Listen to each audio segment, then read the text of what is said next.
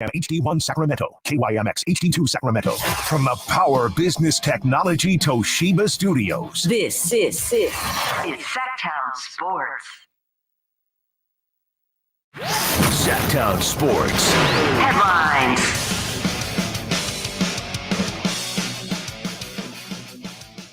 I'm Christopher Lott with your Sactown Sports headlines. The Las Vegas Raiders announced late last night that they have fired head coach Josh McDaniels and assistant general manager Dave Ziegler. Under their tenure, the Raiders were 9-16, including a 3-5 record so far this season.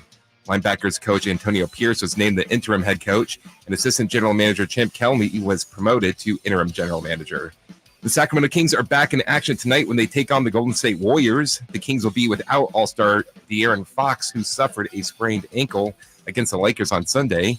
You can listen to tonight's game with Game Night at 5:30 and tip-off scheduled for 7 right here on Sactown Sports. Reminder, all guests come to you via the Folsom Lake Honda hotline. Folsom Lake Honda, your one-stop Honda shop. Those are your headlines. Now let's get started with the Carmichael Dave Show with Jason Ross. The Carmichael Dave Show. He's on the microphone when he's not on the microphone. He's playing a song, and when he's not playing a song, he's on the microphone, and then boom. With Jason Ross. No, he didn't. Yes, he did. Call or text at 916-339-1140. It's the Carmichael Dave Show with Jason Ross on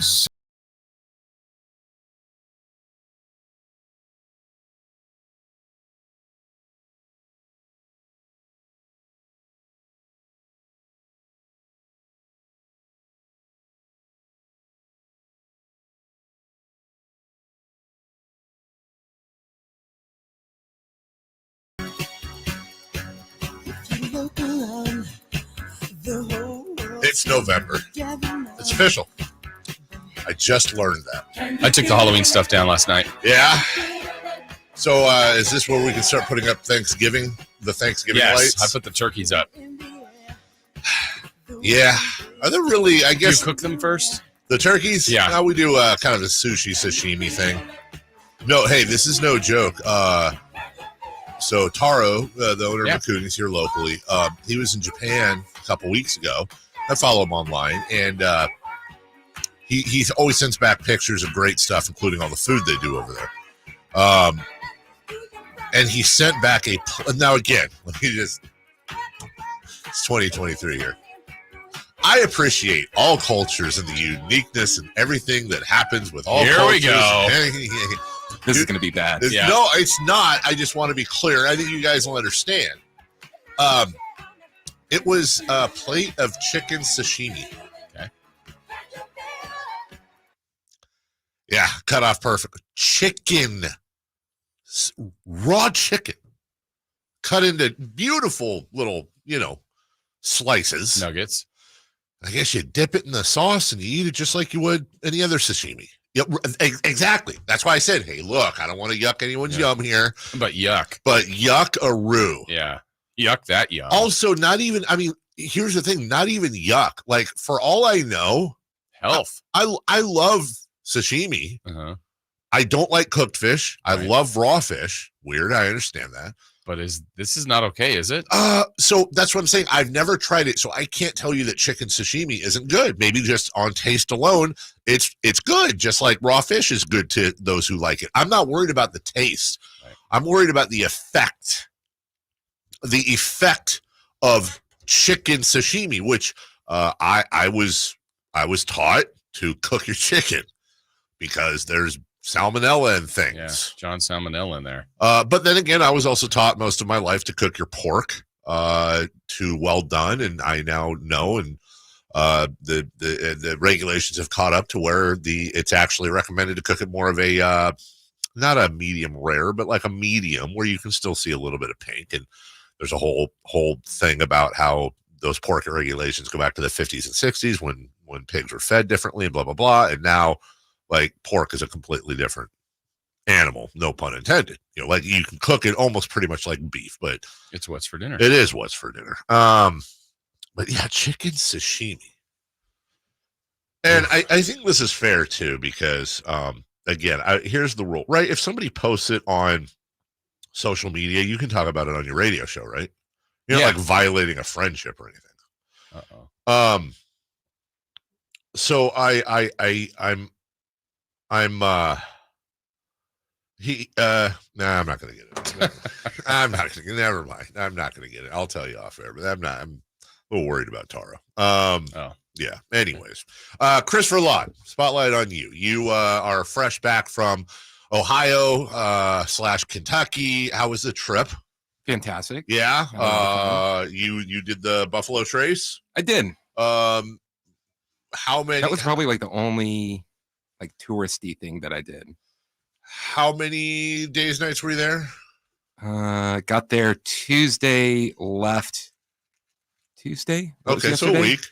Left Monday. Monday. How many nights, if any, did you go? Ugh, that was a little too much of the drink. I'm just wondering if None. you tied any. You had any of those nights? He has a tolerance. I do have a tolerance. Apparently. Yeah. He's experienced. It is. Highlight, low light. Either one. I saw you tried, unless that was a stock photo, which I assume it was, and I saw you tried the chili. It was a stock photo, but I did actually have it. And it was fine. I don't think it's as bad as it's. I have never tried it, but it does not seem like it would be as bad. Spaghetti chili? That seems like it would actually be good. I used to get that as a kid at Bob's Big Boy. Really? I'm sure it's I better. remember Bob's Big Boy. Yeah. I was a little too young for Bob. I remember the big Bob outside. Yeah. As a kid, you see the menu with a picture and you see that it's spaghetti, so you like that. And then it had the square cheese, which is probably like a Kraft Singles. Probably. Like, hey, that looks fun. Yeah. And then they put a mountain of cheese on it. Oh, do they? Is it still American cheese? Or is it cheddar? No, it's a cheddar. Yeah. Actually, it was like a habanero cheddar. Wow. Yeah. I mean, when you think about it, really, the similarities between a chili and a spaghetti sauce are not that different. Yeah. Not that different. But was it heavy? I mean, did it lean more spaghetti sauce or more chili? Chili. That's actually a good question. Thank you. You're just talking about basically almost exactly the same ingredients, except that were there beans in it? Yes. Okay, so you got beans, and then you're using more of a cumin. Have you put chili ever over a cornbread or Fritos or something? We usually do. I'm not a Frito fan, but we usually do cornbread with our. We had chili last night, as a matter of fact. So would it be crazy to have pasta under that? Absolutely not. That's what I'm saying. I've never tried it. It's one of those things like you don't even think about. Yeah, I think it would be great. And then so when did you arrive back? Monday at 1 a.m. So what were you doing yesterday? Recovering? Yeah. 1 a.m. I mean, the show was at. I could have just gotten dropped off. That's a good point. So you were back less than 24 hours, and you decided to just start a complete Twitter war out of nowhere. Wait, what did I do? Was that not you that I spied last night talking about basketball hell? No. There's someone. Okay, so I'm a private. I understand account. that. Is this not you? It's got to be. It wasn't there's you? someone that, because I have like an underscore, and there's someone that has like 2 underscores underneath it. I did not know this. Yeah. Oh, the plot thickens. So last night, randomly, and it is, again, I won't blow you up here, but it is almost his exact Twitter handle. You look at it. And I think I changed it. It's your photo that you. It's my photo and it's my header. Yeah, it's all of that. And Kevin Phippen, our good friend from the Here We Stay world and Sactown royalty, now the King's Herald, had put out some Halloween decorations, right? And it was like it's a skeleton that says "Light the Beam" on it outside his house, and Kings stuff. Kevin's a huge Kings fan. And then all of a sudden, the guy who I thought was Chris, and you'll probably find this in my replies if you can't. He blocked me. Okay. So you know what? You're a real tool because I'm anonymous online. Yeah. You're a real tool to also take an anonymous person's Twitter and then block them. That is a little weak. It is exactly okay. You know what? My fault, because now I click on the profile and they have 16. I know you have more followers. It is exactly I don't even know what the difference is in the name. It's 2 underscores instead of 1. Okay. And then the same picture. And this guy goes, this is this last night at 8:46. And I got to be honest, it was a tiny bit aggressive for Chris, but also not entirely out of the world that it could be Chris. And this guy replies to Kevin with a skeleton thing. And he goes, hey, remember when you spearheaded your blog to make basketball hell t-shirts in 2022 and then the Kings made the playoffs the very next year? Not sure what your obsession is with advertising now that the Kings are bad for a while. Besides, every franchise has their down arrows. Yeah, that's definitely not something I would tweet. And I remember I didn't text you about it or anything because I was like, that's pretty out of character. I wonder if he's tired or he just got back. Or, I never really go hard. Yeah. You're just a ding dong. Yeah, I like to poke the bear a little bit. Right. Me especially. Yes. But not never evil or mean spirited. So then it starts this whole and remember, again, I'm replying thinking it's you, so I'm not going crazy. But it's like, no. We're adopting basketball hell. I love that idea. I kind of stepped in front of Kevin, like we're going to turn a negative into a positive, and I think that'd be great. I almost, actually, now that I think about it, I almost responded to that. It's one of those things as you're starting, whatever.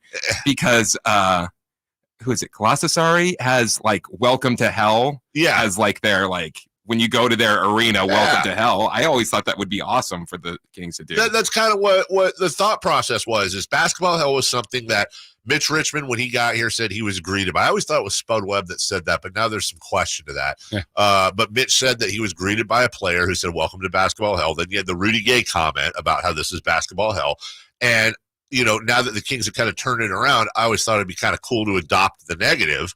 And now when they come out, you do the whole intro, welcome to basketball hell, and have some sort of, basketball hell appropriate music. And, you have pyro and stuff when they come out. And the idea being, we're going to take this negative and turn it into a positive, which is you're playing in basketball hell. It sucks to play here, and you just entered the dungeon type of thing.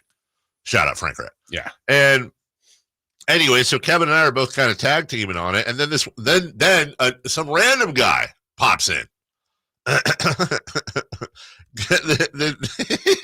He goes, his name's Andrew. He goes, if y'all trying to make a different approach with basketball, oh no, wait, that wasn't the one. Sorry. Here, this is the one. This is to me and Kevin Fippen. Y'all could both kick rocks. I don't care what you did to keep the Kings in Sacramento. F off and find a new squad with your nasally ass. Basketball hell is too much. Messed up, y'all push that narrative. Now, here's a lesson. I love it when stuff goes like this. I wanted to just respond angrily, but I said, are you okay? Basketball hell can have a double meaning. It used to be an insult. The idea is to turn it into basketball hell for other teams visiting. And the guy responds. Now, this might be the first time this has ever happened on Twitter. Hey, if you're trying to make a different approach to basketball hell and switch it to a positive, that's my bad. And then he goes on to apologize and talk about how something happened with his son trick-or-treating. He's having a terrible night and he didn't mean to go off. And he's really sorry about that. And I think that might be the first time in the history of social media that somebody has gone off and been mean and then they turned it. I love stuff like that. And then we all shook hands virtually and went on our merry ways. In the meantime, what just happened? I can't get basketball hell adopted. So, yeah, Kevin Fippen and the Montes a bonus. I mean, that we're still holding out hope there. Yeah. Well, what's the next home game? Portland? Yes, next Wednesday. Great one to try out. Week from tonight. Great one. Yeah. I told Moke, I said, look, listen. Yeah. Do you need me to? I haven't been to a game yet. Okay? You all right, Scott? Do you need me to come down there and I'll grab the mic and sing it? If you're a little nervous about that. If you're self-conscious about your off-key Keegan Murray chance, which, by the way, he might have had the lowest registered Keegan against the league. It almost was like that. It was so low register that the audience was they didn't know what to do. So some of them were, Keegan, and then they're like Murray. It's And I'm almost don't want to text him now because I don't want to get in his head. But I think you're there. Something's going on with the Keeganing. The great Keeganing. Yes. The Keeganing of 2023. So, we'll as you saw the open, right, for the opening night? Yeah. Yes. You're a tough critic. Here's all I'm saying. I know everybody. What I'm not doing, I'm not blaming basketball ops for it because they are, I think, the best ops team in the NBA. 100% not blaming them. That spoke to me as they either had a time, budget, or both constraint on them. Because, dude, Sacramento Kings home opens are legendary. Slamson on the ladder. There's so many, although that might have been a playoff one. Yes. This one was just like what? Music and some dancers came out, and they danced, and then Scott, It was pretty great in the arena. Was it? You felt like it. TV, it was. I mean, they've done the thing before where you have like the hologram on the floor, I think, before. Oh, I think 1 year and all that. Usually that's your big, that and a playoff game one. Those are your big opens. And we didn't have a lot of playoff game ones, so it was fine. It was okay. It wasn't Slamson from the rafters. No. Flying in, maybe. Or going. It was okay. When he went up last year. Yes. A little scary. What do we, come on now? Yeah. All right. Anyways. But saving it for Portland. I'm not mad at anybody for anything. We'll take a break when we come back. We got a lot to talk about, kids. Whoa. The Kings and Warriors play tonight. Wait, the Kings play the Warriors? They do. I'm so interested in how they're going to match up. It's like they never play. Yeah, I'm anxious. This is a seldom seen matchup. Seldom. Yeah. A word not often used. It's seldom used these days. World Series Game 4 was last night, and ladies and gentlemen, we have a deciding Game 5 tonight, and I'm nervous now. Remember what we talked about yesterday? Yeah. Yeah, my guy's going to be behind the plate. Oh, yeah. Yeah, exactly. And the 49ers, did they secure a Super Bowl last night? Or did they look at my pinned tweet that the Niners will not lose another regular season game and make a move based solely on that? I also want to talk about the move they didn't make. I think they had a chance to actually lock a Super Bowl in, and they didn't do it. Yeah, we'll talk about John Lynch. Is he a failure? Mm-hmm. Yeah, leading off is next. Last season, the Sacramento Kings gave us a little bit of everything. A Pacific Division type, GM of the Year, Coach of the Year, Clutch Player of the Year, All-Stars and All-NBA performers. Plus, we got to light the beam. Here's a steal by Fox, a breakaway. He's got the rip with the left hand. What does this season have in store? Find out. Each and every Sacramento Kings game can be heard right here on your proud home of the Beam Team, Sactown Sports at SactownSports.com. The glory and the greatness are only a few days away. The 40th running of the Breeders' Cup World Championships at Santa Anita is finally here. The ultimate racing showdown that every owner, trainer, and jockey around the globe has in their sights. With $31 million in purses and awards, there's a lot at stake. But only the best will claim the coveted title of World Champion. Coverage begins Friday, November 3rd on USA and continues Saturday, November 4th on USA and NBC. Visit breederscup.com to learn more. Hi, I can help whoever's next. Cooper's Overnight Shipping Company has to deliver the goods. Ship these gifts to your grandkids. They need a logistics manager to keep the wheels turning. 126 packages going to Toronto, Tuscaloosa, Montreal, and Minneapolis. Oh boy. Indeed can help them hire great people fast. I need Indeed. Indeed you do. Instant Match instantly connects you with quality candidates whose resumes on Indeed match your sponsored job description. Visit Indeed.com/credit and get $75 towards your first sponsored job. Terms and conditions apply. Let's do it. Leading off, the 3 top stories in the morning. Huge news. This is very important. Here's cut number 1.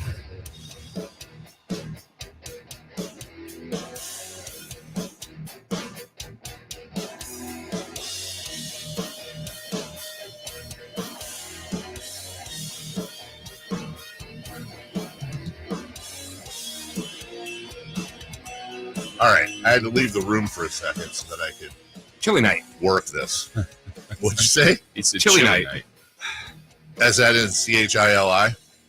Chilly night? You ate last night. Bro, let me tell you something, dude. I should probably apologize in advance because I made chili last night. We sat out front on the driveway and gave out candy to kids, which was simultaneously great because there were so many cute kids coming up in like these amazing costumes.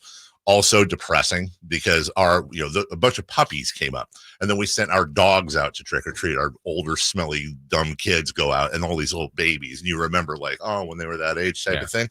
But we're out there eating chili, and I realized at some point that, yeah, dude, I followed up 3 straight days of beef and barley soup with chili last night, and I had 3 bowls. So I don't know what's going to happen today, but I can tell you it's probably not going to be great.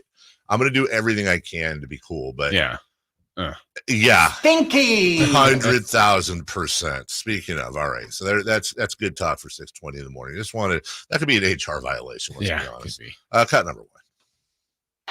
So over the last 4.5 plus minutes, the Kings have made dramatic progress. Inbounds to Wiggins, being shadowed by Sabonis at midcourt. Now Wiggins drives it right. Kick out pass. Curry for three. Score the basket. Steph Curry makes it 39 points. Warriors lead 120-112. No question, that's a dagger. I'm so tired of. I'm just tired of Steph and his mouthpiece and his night-night thing and but isn't it cute and adorable? No, I don't think so. No, he's evil incarnate. He's the worst. I'm tired of his dumb shoes. Got Darren hurt. Yeah, right. Sabotage. These sabotage. Yeah, shockingly. First game after De'Aaron announces the second game, and jacks his ankle up. Yep. Tired of it. Aisha Curry's dish line or pot line or whatever the cooking thing. They suck. Yeah, right. What else? Right. Davion's starting tonight. He's going to save the day. We're going to talk about this later. Like, I've been thinking about it. Like, is there any realistic way? And again, we'll get into this later, but is there any realistic way the Kings win tonight, other than one of those like Spurs beating the Suns last night? But part of that was the Suns just didn't respect the Spurs. The Warriors respect the Kings. They know what's going on. Yeah, Draymond's playing. He's going to hurt them. We talked about the line yesterday. So what do you think the line is? Well, I'll stick with the number I had. Yes, 7.5. Warriors by 7. Way off. I feel like if you're within a half, you get the win. Warriors by 7 tonight. Kings 2-1. Warriors 3-1. Here's something interesting. Some streak is it might break. The Kings have yet to lose this season on the road, building on their tied for best road record in the NBA last year. The Warriors have yet to win at home. They are defeated at home. Well, we could have a tie. Could that? No one ever predicts that. Nobody ever. I might in 3 in the key. Big odds. Yeah. Is that going to be your something weird? Could be. Yeah. Cut something number 2. To look forward to. Please. Cut number 2. Who's got the Rangers ahead 7-0. And now Simeon crushes a ball. Back to left field. Curry out of the wall. Goodbye. It is a rout in game 4. You predicted a hit, not a home run. Does not count. It was about 5 seconds ago I found out that I did pretty good on Let's Go Streaking because I did not watch the game much last night. That's former Athletic Marcus Simeon. Yes. Is it okay to say that? Or is that I don't mean that as like an insult to the A's. It's more of an honoring of the A's. Excuse me. Do you think as an A's fan, when they hear something like that, it's like, shut up, dude. Don't remind us. But I always feel like I want to honor where he became the good player he is. No, I think that's okay. I mean, honestly, we do that with the Kings. Like, yes. I mean, we would be upset. Not upset's not the right word, but like when Belly won a title with the Warriors, it's like, oh man, the Warriors won a title. Oh, but good for Belly. He was a former King. Anybody that was a King won. I feel like A's fans feel okay if it's A's fans saying it, and ticked off if it's non-A's fans saying it. I think you're actually right. It's like one of those, like I can beat up on my little brother, but you can't type of thing. Yeah. So now they're mad at you. It was 10-1 Rangers. The Diamondbacks outscored the Rangers 6-1. I think after the 5th inning. Is that momentum building? I don't know. But the Rangers have a chance to win their first ever World Series tonight in Arizona. They don't lose on the road. We're going to talk about that in Safe or Out. They don't lose on the road, but should they today? Chris will explain in the question that he wrote. Okay. Safe or Out. Yeah. Are you intrigued? Yeah. I'm trying to tease it. Yeah. Okay. Cut number 3. Cut number 3. Snaps to 10. Steps up. Hit from behind. Chase Young knocked the ball out and recovered it. Fumble and recovery by Chase Young. First down, Washington. 99. One-man wrecking crew. Well, Niner fans hope that Chase Young becomes Catch Young.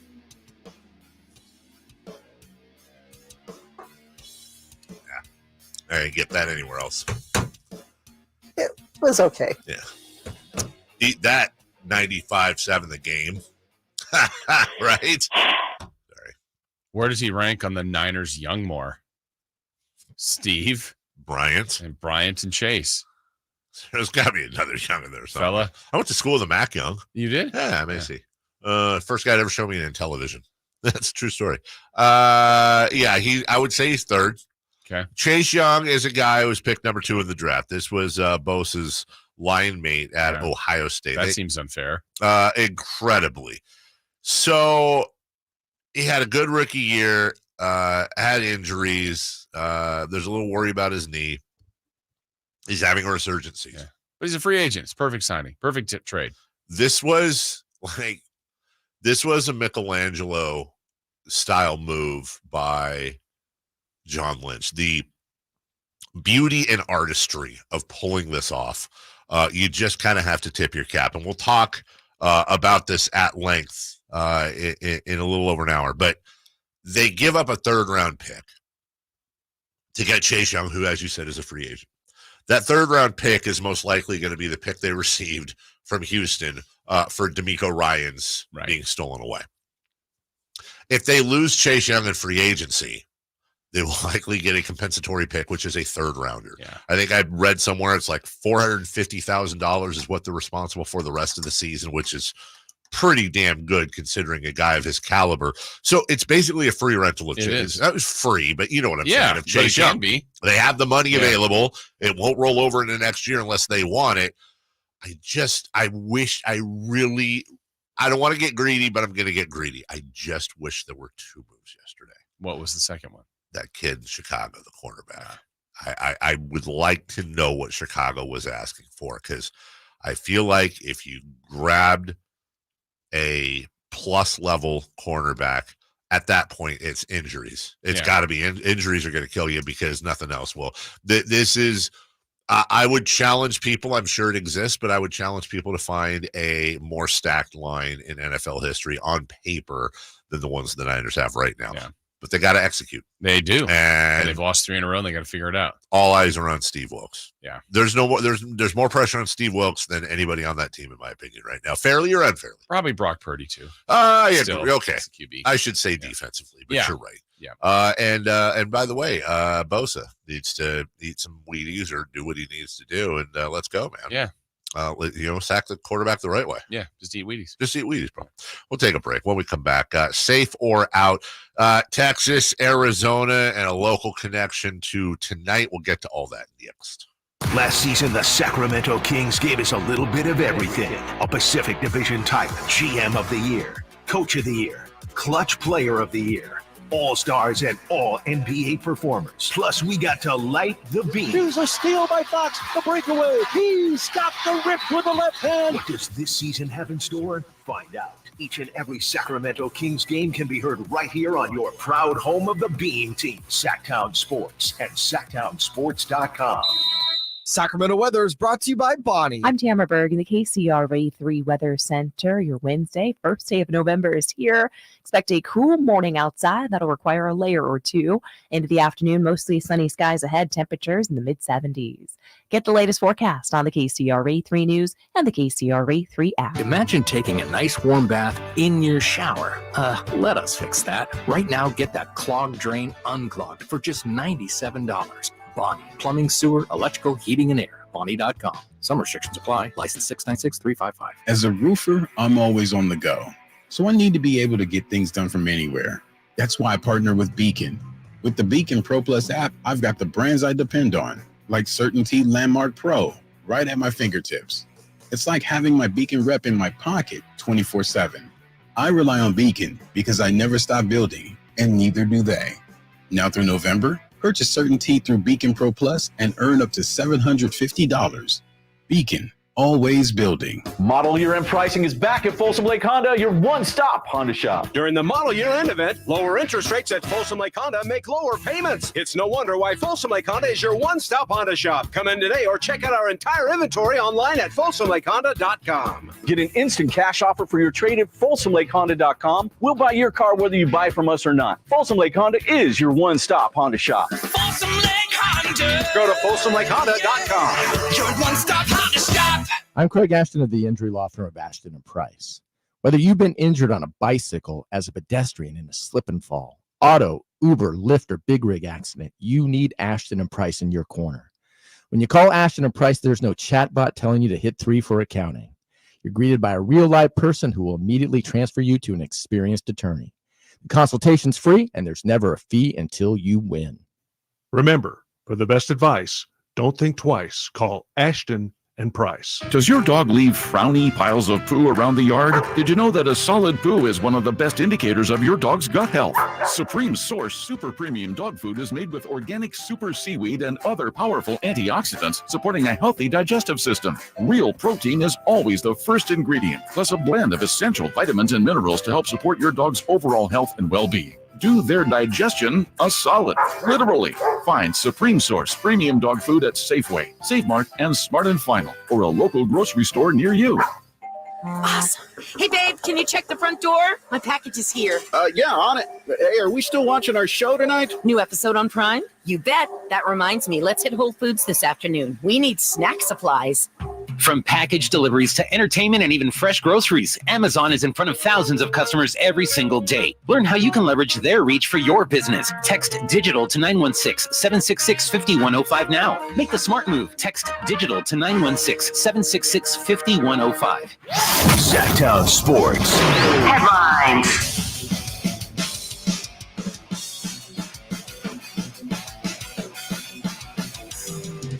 I'm Chris Verlad with your Sactown Sports headlines. The Las Vegas Raiders announced late last night that they have fired head coach Josh McDaniels and assistant general manager Dave Ziegler. Under their tenure, the Raiders were 9-16, including a 3-5 record so far this season. Linebackers coach Antonio Pierce was named the interim head coach, and assistant general manager Champ Kelly was promoted to interim general manager. The Sacramento Kings are back in action tonight when they take on the Golden State Warriors. The Kings will be without All-Star De'Aaron Fox, who suffered a sprained ankle against the Lakers on Sunday. You can listen to the game with game night at 5:30 and tip-off scheduled for 7 right here on Sactown Sports. Reminder, all guests come to you via the Folsom Lake Honda hotline. Folsom Lake Honda, your one-stop Honda shop. Those are your headlines. Now let's get back to the Carmichael Dave Show with Jason Ross. Safe or out? It's time to go around baseball. 3 pitches, 3 swings. It's safe or out on the Carmichael Dave Show with Jason Ross. Jason just pointed out on TV that Connor Stallion's Michigan spy, now they're thinking he was on the sidelines at Central Michigan, and they did the whole thing where like they highlight his face, and he's wearing like a Central Michigan hat and sunglasses, like a football version of a Groucho Marx disguise. Yeah, I mean, he looks like he's a part of the staff, but the problem is he's not a part of the staff. But somehow you weren't a liar. Apparently got on. This is a wonderful, unless you're a Michigan fan, story to follow, because it's just so deep and seedy and weird. And you got to wonder how that's going to, or if at all, how that's going to affect future Raiders coach Jim Harbaugh. Connor Stallion. Connor Stallion. That's 100% a porn name. Yeah. We all know this, right? That was his dog's first name in the first street that he lived on. Right. So would that make his dog's name Connor? Yes. And he lived on Stallion's Road? Yes. I got you. Kind of messes with me. It's 1 L in Stallions, though. Yeah. Because I'm always like, is it Stallions? He's switching it up. Is he? Yeah. He's making it He's different. taking it back. Safer out question. Texas is up 3-1 and goes for the win tonight in Arizona. Safer out for your first ever title. As a Ranger fan, you'd be secretly rooting for a loss to win it all at home. Okay, so out, you win it when you win it and screw it. Although I think if Ranger fans knew they'd win one of the final 3, they would 100% want to lose tonight. The Giants never clinched any World Series at home, and the 3 they won. It would be cool for Texas to do it at home, of course. But if you're a Ranger fan, you're like, dude, just like, for example, when the Kings are up this year on Milwaukee 3-1 or whatever, and in Wisconsin, like, dude, just win it there. Please don't, whatever. I will fly to Milwaukee with you and Chris, and we'll all hang out and, whatever, eat, I don't know, whatever the hell there is. Beer, eat some beer, drink some brats. Yep. You win it when you can. Don't screw around. That's the right answer. But, like, again, if you knew, if there was some sports god that came down and said, Dave, I'm telling you, the Kings are going to win game 6 at home. 100%. They're going to win. 100%. If you could know that, then but you don't. It's sports, so yeah, you don't mess around. But you gotta end it. Okay, same situation. Ghost of Basketball Future comes. Yeah. And you have a chance to clinch it in game 5. And Ghost of Basketball Future says, all right, I'll give you a choice.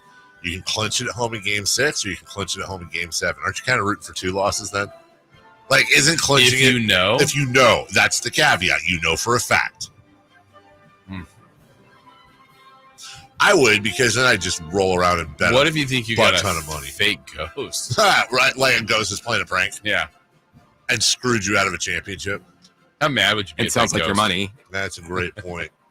Hey, by the way, just I'm listening to a ghost. Flying back to our first segment, can I just compliment myself for a second on the fact that you do try to maintain kind of a private profile on Twitter? Yes. I think it's great of me that you're maybe my number one pain in the ass on Twitter, yet I respect your privacy in a weird way. Yeah. You know, like I do. Even when I'm responding to him and he's made me angry and he knows he's making me angry and I know he's doing his stupid Chris laugh while reading the phone, I know he is. I still don't call him out. And I feel like that's you have. Have I? Yes. Not on a regular basis, though. Good on you, Dave. Start posting just dox Chris, his photos and addresses all day long. I still say the best thing Chris ever did was bringing in breakfast pizza back in the day. Oh, that was fun. What's the name of that place? I don't want to talk about it. Okay, then. That's private, remember? Weird name for a restaurant. Yeah. Number 2, please. Arizona is down 3-1. Safer out. Considering their improbable run to get this far, a series comeback for the Diamondbacks would complete the greatest postseason run in modern day baseball. When I say modern day baseball, I'm not counting like the Miracle Mets. I understand that technically that's modern day, but none of us were around for that. Talking like 1980 to here. Let's say that. I think so, right? Wouldn't it be like the worst team by record in the playoffs? And they go through the Brewers, the Dodgers. They win 2 in Philly. Then they're down 3-1 to the Rangers, and they come back and sweep the rest of the series. Maybe there's another one someone can point out. 2004 Red Sox? Well, but it wasn't the Red Sox big thing coming. Wasn't it mostly the ALCS that they came back in? Yeah, then they swept the World Series. Yeah, then they swept the World Series. I mean, that was what obvious. was the Giants' first one? Weren't they down?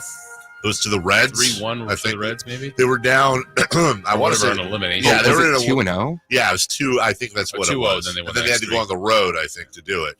And the Giants were in that conversation of, not the greatest team in the postseason. Yeah, this would be pretty incredible. I'm gonna say safe. I think it would be the most incredible run improbable at least we've seen in our lifetime. We'll go with safe as well. Okay, then. Let's do it. Oh, we speaking of safer out. No argument there. Yeah. Which leads into question 3. Well, Jeez. Lincoln's Careful. Lincoln's Brian Knight is behind the plate for a possible series deciding game tonight. I want to talk about it. Safer out. If you were an umpire, you'd want the pressure. Okay, I'm saying out, but which is why I'm not an umpire. No, I want to be in right field. I want to be the right field guy, not first base, not third, certainly not home. I want to be the least likely guy. And even if you screw something up in right field, they can replay it. So you're kind of covered. Like you make a mistake, but then replay shows it. No, you get a little crap, but whatever. But just being behind the plate for everyone's tense, everyone's freaking out. I just have a visual of you being an umpire, and there's all sorts of the only example I can think of in my head is a check swing, and everybody points, and then the camera points and it's to you, and you're on your phone. I'm on Twitter. I'm taking a selfie at the plate. I'm thinking of all the times when they're like, why is he arguing with the umpire? He's not going to change his mind. I think you would be the guy that would change your mind. I might actually. If a guy yelled at you, okay. All right. It's safe. You made a really good point. You have actually made a great point. Yeah. And then the other manager comes out to argue why I changed my mind, and then I changed my mind again. You know what? He's also made a good point. I could not stand up to Earl Weaver. I would just buckle and be like, okay, I'm sorry, Earl. I would point to the third baseman or third base umpire for almost every strike call. I would actually review your own calls. I'd appeal my own calls. Or I would just Enrico Palazzo the whole thing and just whoever the home team was. Right. Throw up a bunch of baseballs. 100%. Enrico Palazzo needs to umpire a game. Enrico Palazzo should be in the Hall of Fame. Yes. They should have an Enrico Palazzo wing. Yeah. And Norberg. Shout out. Every time. out. I would not want to be an umpire tonight. It would be tough. I mean, you hope that. I don't know that they look at it as I want the pressure, right? Yeah. They just want to get the calls right, as you said. Like, you know him. Their whole goal, and some people think, oh, they're just awful. They're favoring one team. They're trying to get the calls right. Yes, they really are. I think the biggest clue to me that I would not want to do it is that it's like 6:40 in the morning, and my hands are a tiny bit moist right now thinking of my buddy behind home plate. Like, I'm nervous. I probably, honest to God, am as nervous, if not more, than he is for tonight, because he's used to it. I'm going to be watching him more than I'm watching the actual game tonight. I will be glued to the TV. You'd be like Nate Littlefield. Just please, just get call in sick. Just call in sick. Yeah. Put Shelly behind the plate. Shelly Littlefield. Yeah, you missed. We had Nate's mom on yesterday. That's what I heard. Yeah, it was a good segment. Weird how she has more personality than he does, too. We'll take a break. When we come back, Dan Hawkins, he's going to join us, head coach of UC Davis. There is a question I really wanted to ask him last week. We ran out of time. I can't remember it. Jason will remember it for me during the break. We'll be right back. Sactownsports.com. Will Kyle Shanahan and the 49ers brass go all the way this season? Could the Niners win their first Super Bowl since 1995? Join us throughout the season to hear all the games and all the analysis on Sactown Sports at Sactownsports.com. Some days I cover up because of my moderate to severe plaque psoriasis. Now I'm hitting the road with clearer skin thanks to Skyrizi, Risankizumab Rizza, a prescription-only 150 milligram injection for adults who are candidates for systemic or phototherapy. With Skyrizi, 3 out of 4 people achieved 90% clearer skin at 4 months. And Skyrizi is just 4 doses a year after 2 starter doses. Don't use if allergic to Skyrizi. Serious allergic reactions and an increased risk of infections or a lower ability to fight them may occur. Before treatment, your doctor should check for infection and tuberculosis. Tell your doctor if you have an infection or symptoms such as fever, sweats, chills, muscle aches, or cough, or if you plan to or recently received a vaccine. Thanks to Skyrizi, there's nothing on my skin, and that means everything. Ask your doctor today about Skyrizi, the #1 dermatologist prescribed biologic in psoriasis, and visit skyrizi.com or call 1-866-SKY-RIZZI to learn more. Carmichael Dave here for Jiffy Lube, your proud sponsor of the Drive of the Game. Now listen to every Kings game for Gary Gerald's Drive of the Game call, then listen to Jason and myself the next morning for a chance to win a $100 Jiffy Lube certificate, courtesy of all the Jiffy Lube locations in the greater Sacramento area. Get your vehicle ready for the holiday driving season at Jiffy Lube today. Oil changes, wiper blades, tire rotations, and more. For more information, go to jiffylube.com. Hey guys, do you know what makes Revive Men's Health Sacramento different? You. Every Revive treatment and medication is personalized just for you. Revive has the experts that guys go to when their current treatment isn't working. They have a complicated medical condition, or they're just not happy with their daily performance. Since 2011, they've helped thousands of local men suffering with the symptoms of low T and ED. Their goal is simple: to get to the bottom of your issues and fix them. Your best performance requires more than generic ED medications or a low-dose testosterone booster at a low-ball price like you find online. Revive medications are custom compounded, affordable, and guaranteed to resolve your issues. Stop dealing with the symptoms of low T or ED. Book your free T-check and exam and save $199 today. Call 916-277-8599. That's 916-277-8599. Or visit us at revivemenshealth.com. Did you know one of the worst things you can do is turn on your furnace after it's been sitting there all summer, gathering dust, without giving it a thorough tune-up first? Think about it. What if your car had been sitting in the garage for 6 months without ever running? Any piece of machinery that's been sitting needs to be tuned up. So call Bell Brothers. We'll tune up your furnace for just $87 and guarantee the results. We guarantee that your tuned-up furnace will save you $87 on your energy bills. And we guarantee that your tuned-up furnace won't break down during the season, or we'll immediately refund your money. No questions asked. Don't delay. Small problems that are easy and inexpensive to fix can quickly turn into big, expensive problems. Call Bell Brothers right now to schedule your furnace tune-up at 916-444-1234 or find us online at thenosurpriseguys.com. That's 916-444-1234 or online at thenosurpriseguys.com. The No Surprise Guys, Bell Brothers.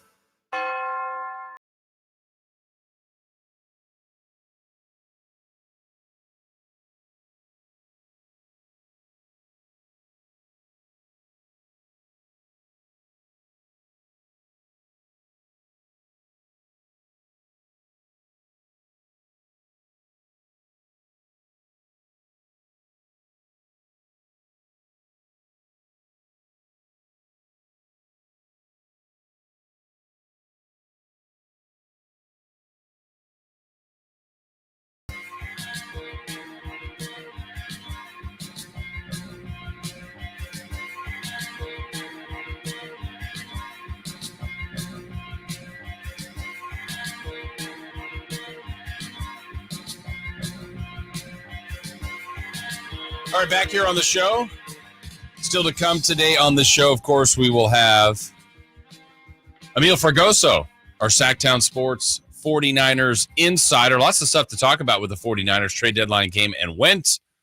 And we had some movement there for the 49ers getting Chase Young. We got the Kings in action tonight, taking on the Golden State Warriors. We look forward to that matchup tonight yet again. And, of course, we're going to visit with the UC Davis head football coach, Dan Hawkins, who is going to be joining us here. So that's all coming your way and all the regular things that we got for you. Who's hot, who's not, 4 down territory. We'll streak. We've got celebrity birthdays at the end. And Katie Christensen joins us for the first time this season. That'll be coming up at 8 o'clock. But let's get right to it. Let's check in with a head football coach of your UC Davis Aggies. And that is the head coach, Dan Hawkins, joining us right here on the show. Coach, how are you? You could probably put me in that segment of the not category. I wouldn't be in the not. I wouldn't be in the hot category. I'd be in the not category. Wait, no, you could be. We saw your costume. Were you, channeling your inner Johnny Depp as a pirate at the press conference? What was that on Monday? Yeah, that was fun. Yeah. We always do it up a little bit for Halloween. I've been Sasquatch before, and I was Gene Simmons. So, yeah, you got to go all in. I'm kind of an inner pirate myself, so yeah. I probably should be wearing that all the time. I was going to say, do you have a favorite over the years? But it sounds like something pirate related. Yeah, I actually spent a week on a Russian tall ship in the Baltic Sea at one point on a pirate ship. So what?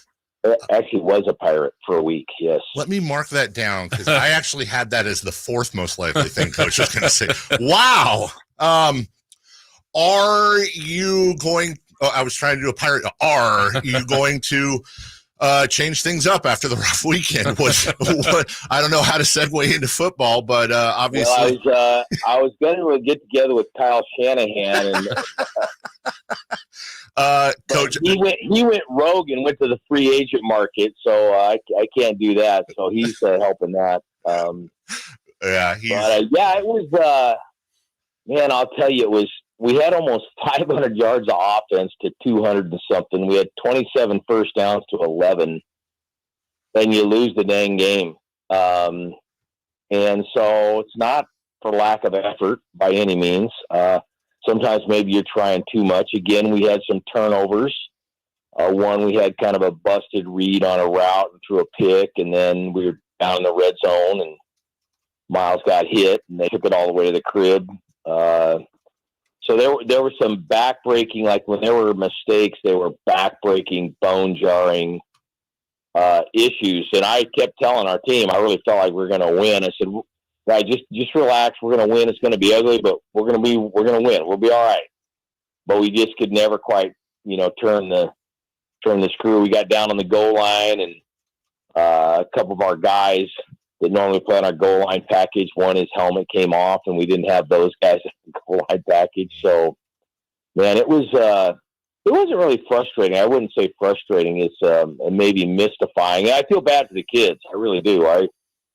The guys are busting their tail, and they deserve a chance to come home on a plane that's happy. But it's interesting. We've been up, down, up, down. We have not lost 2 in a row. We have not won 2 in a row. So we're able to bounce back from the loss, but having continued success is a little bit of a mystery for us right now. So just hearing you speak about the loss, Coach, is there, you know what I mean when I ask this, is there a such thing as like angry coach wins and happier coach losses? You know what I mean by that, where there's a side to each type of win and loss? Well, I do. I've said before, we went up to Weber a couple of years ago, and we played really good football. We played great. We really did. But we lost by 2. I told the guys, I said, hey, you just got to tip your cap to them. I mean, they beat us. Like, we didn't beat ourselves. But, yeah, I definitely think you're trying to play the perfect song. You're trying to paint the perfect picture. And I shouldn't say perfect. It's never perfect, and we get that, but certainly excellent. So, yeah, you can come away from a win and not played well and not feel good about it. And you can come away from a loss and go, well, geez, we played pretty good. We just got beat. But when you get beat by two teams, yourself and the other team, you take two losses on one weekend. Yeah, I was thinking about the way you described the NAU game, and you're right. I was watching the game, and the stats and everything was kind of pointing in your favor. So when it's kind of a more mystifying game like that, I mean, yeah, there's stuff I'm sure you could look at film, but also I bet a lot of the film looks good too. That's got to be kind of a head scratcher for you going into this week. Yeah, Phil Jackson always talked about breakthrough moments, and again, you heard Kyle talk about after their loss this weekend. I mean, it's not really like big things. It's a little blocking here, a little tackling there, taking care of the ball here, and magically the garden ends up prospering. So you just have to keep working on that stuff, which we do. But sometimes you have to be careful. You don't want to overemphasize it because then you make it a bigger deal than it maybe is.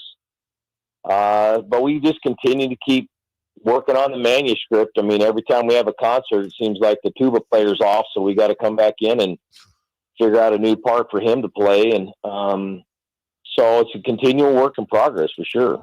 Coach Dan Hawkins of the UC Davis Aggies on your home of the Aggies, Sactown Sports. Coach, been wanting to ask you this for a couple weeks now without mentioning any names or universities. There is a bit of a scandal going on right now. And we see all the coverage on media, and there seems to be an argument as to advantage, disadvantage. I just want to ask you, for example, and I know morally, obviously, you wouldn't accept the information, but let's just say in my fantasy world here, you had an assistant that knew every play, every sign the other team was calling.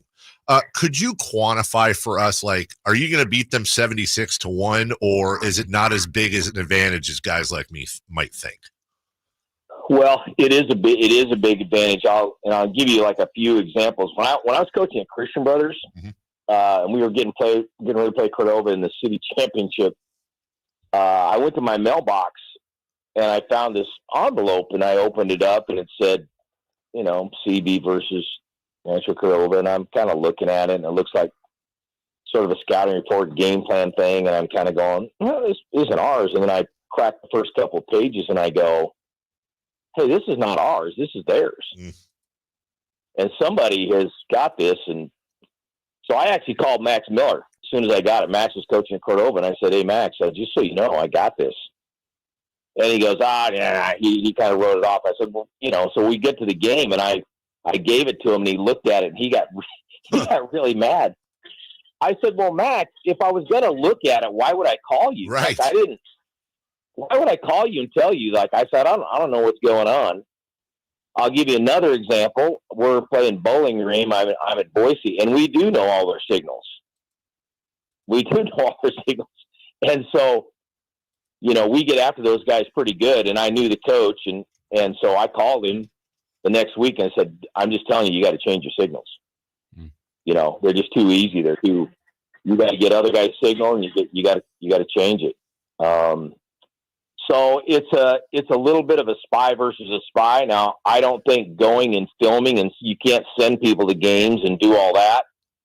But clearly, when you're standing there on the sidelines, other people will look at your signalers. So we have 3 of them, and usually people do have 3, and you have dummies, and people hold up signs, and you have all this cat and mouse game going on. But you have to be careful, because sometimes you'll tell them it's going to be a pass and it's a run and vice versa, and then that can kind of throw you off. But you heard the stories about TCU last year of right. They give a real signal, but they're not using that signal. And yeah, that stuff can have a huge effect. But sending people to games and scouting people and filming signals, and we played a team when I was at Colorado. They were filming,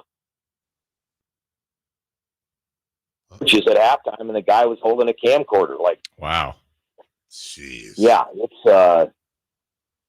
some nefarious activity there for sure. But you could have a huge advantage with that for sure. And then obviously you guys every week, like this week, you're getting ready for Portland State. You're going to have all your film prep, all your study, all that stuff. How, I don't want to say different is that, but I mean, you guys are about as well versed on everything the Vikings are going to do come kickoff time. How dialed in do you feel like their game plan's going to be before kickoff? Well, you feel like your plan's going to be solid. I mean, you obviously do. You got a bunch of people working on it, and you turn it over tons of times and critique it. But I'll tell you, one of the, I say fun things, hard things about modern football, and certainly in our league, is it is not checkers anymore. It's chess, and you see a lot of variety. And you see people. Many times you'll get in the first series and you'll go, well, we didn't see that before. Or they weren't going to do that. Or they didn't line up to that like that before. And so you've got to continue to evolve during the game, and not just at halftime. People talk about halftime adjustments. Man, that's too late. I mean, it's really like the first series. So you have to be able to adapt within the series and within a quarter, because if people are just so liquid anymore, and part of that is, I say it's fun, but it's like uber challenging. And I know 15 years ago, like a team would line up pretty much how you thought they were going to line up on game day, which always mystified me a little bit. But they'd be highly predictable in what they do, and it's just not that way anymore. September 21st, 2005, I'm thinking here. If I got it right, Coach, 48-20, Boise State over Bowling Green. That's fairly decisive. But I think, obviously, the way you described it, we just never know until we talk to somebody on the field. I know that there's gamesmanship, just like in baseball. If you steal a sign, fair play. But electronics seems a little overboard. And good on you, by the way. And I think sometimes we don't ever major in it. We're not like, hey, that's a big deal. Let's really get on that. We don't really do that. Right. Now, again, if you're like, for instance, now when people check and they look at the sidelines, like if you check and they check and they look to the sidelines, just the average person would kind of go, well, what are they signaling to those guys? Well, sometimes you see a signal that's pretty simple. Like if a guy crosses his arms and then puts up like antlers on his head, you kind of go, oh, that looks like crossbuck. I mean, and sure enough, it is. If someone points to his boot and then his leg and holds up his right hand, you'd go, that looks like bootleg right. And sure enough, it is. So there's some of that stuff that you kind of go, And a lot of times, like I said, when there's several signalers, I mean, we don't spend a whole bunch of time on it. Truthfully, we just kind of focus on what we do.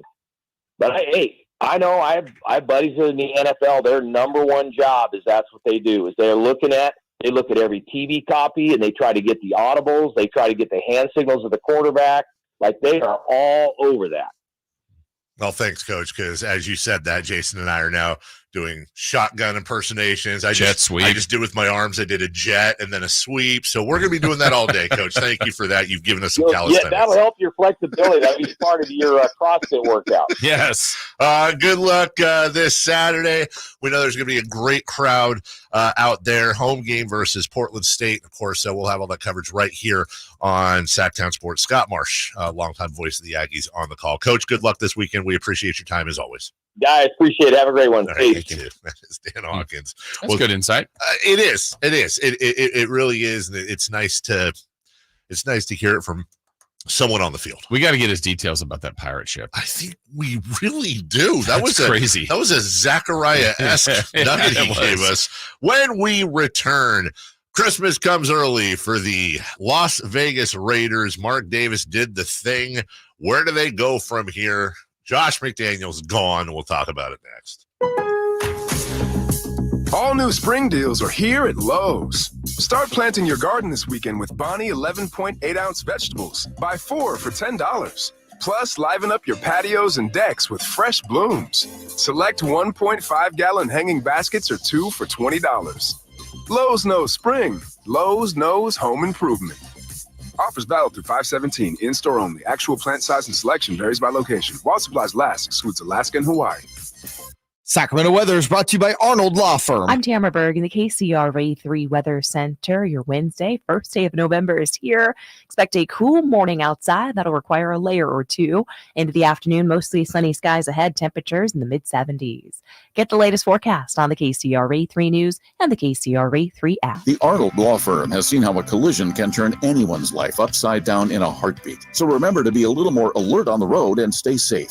The Arnold Law Firm, providing real justice for you since 1975. Call 916-777-7777. Hey, it's Carmichael Dave letting you know Capital Casino, Sacramento's #1 poker room and primetime football location is back. Cap Casino giving away $500 per game in high hand bonuses for every Sunday, Monday, and Thursday night primetime game, offering the best food, best service, and the best action with the most variety of games in the region and conveniently located in downtown Sacramento.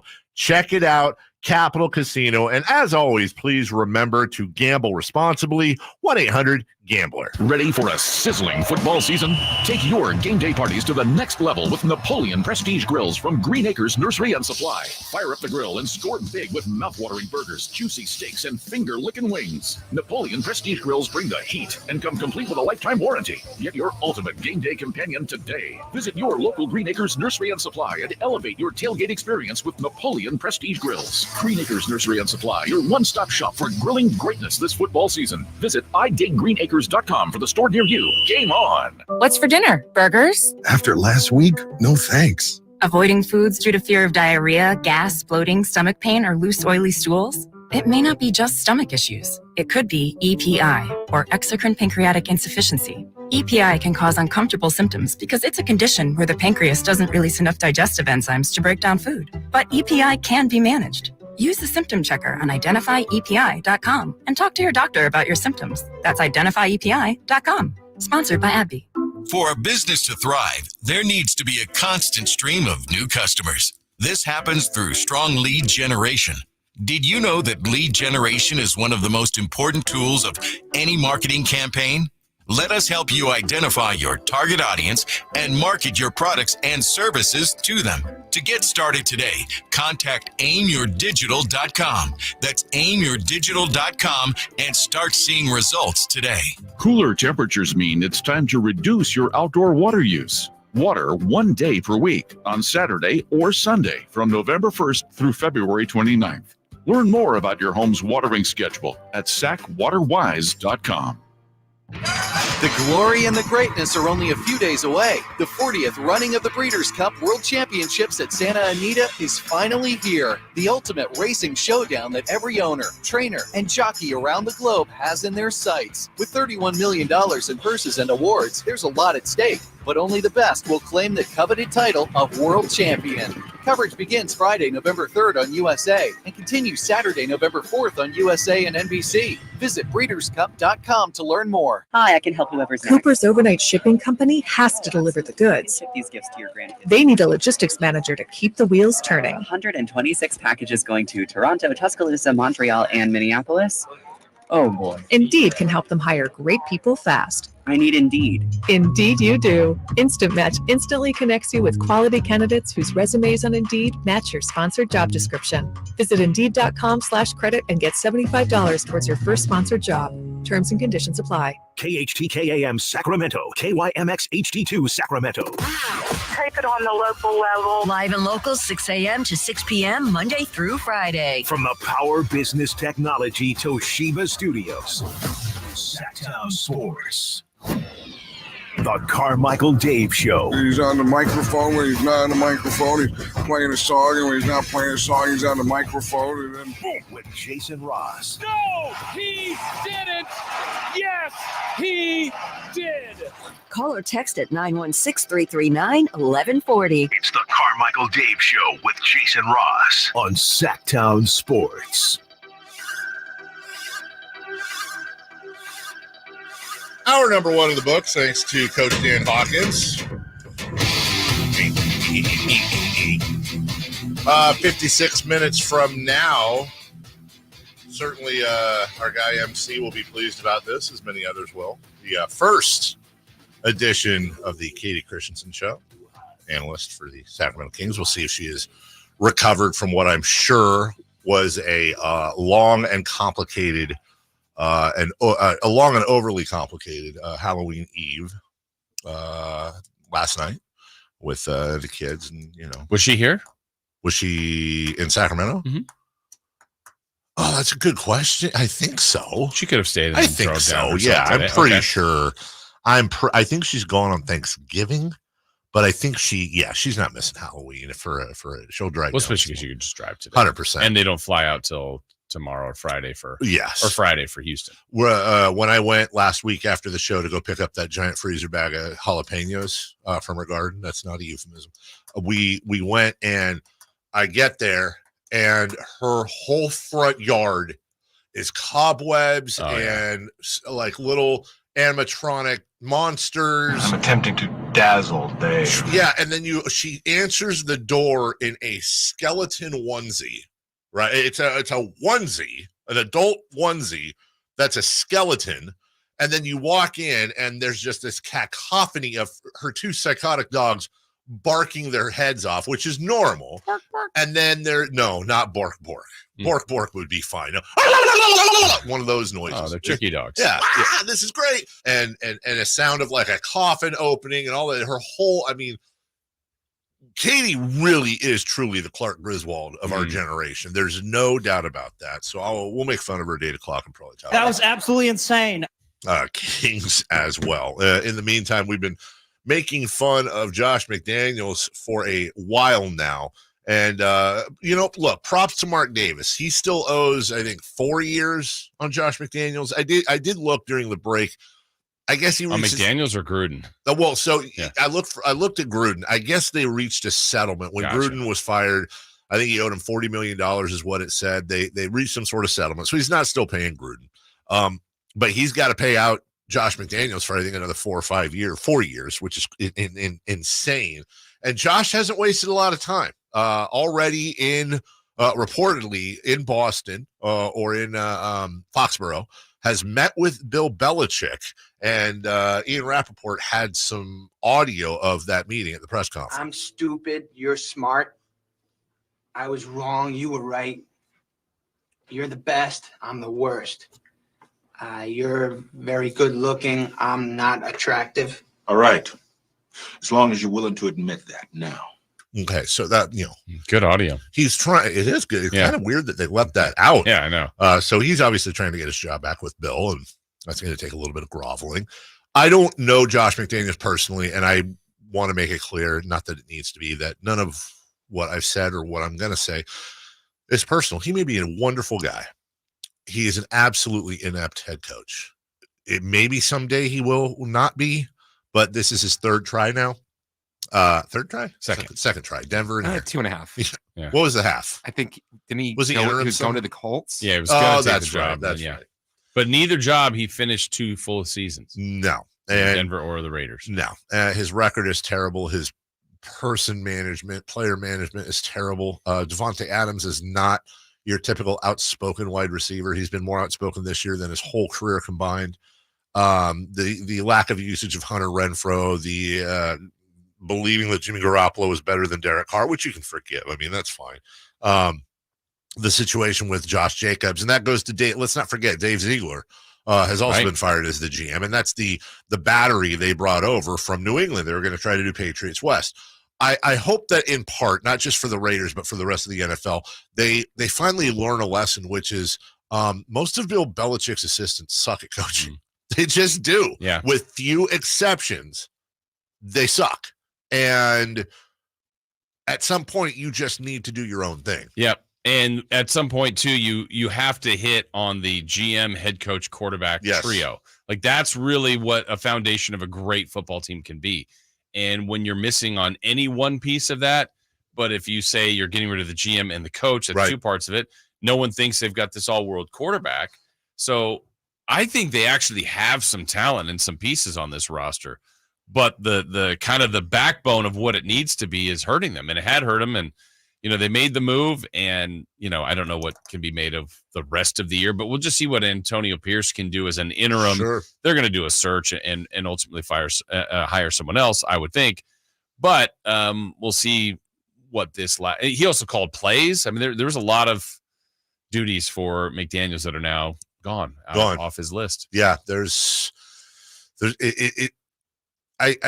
I find myself wondering if the NFL knew the script, because there was a little bit of contention. I think it was yesterday or the day before when we found out that the Jets-Raiders game, I think it's the Jets, will not be flexed out this weekend. And you kind of wonder if the NFL knew that. Yeah, well, the other part I wondered yesterday, I said, man, when the trade deadline came and went, I said, man, I think the Raiders did this wrong. You had to move Adams. You just had to for him. Yep.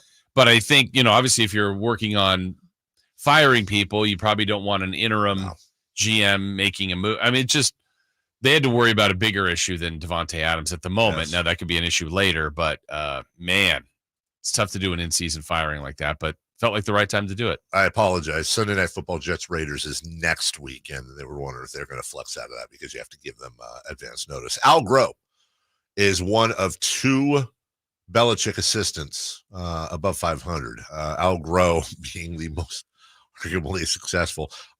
Just some ideas of Belichick assistants, and please keep in mind this is NFL only. Obviously, Nick Saban jumps out. But let's remember, Nick Saban was 15-17 in the NFL. We're not counting college. Romeo Crennella, 33% winning percentage. Eric Mangini, 41%. Jim Schwartz, 36%. And Bill O'Brien, funny enough, is the other one. Not really considered a great head coach by most, but a 520 winning percentage. Okay. And what's Bill Belichick's record without Tom Brady? Not great. Are we counting Cleveland as well? Because Yes. it's really not great. Matt Patricia, 31%. Jury's still out on Brian Flores, but still under 500. And look at what the Dolphins are doing now that he's moved on. Joe Judge, 30%. Brian Daboll, after the nice start, 46%. And Josh McDaniels, 37.7%. His assistants are terrible head coaches. And I think part of the reason, at least for most of them, is that Belichick is such a control guy. He's got his hands in every part of the organization that he's not necessarily, I think, the best guy to learn from because you've got him to lean on constantly for those little decisions that can mean so much. Yeah. I personally think Josh McDaniels is going to have a long NFL career. He's probably going back to Bill. If not, someone's going to hire him as an offensive coordinator. He's going to do just fine. But again, it's the Norv Turner corollary. Yeah.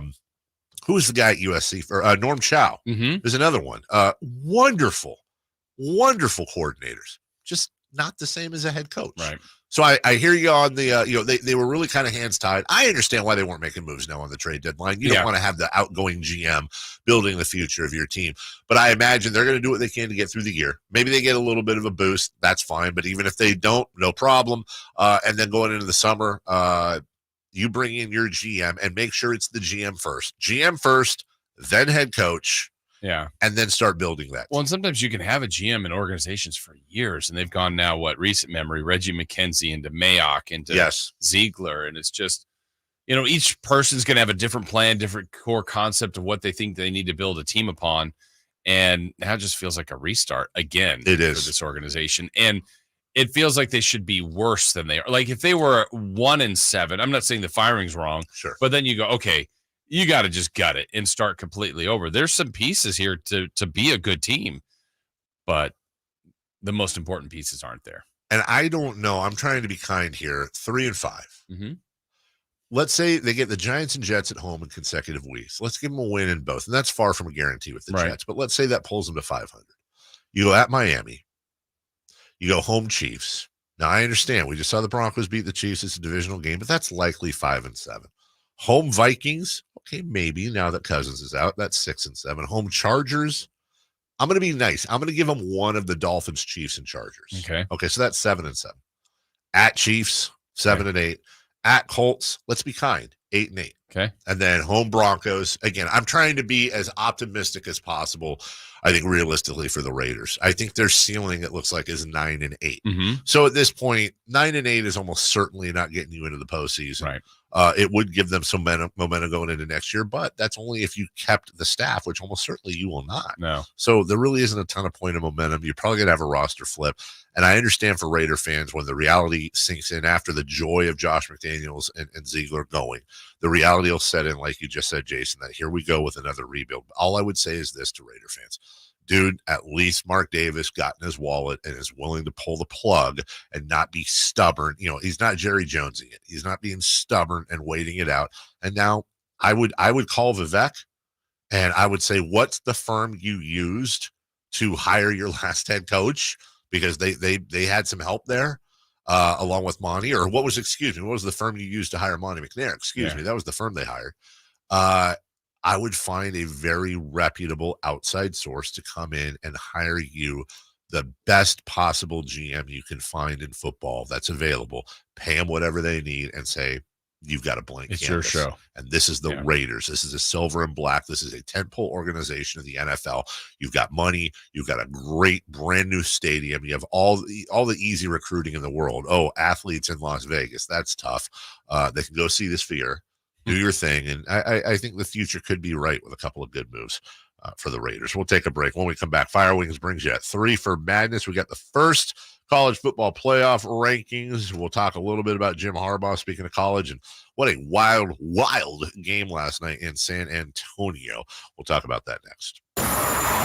What's the latest with the San Francisco 49ers? Carmichael Dave and Jason Ross keep you up to date on all things red and gold during the Niners at 9 every weekday at 9 a.m. on Sactown Sports and SactownSports.com. In this market, you'll find Fisher Investments is different than other money managers. Different how? Aren't we all just looking for the hottest stocks? Nope. We use diversified strategies to position our clients' portfolios for their long-term goals. You don't just provide cookie-cutter portfolios? No, we tailor our clients' portfolios to their goals and needs. But you still sell investments that generate high commissions for you, right? No, we don't sell commission-based products. We're a fiduciary, the highest standard of care for a financial advisor. It means we're obligated to act in our clients' best interest. So when do you make more money? Only when your clients make more money? Yep, we have one transparent management fee structured, so we do better when our clients do better. Sounds like you really look out for your clients. We do, because our priority is helping them achieve a comfortable retirement. That might be why most of our clients come from other money managers. Visit FisherInvestments.com to find out why investors like you switch to us. Fisher Investments. Clearly, different money management. Investments in securities involve the risk of loss. 3 questions, 3 answers. It's 3 for Madness on the Carmichael Dave Show with Jason Ross. Here's question 1.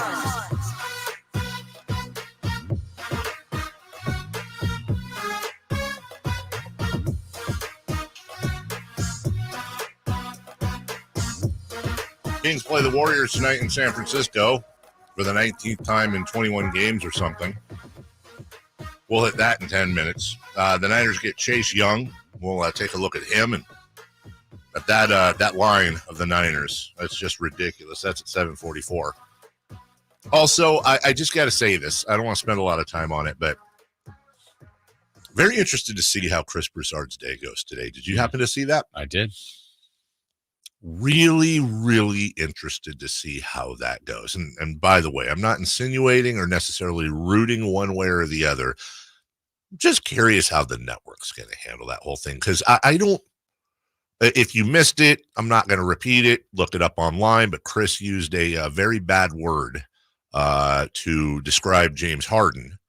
And Jason, it was one of those times where I think, honest to God, people say this in a joking manner, but the apology was almost as bad as the actual thing he said itself. Yeah, it got worse. It got, and I understand it's stream of consciousness. I've said stupid, nothing like that, but I'll say something, and whether it's real life or whatever, we've all said, we've all put our foot in the mouth, and on the fly, you're trying to apologize for it, and boy, do you fail. And then a lot of times the person hopefully will say, like, just stop. You're fine. Just stop digging your hole, and you feel bad forever. But it's not on national television, and it's not a slur. And I honestly, I'm always incredibly observant as to how different words you can't say are punished and for different people.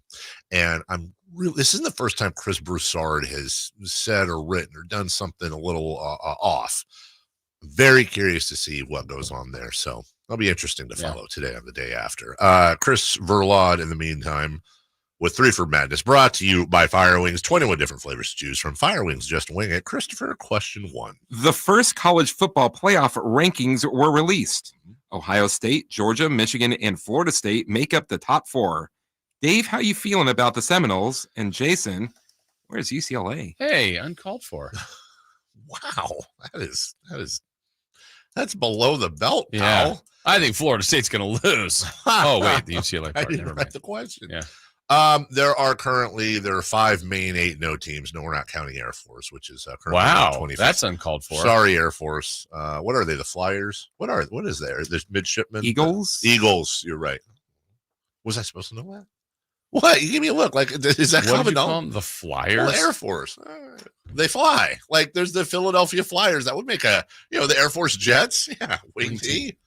Washington and at number 5, Florida State, Michigan, Georgia, Ohio State. What's interesting about that, 2 things. Number 1, Ohio State and Michigan will still play each other this year. I don't know, though, depending on how the game goes, if that's necessarily going to cancel one of them out of the top 4. But I got to think if Florida State and Washington are both undefeated, considering the strength of the Pac-12 this year, and the strength of Florida State's out of conference, and to be honest, some of their in-conference games. But that LSU game, as Kirk Herbstreit said, in their back pocket is really going to end up maybe making a difference for them. I just have a tough time if one of Ohio State and Michigan lose that late in the year, that if Washington goes and they run the table in the Pac-12, I have a tough time seeing 2 Big Ten entrants and one undefeated Pac-12 entrant not make it. Air Force Falcons, by the way. Falcons. What did you say? The Eagles? Eagles sounded right. Bird. Owls. The other big storyline here is, again, I keep bringing it up because I do think there's a non-zero chance that Michigan is barred from bowl appearances this year. I think they're working feverishly on this case for a reason, and I don't think the NCAA or anyone wants their national champion going through all this. And now, in retrospect, let's say Michigan beats Georgia, and then a month later, Michigan's stripped of everything, and you award the trophy to Georgia. Well, nobody likes that, including Georgia, and they don't want that. So I have a feeling they're going to figure this. I do not think Michigan's going to play a bowl game this year. I'm fast. I'm landing on that side. Okay. I don't think they're going to play a bowl game this year. To answer the question in a very long way, I do think Florida State, as I told you last, I think they're in tier 1A. I think you have Ohio State, Georgia, and Michigan. That is your A tier. And I think Georgia's the best of the bunch. I think FSU, but you just have to get there. You just have to get there, and anything can happen. Right. I honestly think Florida State, they're almost there. But boy, they've been good. They've also had some incredible luck at times this year. Yeah. They probably should have a loss. I think ultimately they're a top 5 team at the end of the year, but I don't think they're national champion. Yeah. Isn't it exciting though? Yes. Mike Norvell, man, has completely turned this program around, and I freaking love it. And shout out Bobby Bowden. Just because he's smiling down on that program right now. And, Jimbo Fisher won a national championship there. He took over for Bobby. Bobby was unceremoniously kind of booted out of there. Jimbo got a national title. Props to him. But I think Mike Norvell is more of a Florida State Bowden guy. Jimbo's kind of all about Jimbo. Mike is universally loved. He really has been great to the program, and hopefully onward and upward. Good luck to your Seminoles. Hey, good luck to your Bruins. Hey, thanks. Hey, thanks. And the Falcons. Number 2, please. Question 2. The scandal deepens for Michigan football. Safer out. Jim Harbaugh is the front runner for the Raiders' job next year. I don't know what's in Mark Davis's head, and I certainly don't know what's in the future GM's head, but when you look at the landscape right now, what's lining up for Jim Harbaugh, and the fact that he does have a history with the Raiders, it's hard for me to not think that. It fits real well, which is probably why it won't happen. I can't see Jim Harbaugh at Michigan next year. He was almost out last year. He's been flirting with the NFL for a while, and it sounds like he's gonna be forced to consummate that marriage because of what's been going on at his program. I really do think they're going to come down hard on Michigan, and I think Jim's going to be looking for an opening. And I think he wants another shot at the NFL, and what better way to do it than in Las Vegas with the Raiders? Look at his record as an NFL head coach. There's a guy that knows what he's doing, but you got to find a GM that'll match up with him too. If I was Mark Davis, I'd be having very quiet conversations right now with Jim Harbaugh, which is, Jim, if you could work with any GM there is that's available, who is it?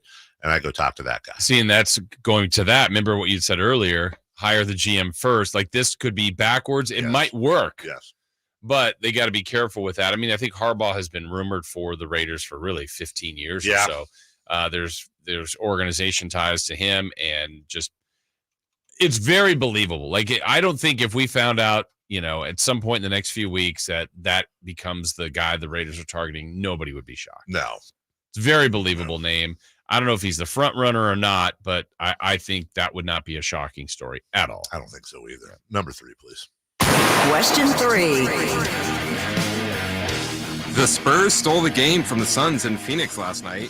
Was this a one-time fluke, or are the Spurs going to surprise a lot more people this year? I don't think it was one-time fluke. I also don't think it's indicative of how good they are. I think they will surprise some people this year. I do think they are a team, with Victor Wembanyama at the center, but you still have Devin Vassell and some other players there.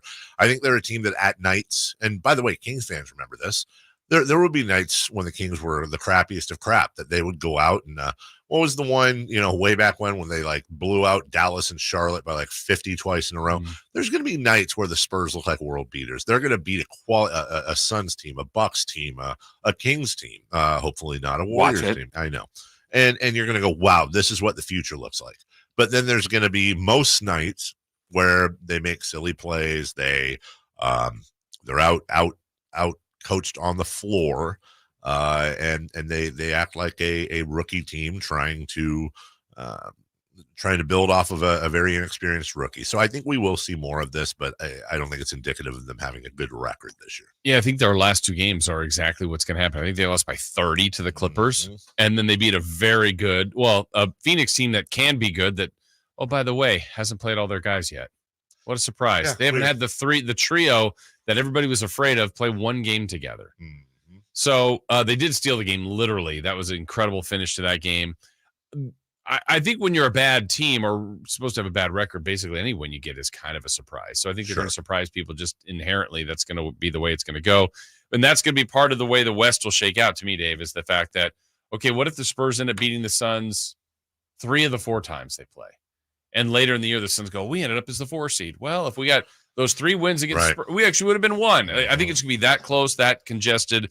And the Rockets, Blazers, Spurs wins against teams above them will do some damage against that conference. Also a little interesting that Kevin Durant didn't get that call at home. Yeah. I mean, they call a foul on that rip away. Not too many people are not named San Antonio are arguing. Yeah. There aren't that many people named San Antonio, but you know what I know a few of them. San Antonio Smith? Yes. Yeah. I know San Antonio Antonio. San Antonio Antonio? Yeah. San Antonio Holmes. Yes. Yes. Former Steelers wide receiver. Yeah. San Antonio Pierce is the new coach of the Raiders. That is a great point. San Antonio Brown used to play for the Steelers. Yeah, that's right. Interesting. Wow, Mount San Antonio more. Does a lot of the Kings post-game questions. San Antonio Harvey. Yeah. Yep. Antonio. I think we just did Mount Antonio. Yeah. And we didn't even use San Antonio, the city. Yeah. Yeah, with the Alamo. Yeah, I remember it. I remember it too. Smaller than you'd think, by the way. Yeah. You ever been? Yes. Isn't it kind of, and there's Smaller like a strip mall across the street. Yeah, it was the basement. Basement was fantastic. I found my bike. We'll take a break. Props to you if you get the reference Chris threw out. When we come back, Kings play the Warriors again. Let's talk about the matchups with the Warriors again. And honestly, give me the realistic way they can win tonight that doesn't involve Steph Curry falling into Klay Thompson. And we've got audio that's been floating around yesterday of Mike Brown losing his mind at a practice earlier this year. We'll talk about it next. Check out the Golf to Go Hour with Frank LaRosa every week on Sactown Sports. Get the latest on equipment, area courses, people who play the great game, and plenty of good conversations about golf. It's the Golf to Go Hour every week with Frank LaRosa on Sactown Sports.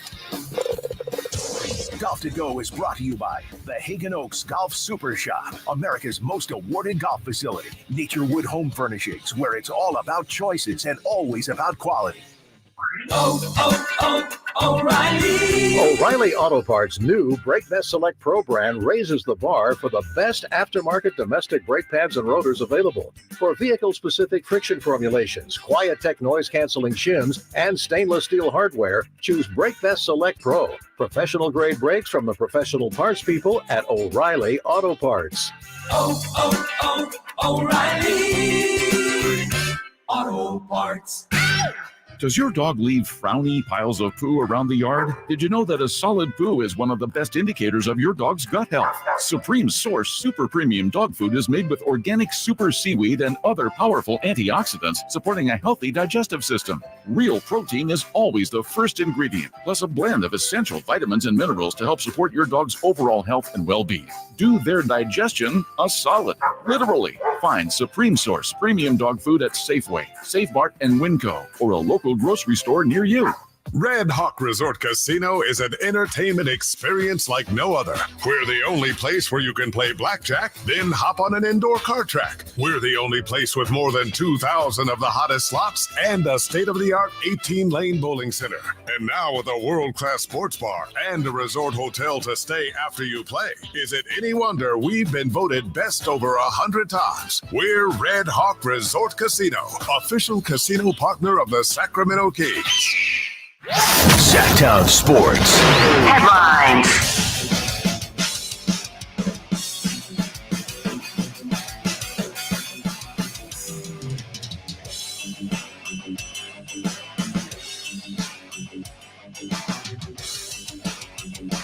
I'm Chris Verlad with your Sactown Sports Headlines.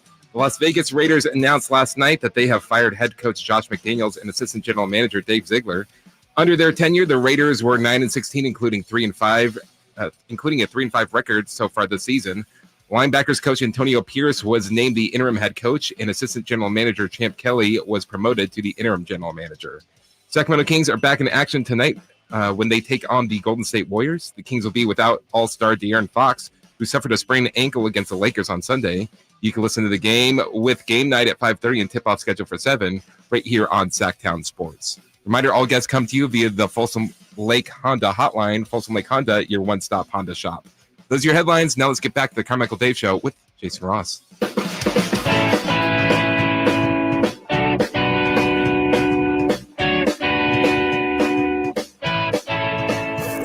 Waking you up with the best in local sports. They just make it interesting, you know? It's the Carmichael Dave Show with Jason Ross On Sactown Sports.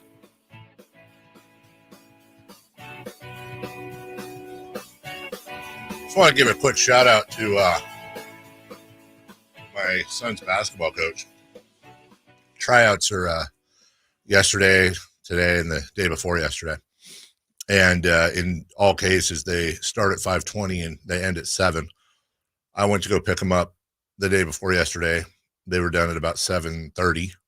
And then last night, they didn't get done until I think 7:40. And you're supposed to be done at 7. And I feel like doctors and high school coaches have the least respect for parents and kids' time. Like, you show up to a doctor's appointment. Oh, that's a waiting game. Oh, you have an appointment at 11 a.m. If you're in there by like 11:40, you're lucky. But God forbid you show up at 11:05, you're getting charged a late fee and this and that, whatever. And I always want to say to the doctors, like, look, you work for me kind of a little bit here, where you're getting paid well. In what other world can you just randomly be 30 or 40 minutes late? Yeah. Like if somebody had a heart attack or something, like, of course I understand that. But I'm talking about, I don't think I've ever seen a doctor on time in my entire life. Yeah, I want to say maybe my last or maybe 2 appointments, I had the reverse where I got called back within minutes. I went, oh, wow. But then in the actual office, I was waiting for 45 minutes. Yeah, right? they'll take your info and fill out this clipboard and have a seat. Have you had thoughts and stuff or whatever? Yes, I've had thoughts. Yeah, have you had COVID symptoms? What? Yeah. But then same thing with the coaches. It's like I want to. Of course I wouldn't. But I want to walk in and be like, Coach, it's Halloween. First off, maybe don't schedule a tryout on Halloween. Secondly, don't fire Big Bank, take Little Bank in the middle of my soliloquy here. And thirdly, if you're gonna do tryouts on Halloween, maybe let them out a little early or at least on time. Am I wrong there? Hey, if you're gonna shoot the ball the right way, you got to practice. Yeah, shoot the ball the right way. Tryouts, make the cuts. This person can play, this person can't. Let's go. Chris, is any of this stuff in this folder the clip I asked you for? Are you still working on that? So I've got it edited. Yes. And I'm very confident that it's all of it. So I could play it here. Okay. Well, just for the record,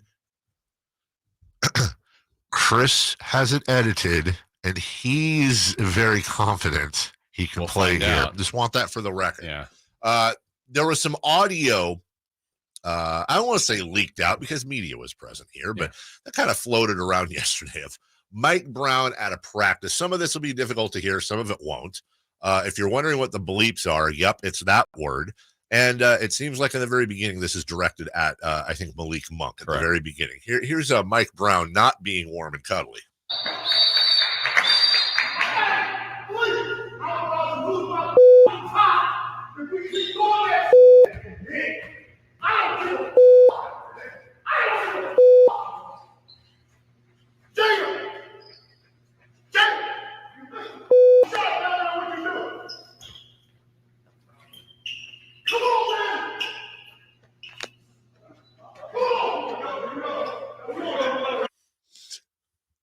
He wanted him to turn on the Jets. Very much so. Am I right? That had to be the second person he was referencing, Jalen Slauson. It sounded like he said Jalen when they said, like, you missed a shot down there. There's no other Jalen's, right? Yeah, so Jalen Slauson, who I believe is no longer with the team. No, he's with the team. Oh, is he two-way, with the team? yeah. Oh, yeah, two-way. Could have been Jalen Noel. Oh, good. Yeah, you're right. I love Mike Brown, and I love his ability to understand what culture is all about. That is the second time now that we have witnessed Malik Monk getting coached up. The first time was really one of Mike Brown's best early moments as a Kings head coach. It was last year, you'll remember. Malik Monk blew a defensive play. Mike Brown called timeout and dressed Malik down in front of 18,000 plus at Golden One Center, and then proceeded to show Malik exactly how he wanted him to play that play. And then you'll also remember it was like 2 plays later, Malik got the block and Mike Brown, slapped him on the butt. Yeah. It was a great moment, not just for Mike Brown, but I also think it's important to point out both then and also in this clip. I think almost even more than Mike Brown, it makes me love Malik Monk. Yeah. Because you're able to put your ego aside. You respect the coach enough to where you're a veteran now. You're as vet as De'Aaron Fox is. They were in the same backcourt, but he's willing to put his ego aside to let himself be dressed down like that, and he's a better player for it. Yeah, and he did it last year publicly, too, to Keegan, to Terrence Davis. I mean, it was... Was that whole Malik thing I just did about Terrence Davis? Was it Terrence that missed the defensive assignment? I know there last was year? Terrence Davis. Yeah. Okay, maybe. Okay, so this is. I didn't know if Malik's there was first another time. one with Malik that you're referring to, but I know there was the Terrence Davis. Yeah. He did it multiple times. Yeah. So I mean, but he's done it, and that's the thing. He's not afraid to do that. We've had De'Aaron talk to us before and say how coach has coached him, aggressively and hard, and same with Sabonis, and I think that's what the Stars have been looking for. Yes. They want to be coached. Yeah. And thank God the proof is in the pudding, because I think maybe if you're 18 and 49 at some point, there's some raised eyebrows. Sure. But it goes hand in hand. The accountability contract they all have to sign, that they signed again this year, the willingness that it doesn't matter if you're Colby Jones or Keegan Murray or DeMontis Sabonis and De'Aaron Fox. It doesn't matter. If you screw up, you're going to get called on it. And to also have those types of players, like Malik Monk's a free agent this summer. I got a feeling if he's still around, you never know what's going to happen, but if he's still around this summer, he's going to want to come back and play here. Now, can they make the business decision to make that work? I don't know. But I think you're going to see Malik have a career year this year, and I think he's going to want to come back. And I think a big part of that reason is Mike Brown, who has his work cut out for him tonight with the rest of the Kings as they enjoy or don't enjoy life without Fox game 1. Odds are De'Aaron will be out either. He should be out until Friday, a week from Friday against OKC, but as we've said, leave the second game in Houston kind of circled just in case, because we'll see if he's on that trip. Which, by the way, did we hear this yesterday from somebody? Yeah, so his number's being retired. His high school jersey's getting retired, so he's going to be. He will be on the trip. Yeah.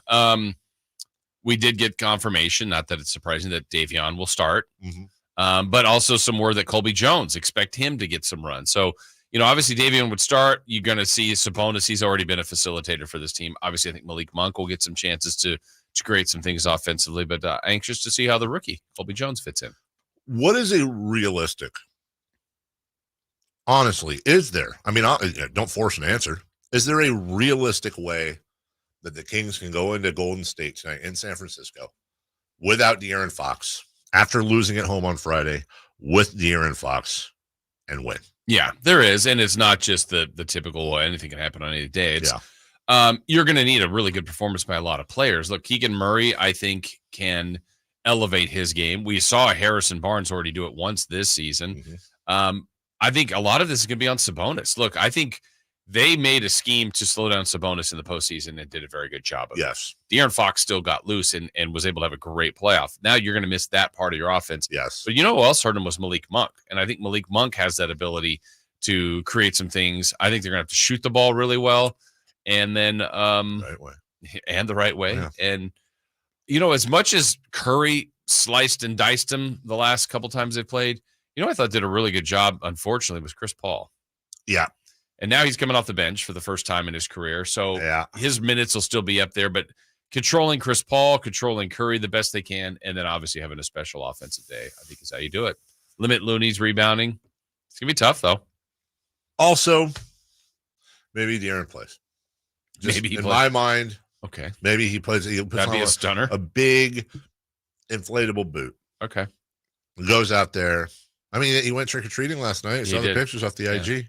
Cute family picture. Very cute family picture. That their baby is the cutest. He's always got a look on his face like, yo, man, that baby lives in the front row of life. That baby 100% lives in the front row of life.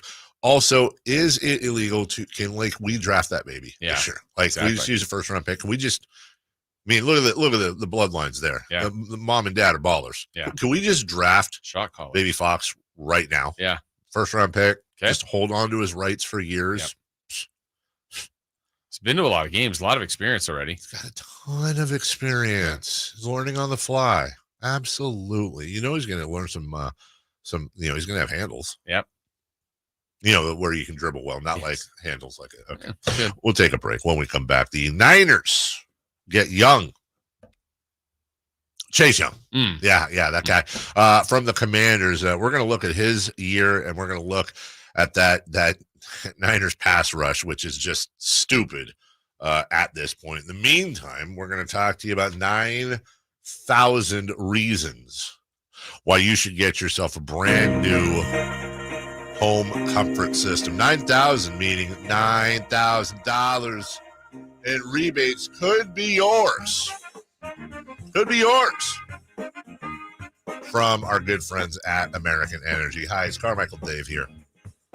Whether it's a SMUD rebate, American Energy's own rebate, tech rebate, all the rebates one on top of the other. If you've ever filled out forms for big rebates before, you understand it's like doing taxes. Like, for real. You got to get a copy of this and a thing of this, and you got to fill out these 30 pages and blah, blah, blah. Like, they don't want you...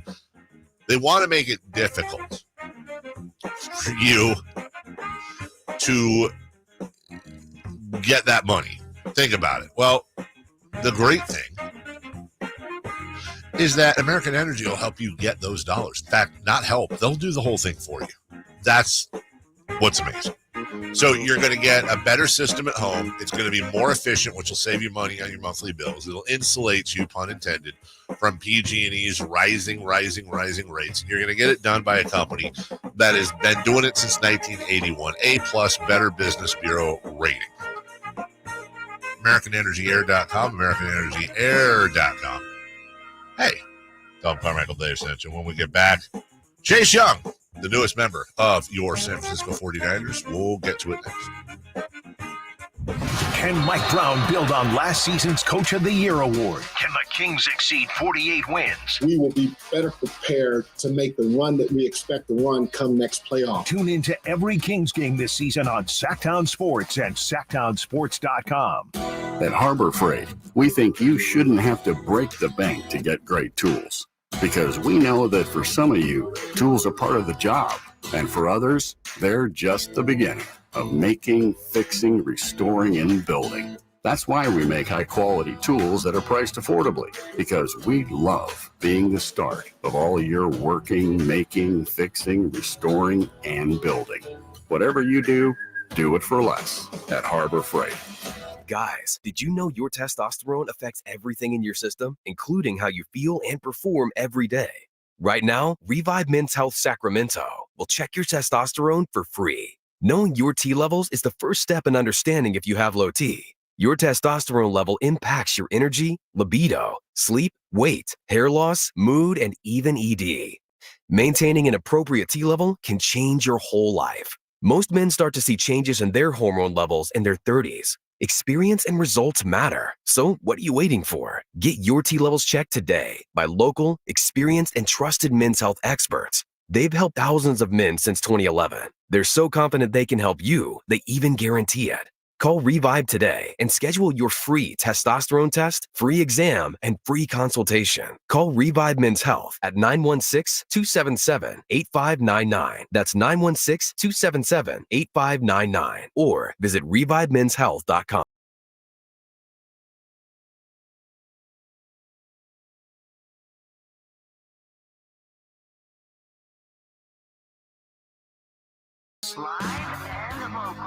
The Carmichael Dave Show with Jason Ross.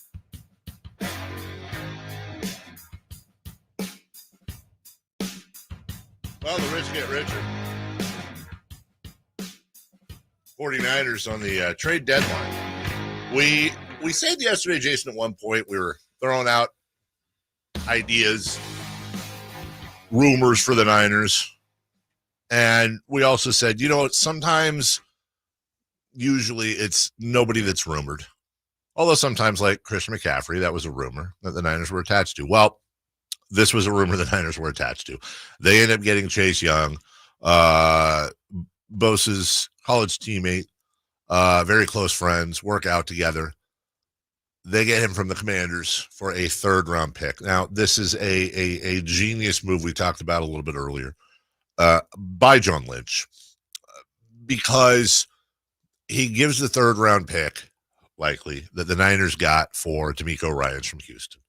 That was the cost. Chase Young is a free agent this summer.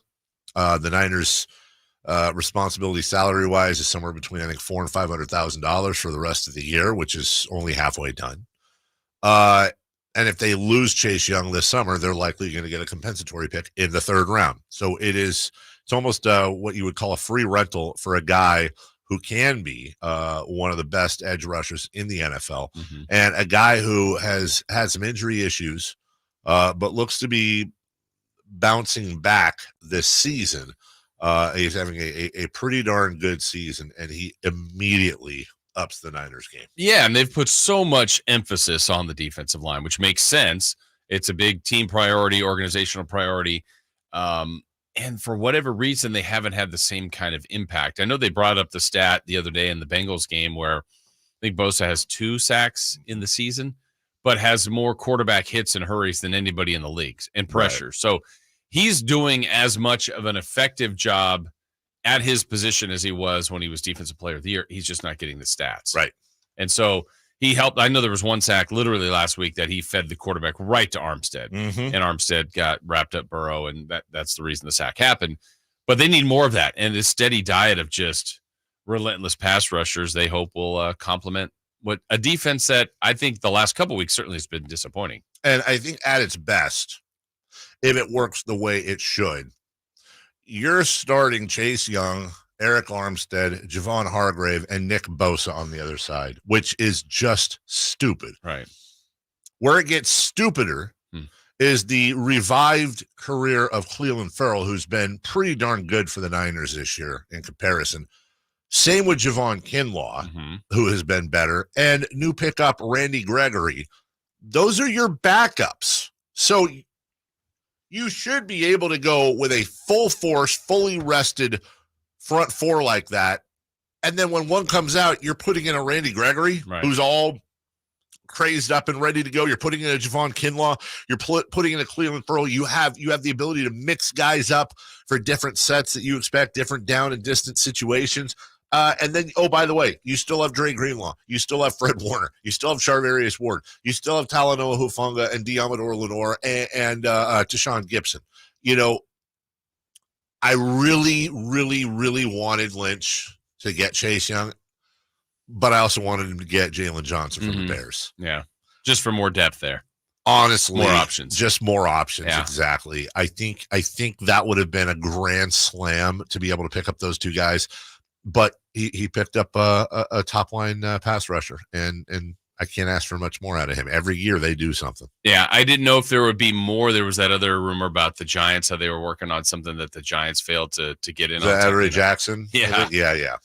But, you know, still, I think the bye week, the addition, already having a really good team. I mean, they're in a slump here. Whatever's going on, they've got to figure out. It doesn't mean, hey, just adding Chase Young, it's all going to be fine. Because I don't understand why they've scored 17 points a game the last 3 weeks with that offense and that talent. So they got to get back to that 30 points per game and an impressive defense, which I think is all very possible. But that was a nice – it's also the other thing that does to me, Dave, is it's the reminder. Like, I think everybody in that locker room is thinking Super Bowl, but it's also, okay, the front office is too. Like, this is an aggressive move. It's a common sense one where it's not really that high risk as far as what the future could cost them if Chase Young doesn't re-sign. I mean, it's like the rental you're talking about. But it's, hey, look, we're not messing around. We think we're a Super Bowl championship team. We're going to act like that, and we're going to keep being aggressive. So I think that's the tone it's at. 24 years old. He will be an unrestricted free agent this summer. He's so massive. He's huge. And he was the defensive rookie of the year his first year in the league. He then, I mean, it's crazy how quick, I guess how relatively quickly a number 2 pick goes bye-bye for a third. I mean, he was the number 2 pick in the draft 3 years ago. And he was the defensive rookie of the year at the end of that year. So imagine the end of that year going, oh, in 2 years, he's going to be gone for a compensatory third round pick. Yeah. Well, and then during the show, at the end of the show yesterday, we talked about who got Montez Sweat. Chicago. Yeah. And that was for a second round pick. Yeah. And you're going Chase Young. It just was interesting, the difference there between those two. And also, you know, you heard it from Mike Silver, and I don't want to, I like Mike, and I don't want to assume things, but he's known to be good friends with Ron Rivera. Maybe it was, you know, he referenced a coach, and my assumption is that's who it is. Who knows? Maybe not. And then there was another story that came out from someone else, basically alluding to Chase Young's questionable work ethic. A story about how instead of doing something at camp, he went and had a couple commercial shoots. I think Silver's story was talking about how there was a feeling in Washington that Chase Young was more apt to go for the flashy plays and maybe blow an assignment here or there rather than do what he's being coached up to do. Now, when any big name player is moved, a lot of times the organization, especially one that's formerly Snyder run, they'll do a little bit of a PR blitz where they quietly leak to influencer media bad stories. Well, let's say it's somewhere in the middle. Maybe Chase Young has had some issues beyond the injury. Maybe there's an attitude thing. Maybe there's a workout. Who knows? But it is interesting. You're 24 years old. You've been in the league 3 years. You just went from a not playoff team and playing your whole career for a really inept organization who's trying to turn it around, but inept. And you're going to one of the most apt teams in the NFL that's on track for a Super Bowl berth, they hope, that's lost 3 in a row. And now you say, okay, what's going on in that brain, Chase Young? Because you have an opportunity to come in here and whether it's true or not, get a lot of credit for a turnaround to not turn your career around, but elevate your career. And I hope that's how he looks at it. Yeah, I mean, this really is an opportunity to be in some of the highest level football games the rest of the year and certainly into the postseason and potentially be a Super Bowl champ, potentially get paid by that Super Bowl champion team or another team based on how you perform for them. So, you know, I know we say this in basketball and any sport, really, there's a weird part about when you're traded feeling like you weren't wanted. But then when you transition to realize someone else wants you, the 49ers wanted me. Yeah, that's how I would try to take it. Like, and maybe it's I'm out of Washington. Sure. I'm out of this place. Right. I don't know what his approach would be, but the 49ers with that line, they want me. Yeah. Like, they don't need me. And you're coming in now. But they want me. There's your college roommate or your college teammate that won Defensive Player of the Year last year. You got Fred Warner. Yeah. I mean, they've got leaders. Right. Who the hell did Washington have? Yeah. Not that kind of leadership, especially on defense, where you go in and you go, okay, we're all holding each other accountable, dude. And, just with the personnel the 49ers have. Yeah. Everything should be easier for him. And not that, he's talented. He's the number 2 pick for a reason, has done some damage in this league. He's had injuries. But, if it's easier, Bosa makes it easier for Armstead. Armstead makes it easier for Bosa. Just all the way down the line. Warner they all work together, and the defense has been disappointing to me a little bit, but I think it could be spectacular. I think it can be. We do know this. It's almost certain that one of, if not more than one of, most of Bosa, Armstead, Young, Hargraves is going to be single covered. Yeah. They're going to be single teamed. These guys are used to getting, especially, okay, you want to double up Bosa? Cool, no problem. Now let's look at the other side. You want to double up Young, Hargrave? Good luck. Yeah. And one-on-one, even with the best lineman will win sometimes. Sure. But I'll take my chances. If Bosa had 20 snaps one-on-one for a game, he's going to win a lot of those. Well, I think, it's funny. It's not an exact science, Jason, but when you talk about win rate for a guy like Bosa or Hargrave or anybody on that line, it's almost baseball-esque. Yeah. You're going to fail. Sure. If you fail 7 out of 10 times, you're doing really, really well. I think I saw Young's rate was something like 27%, which would be the best on the Niners this year. So I just always kind of, as a trick, have looked at it as like, oh, okay, he's batting 270, which is near or at the top of the league. So anyways, very excited. And now we have a stupid bye week, which is good for the Niners, but also like, oh God, I'm so excited for that Jaguars game. We'll take a break when we come back. All right, you all get excited. It's TV analyst for your Sacramento Kings, fresh off of Halloween, Katie Christensen joining us, and we'll talk about tonight's game versus the Warriors. We'll do that news. Trying to find out where to catch your favorite team's games? Are you a fan of the Kings, Niners, and the NFL? Well, Sactown Sports has you covered. Touchdown! San Francisco! It's all on his shoulders. Cox rocks. He fires for the win. He's got the triple. Catch all your Kings, Niners, and NFL games all year long on Sactown Sports and SactownSports.com. All new spring deals are here at Lowe's. Start planting your garden this weekend with Bonnie 11.8-ounce vegetables. Buy 4 for $10. Plus, liven up your patios and decks with fresh blooms. Select 1.5-gallon hanging baskets or 2 for $20. Lowe's knows spring. Lowe's knows home improvement.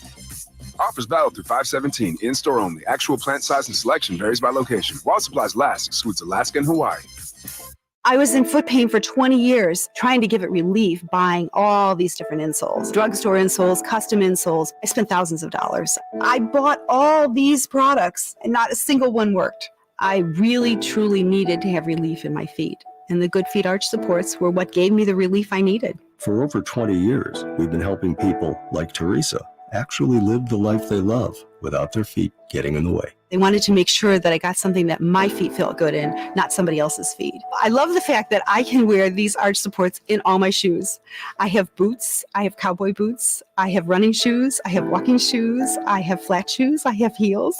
It makes me so happy. If you ask my husband, he will crack up because there is no store I would rather go in than a shoe store. I'm Teresa, and that's my Good Feet story. See what we can do for you with a free personalized arch support fitting at the Good Feet store. Knee, hip, foot, leg, or back pain? Visit the Good Feet store in Sacramento, Roseville, and Vacaville. Red Hawk Resort Casino is the best place to go all in and all out. Go all in at our table games, then go all out to win on the area's only 3-story indoor kart track. Or go all in for our famous award-winning buffet. Then go all out at our state-of-the-art 18-lane bowling center. And now with a world-class sports bar and beautiful resort hotel, you can go all in for fun and all out for comfort. We're Red Hawk Resort Casino, official casino partner of the Sacramento Kings. KHTKAM Sacramento, KYMX HD2 Sacramento. From the Power Business Technology Toshiba Studios, your flagship station for the Beam Team. Should we light the beam? Light the beam, baby. Sactown Sports. Sactown Sports. Headlines.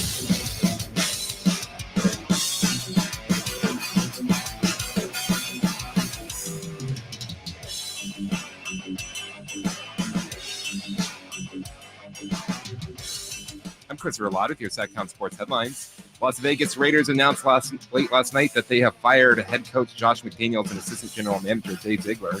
Under their tenure, the Raiders were 9-16, including a 3-5 record so far this season. Linebackers coach Antonio Pierce was named the interim head coach, and assistant general manager Champ Kelly was promoted to interim general manager. Sacramento Kings are back in action tonight when they take on the Golden State Warriors. Kings will be without all-star De'Aaron Fox, who suffered a sprained ankle against the Lakers on Sunday. You can listen to tonight's game with Game Night at 5:30 and tip-off scheduled for 7 right here on Sactown Sports.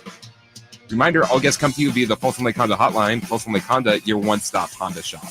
Those are your headlines. Now let's get back to the Carmichael Dave Show with Jason Ross. The Carmichael Dave Show. He's on the microphone when he's not on the microphone. He's playing a song, and when he's not playing a song, he's on the microphone, and then boom. With Jason Ross. No, he didn't. Yes, he did. Call or text at 916-339-1140. It's the Carmichael Dave Show with Jason Ross on Sactown Sports. Nobody, I think, is happier than I to have Katie Christensen join us each and every Wednesday at 8 a.m. once again, because if nothing else, it's during the basketball season, the one time I actually get to speak to her. Good morning, Katie. How are you? Good morning, David. Hi, Jason. Hi, Katie. There's just a different tone. See the difference there? Yeah, I enjoyed that. And she went with the legal name. Yes, she did. Good Call me morning, Jason. David. Yeah, Jason. Have you recovered? We were talking about this earlier before we get into the Kings here. Have you recovered from what I am sure was a completely obnoxious and overdone Halloween experience last night? Well, have I recovered? Not quite. No. Was it completely obnoxious and overdone? Not by my standards. Yeah, it was a great day. It was a great day. Yeah. What's the rough number of guests of trick-or-treaters that came by the house? Okay, so I went with my kids down.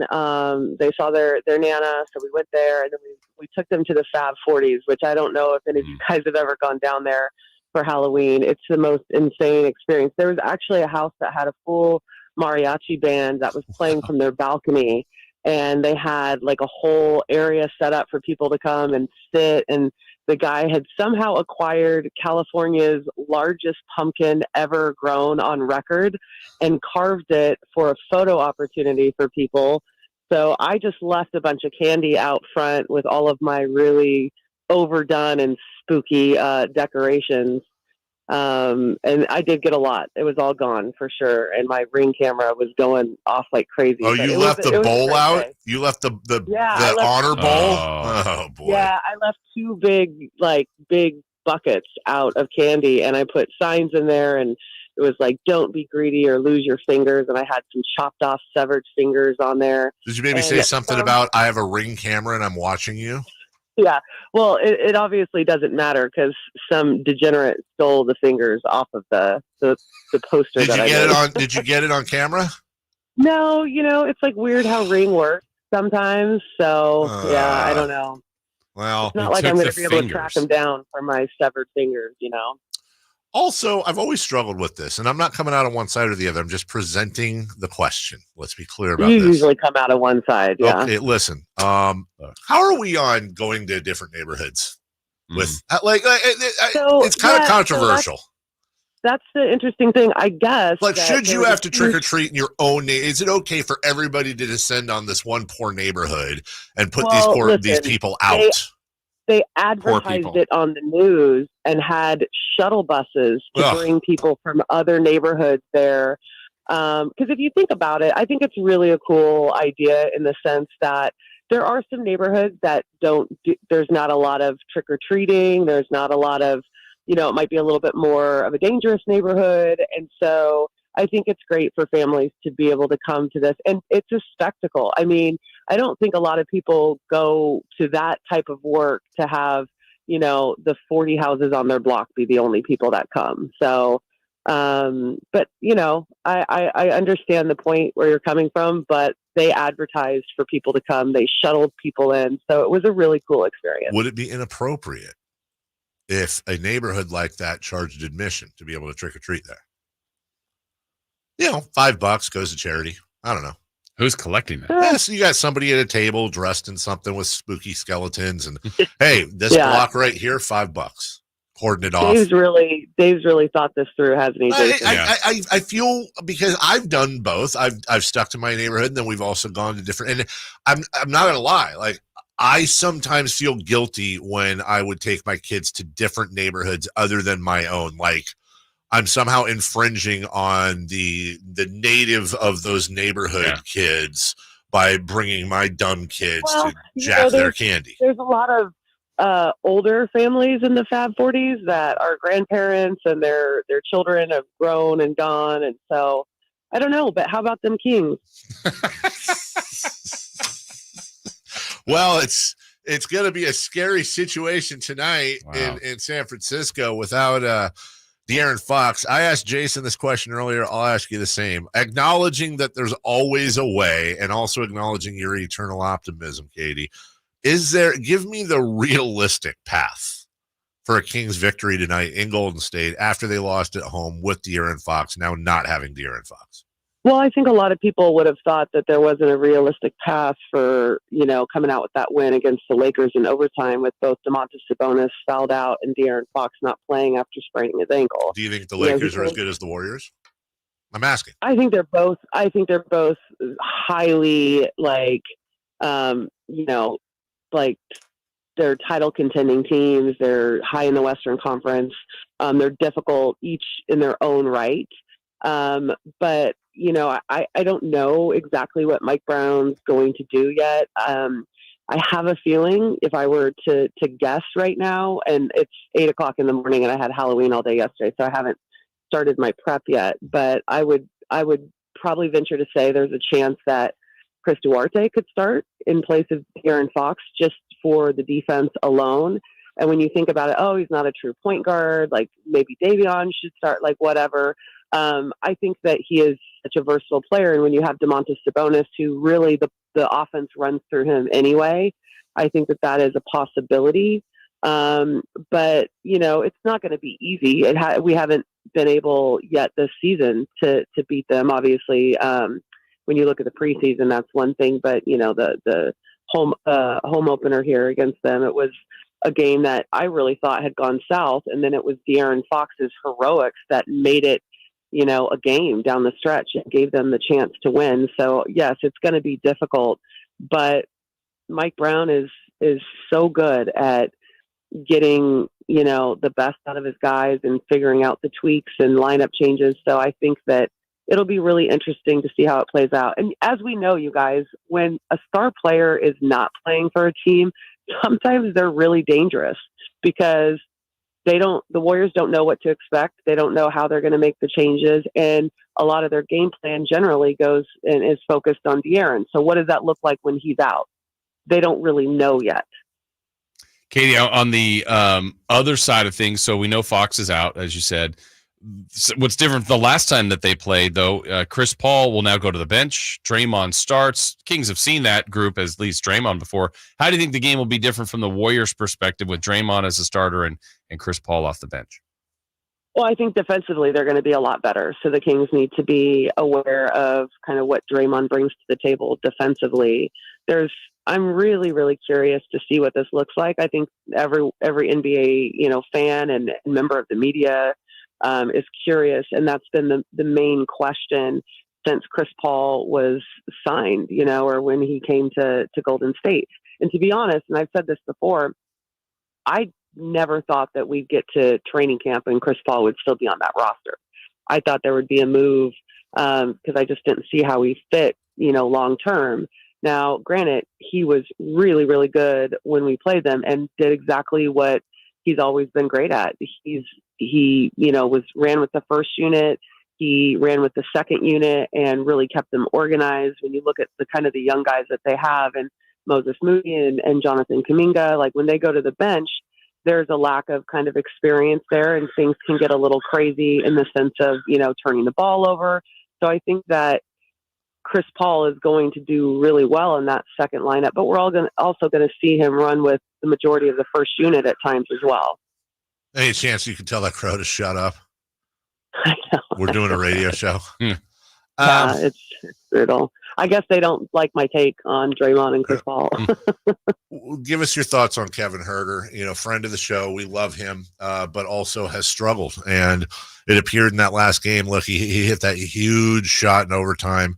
Katie, it just seems like his shots, we talked about it. When you're in a slump in baseball, for example, we use that example.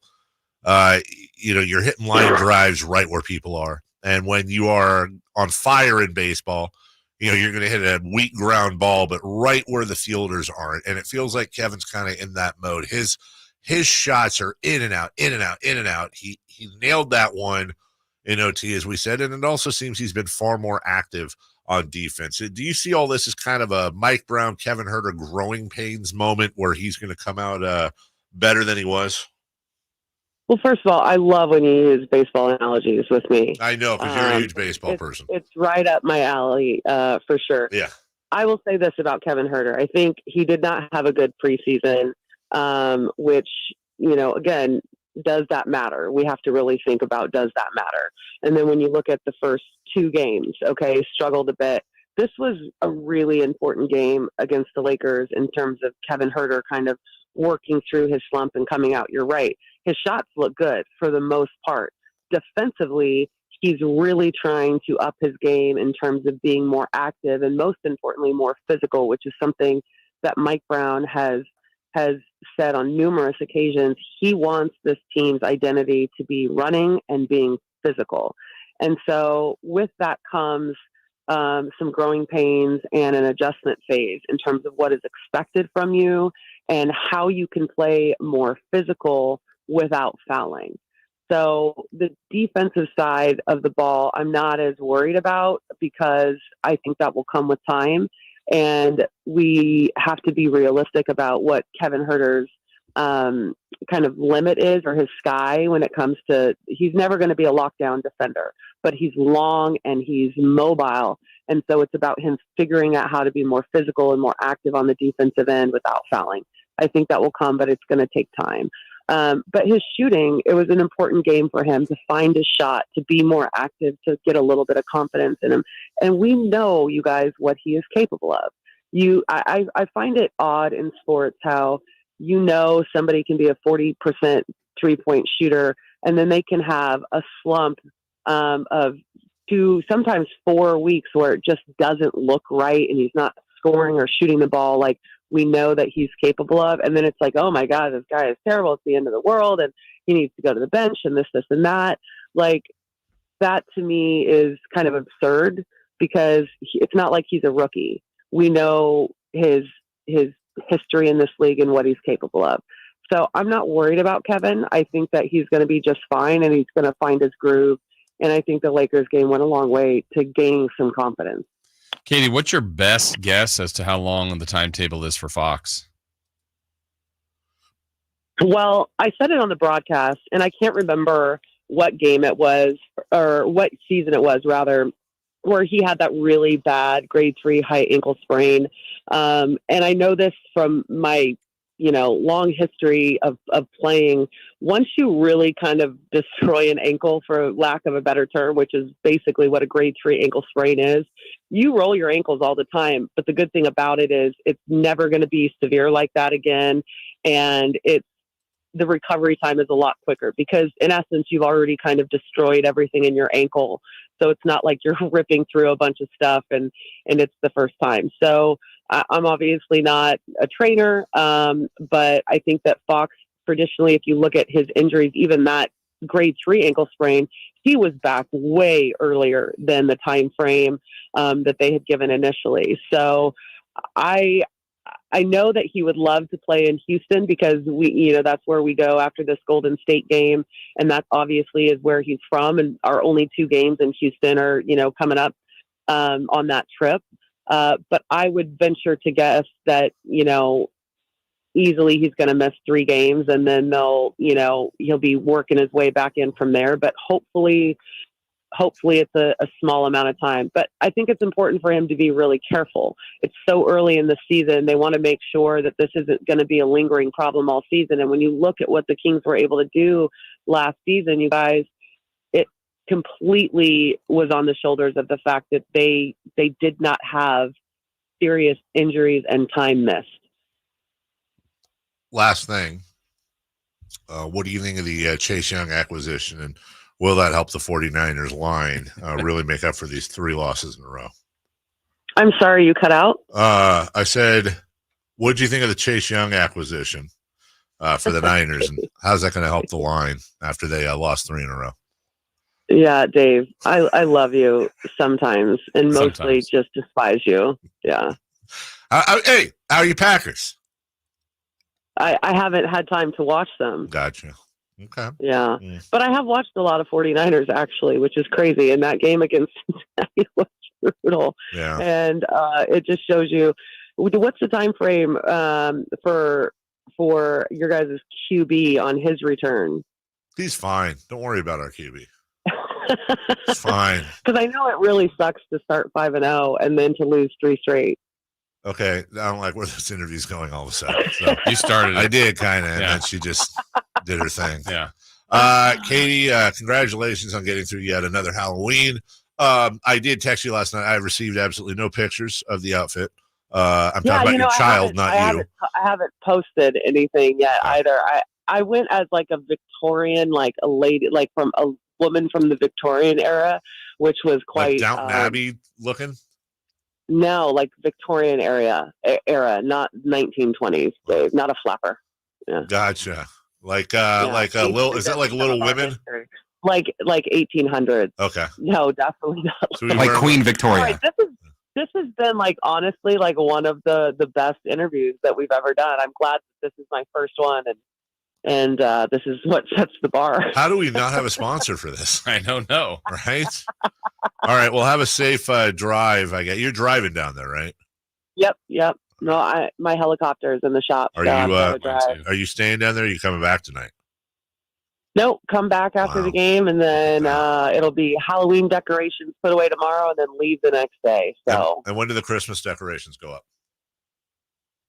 Look at our travel schedule, and then we'll figure it out. All right. Well, good luck tonight. Have a good call. All right. Bye, guys. Bye. See ya. Holiday decorations going for like 3 days. I'm telling, like when she gets back from the trip, and it's going to be obnoxious. She's gonna have like a whole manger, whatever that is. Yeah. And the stars, and she is not all there, but we love her. Katie Christensen, analyst for your Sacramento Kings TV, and you will see her in action tonight. Also, the voice of Gary Gerald will take you all the way through Kings Warriors tonight, right here in your home of the Kings, Sactown Sports. In the meantime, I want to remind you it's Wingday Wednesday. That's right. What better way to enjoy a Game 5, a possible deciding game of the World Series, with a local guy behind home plate? And on top of that, to see the Sacramento Kings play the Warriors.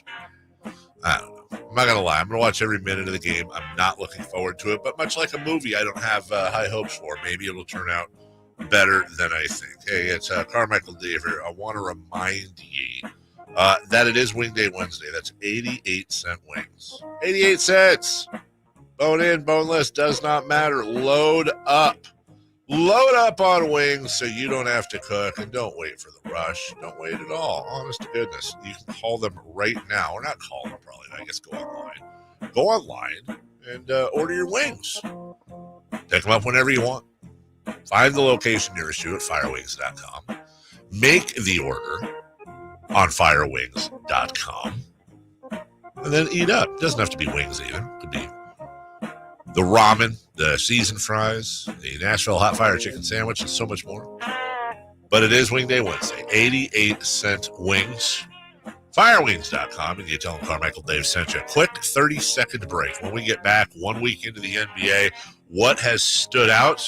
We'll talk about it next. Last season, the Sacramento Kings gave us a little bit of everything. A Pacific Division type GM of the Year, Coach of the Year, Clutch Player of the Year, All-Stars and all NBA performers. Plus, we got to light the beam. Here's a steal by Fox, the breakaway. He's got the rip with the left hand. What does this season have in store? Find out. Each and every Sacramento Kings game can be heard right here on your proud home of the Beam team, Sactown Sports at SactownSports.com.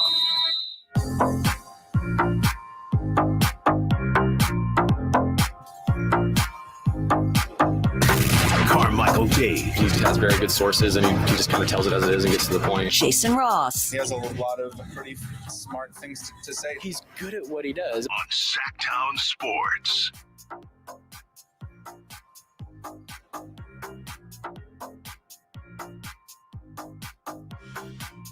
What'd she say? Victorian 1800s.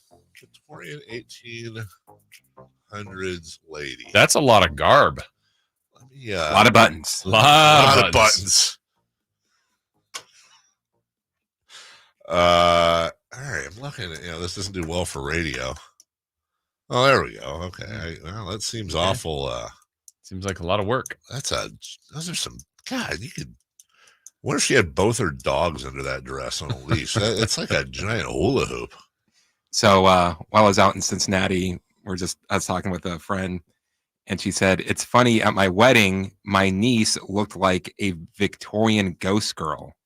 What? And I said, okay, now I've got to see it. And she's like, we were at a public place. She said, I'm not going to show it to you because you're going to laugh really loud and everyone's going to look at us. And I'm like, no, I could keep it under control. No, you can't. Yeah, I see it. I laughed about as hard as I could laugh because it was just this little girl that looked like a ghost in every single picture. Yeah, I guess that's kind of a good outfit. I guess if that's what you're looking for. It is scary. Yeah. I'm going to be a Victorian. Maybe not for a wedding, though. What would a Victorian guy look like? Suit. Yeah. A lot of buttons. Probably got like the weird mustache and mutton chops. Yeah. Oh, here we go. Hold on. This isn't going to work on the radio, but I don't know. Does that look Victorian to you? No. That doesn't look Victorian at all. No. There's no sleeves. There's no sleeves. She's wearing a sleeveless, puffy dress with a black top hat. And is that a choker, a brooch? Yeah, I don't know what the it hell just looks like. What do you? It looks like she's what's that one guy? I was like Charlie Chaplin. Putting on the Ritz. Yeah, or even like a the Frog. More from like a someone you'd see it like at a saloon. Yes, that's a great call. I'm understanding that, Jason. I don't think you could say. Yeah, that's just not. I mean, look, she's gonna get really mad. I better get off this. She's gonna get really mad, but that's not a Victorian. Also, I have other comments too, but I'll leave that alone. Thanks to Katie for joining us. Emil Fergoso will join us at 9. We'll find out what he wore. Did he dress up as a Sonics fan? Ooh. Did he dress up as a guy making? You missed all that while you were gone. Yeah, Emil Fergoso blew his cover, dude. Yeah, he got blasted. He came out talking about how he was a Sonics fan, and then isn't he from here? Yeah, and then but I don't know. Has he been to Seattle? I don't even know the story. You're gonna have to ask him. We tried, and then he was getting trashed online. And what did he say? He's like, "Well, I guess I'm just gonna continue to get paid writing stories." Yeah, you guys can keep hating while I get paid by you or something like that. Yeah, we're like, wow. oh, he's also a Luca guy.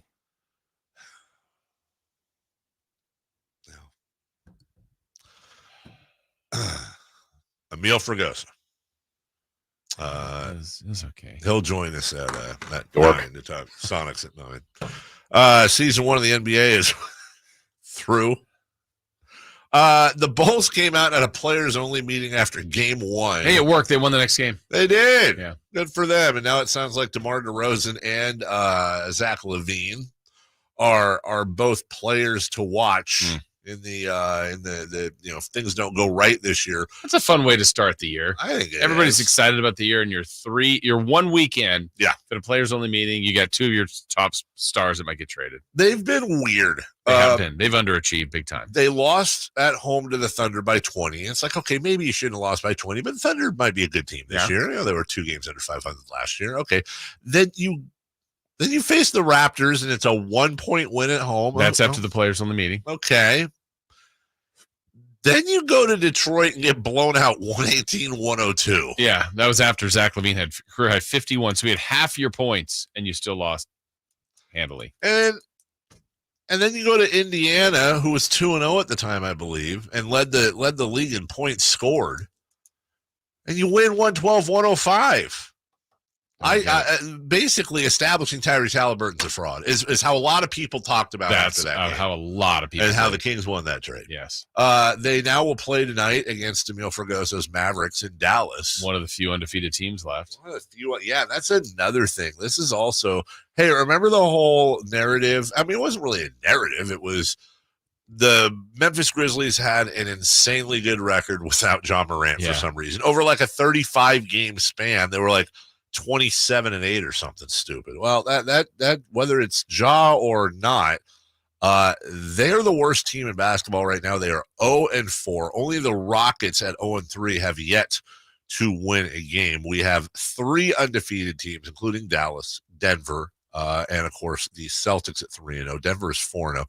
The Grizzlies are 0-4. And Jason, when you look closer at their schedule, they've lost to the Mavericks by 15. They lost at Washington. Oof. They lost to the Nuggets at home by just 4, but still the Nuggets. And then they lost by 7 at home against New Orleans. Yeah, so pretty tough schedule with the exception maybe of Washington. I think Washington's going to be a rough team this year. Yes. But that's the totality of Ja, I think, Brandon Clark, and Steven Adams being out. Nobody saw this coming, but the big 3 in Phoenix haven't played together yet. Not yet. Not one game. 4 games in, and Booker and Harden. Yeah, not Harden and Durant. Yeah, that nobody saw that coming, Jason. Like nobody. Who would have thought that? Yeah. They have yet to play a game together. Will they ever? One time will they play a game together? The Suns are 2-2. Speaking of, the Warriors and Clippers are tied atop the Pacific Division at 3-1. The Kings 2-1, likely 2-2 after tonight, along with the Lakers at 2-2. What? Likely 2-2. Well, yeah. Okay. No, that's not unfair, right? Dude, the underdog by just 7. Just 7. Yeah. They got beat handily at home on Friday at full strength.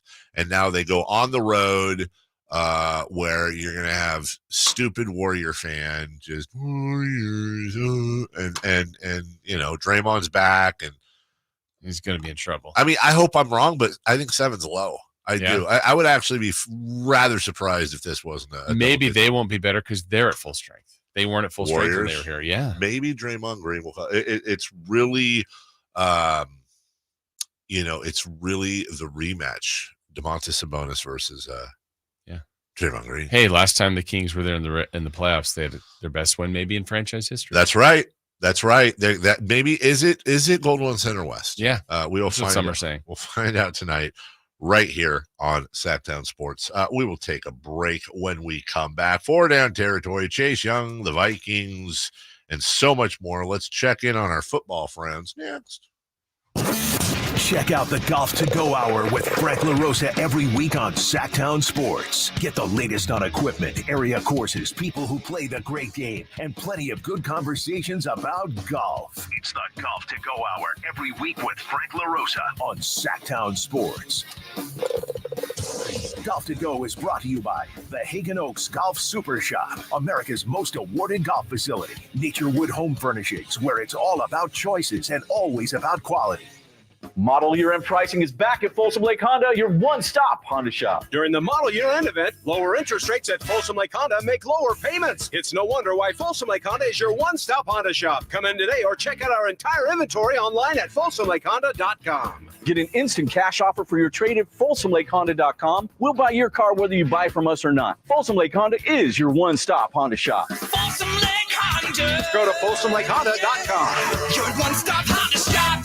Hey, it's Carmichael Dave letting you know Capital Casino, Sacramento's #1 poker room and primetime football location is back. Cap Casino giving away $500 per game in high hand bonuses for every Sunday, Monday, and Thursday night primetime game, offering the best food, best service, and the best action with the most variety of games in the region and conveniently located in downtown Sacramento.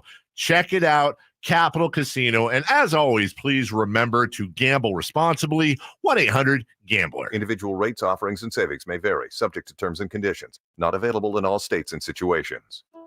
Hey, small business owner. Are you ready to have the best year ever in 2024? When's the last time you checked your workers' comp rate? For many small businesses, workers' comp insurance is one of their biggest costs. But Pi Insurance could save you up to 30% in just 3 minutes. Go to trypi.com, share a few details about your business, and get a quote that's customized for your business. No hassles or hidden fees. We know you're busy, but spending just a few minutes to check your rate could make this your best year ever. Plus, when you sign up for pay-as-you-go billing, your premium is based on your actual payroll, not an estimate. So your workers' comp audit experience is simplified. See how much you could save with Pi Insurance. Ask your agent for Pi or get a quote at trypi.com. That's TRYPIE.com. Sactown Sports. Headlines. I'm Christopher Lott with your Sactown Sports headlines. The Las Vegas Raiders announced late last night that they have fired head coach Josh McDaniels and assistant general manager Dave Ziegler. Under their tenure, the Raiders were 9-16, including a 3-5 record so far this season. Linebackers coach Antonio Pierce was named the interim head coach, and assistant general manager Champ Kelly was promoted to interim general manager. The Sacramento Kings are back in action tonight when they take on the Golden State Warriors. Kings will be without all-star De'Aaron Fox, who suffered a sprained ankle against the Lakers on Sunday.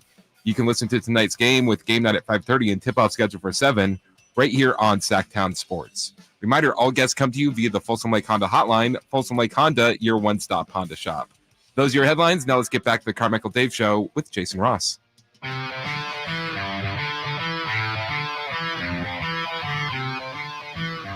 They bleed black and purple. It's the Carmichael Dave Show with Jason Ross on your local sports leader, Sactown Sports. All right, I'm 100% not joking here. Is it time to drug test Chris Russo? All the time. Because I'm pretty good at knowing when people look high. Yeah. He looks, he's on something. Allegedly. I don't want to defame the man. Yeah. Well, I start with half a gummy. Right. Then I start the games. So I'm looking at his eyes right now. First off, he's dressed. He's in a Diamondbacks jersey, I think. Well, and he's still working. I think he's going through it. Yeah. I don't know what. Or maybe he's living his best life. I'm not judging the guy. Yeah. I'm just no. Hey, look, if you're you said I'm pretty sure he's on drugs. That's not me judging him. I'm just pointing something out that I think good. Hey, you know what? This is the segment he's mad about something. Look at his eyes. I think that's the camera light. They are bloodshot. Oh yeah, that's the ring light. Really? Yeah. Let me be clear. If Chris Russo was doing the show high right now, then I'm not judging him. If you're at that level where you can pull that off, God bless you. Yeah. I couldn't do it. I've done it for 30 years. Yeah, hey. 4-down territory time. Yeah, that's an NFL bed. Christopher Lott, welcome back from Kentucky-ish. And here we go. 4-down territory. It wasn't the same without you. First down. Chase Young comes in as the new season sack leader for the 49ers, who will lead the team in sacks from this point on the rest of the year. You know, I'm going to say Bosa. Okay. I am. That's a safe bet. Maybe Young has freed some things up. it's the Disney movie. I just want to see the buy happen. They all get together. Maybe they need a banana boat. Maybe they need a gambling trip. They need some sort this week. They got time. They do. Go to call Sabonis and rent out the same place where he took the team on the winery tour last year. Yeah, it'd be tough to put the banana boat there. Maybe Bodega Bay. Yeah, it'd be a little chilly. Wear some wetsuits. Bodega boat. A Bodega banana boat. Yeah. And boy, me thinking about that. Imagine Eric Armstead in a wetsuit. I feel like, dude, you'd have to sew a few together for those boys. Yeah. Either way, do something bondy and come back and just absolutely water boy style destroy quarterbacks. Yeah. Like if I'm Trevor Lawrence right now, I'm wearing only dark underwear because I'm not looking forward to this match. I think I'd punt on first down.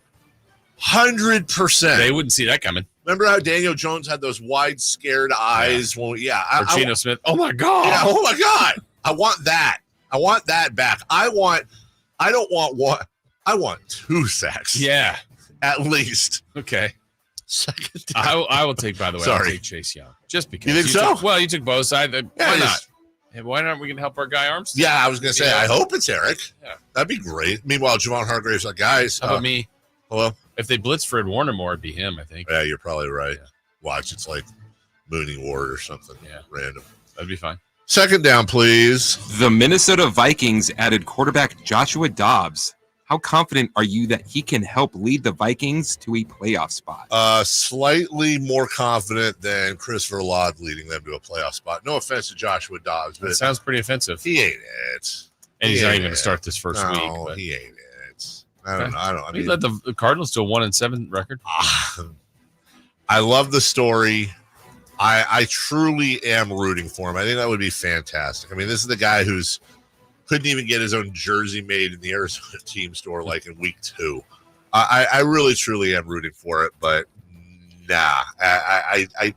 They were rumored to be pretty darn close on Jameis Winston, and I'm not trying to say Jameis Winston would be, El Savior, but I think the ceiling's a little higher than Joshua Dobbs. 8 touchdowns, 5 picks, and a QBR of 46. Now you're going to Minnesota without Justin Jefferson, although they do have a couple of pieces. Yeah. Good luck. I mean, also part of the problem is that Detroit's kind of gotten up there and getting some separation, so it's going to be harder to win the division. Then you got to be a wild card team. Well, at this point, the wild card teams look like Cowboys or Eagles, right? Niners or Seahawks. It's going to be a little bit more difficult for them to get in. Gee golly, how about a third down, would you? Which AFC team that is 3-4 would you rather be? The Chargers, Titans, or Texans? Well, Jason, let's just go down memory lane here. You've got for the Chargers, you still got the Lions. You're in New York for the Jets, the Ravens, the Bills, and the Chiefs. So I'm gonna take the Chargers out of the equation, personally. The Texans, this year's perhaps surprise team. They got the Bucks in Cincinnati. They got the Cards, the Jags, the Broncos, Jets, Titans, Browns, Titans, Colts. I already looked at the Titans. I would put it in this order: Texans, Titans, Chargers. Now that's not necessarily how I think they are. I think the Chargers are the best of those 3 teams. Schedule wise, though, give me the Texans. Yeah, I'm also going back to that trio: GM, coach, quarterback. Yeah, best quarterback is Herbert. Best coach, it might be D'Amico Ryans. Yeah. And that group. Vrabel's pretty good though too. Yeah. I'm Staley. I used to love the way he coached, so risky, and now he's just crazy, just reckless with his fourth downs. Reckless. So yeah, give me the Texans. Why not? Okay. That future looks good. Fourth down, please. Which last place NFC team has the brightest future? The Giants, the Panthers, the Bears, or the Cardinals? Woof. Did we say none? Brightest future? The Bears suck, and they don't have a ton to build around. I mean, Montez Sweat, they obviously want to re-sign him. Justin Fields, jury's still out on him. And they're going to fire their coach before next season. So I'm taking them out. Carolina's got their guy at quarterback. I just don't know if he's the guy. First year for their new coach. Brian Burns is gone, I'm sure. Not a lot there. what the hell do the Giants have? Mm-hmm. They don't have a quarterback. Saquon wants out or whatever. And I don't think Saquon's really that as great as a lot of people. I just Saquon doesn't impress me as much anymore. I'm gonna say the Cardinals. I'm gonna say the Cardinals because they're gonna have some picks coming in. They might be able to get something out of Kyler Murray. They're going to own some capital here, and I kind of like their coach. Okay. This young coach who got made fun of a lot, but for the first few games of the season, the Cardinals were very much in every game and won. You'll remember they lost to the Commanders 20-16. They lost to the Giants by 3. Then they beat the Cowboys in that surpriser by 12, and then. Really, ever since the Niners got a hold of them, 35-16, it's been all downhill from there. But they were 1-2. They've lost 5 in a row. I don't like any of the 4. I don't either. I guess I have to pick one. I'd probably take the Panthers. And the only reason I'm taking the Panthers, and I know things can change over time, but their division's not very good. And I think over time, I don't know that the Saints, Falcons, Bucks are running away with anything going their future. So I think the Panthers have a good offseason. They could redirect this pretty quickly. We will take a break. When we come back, as we finish up the hour, we got 3 in the key for tonight.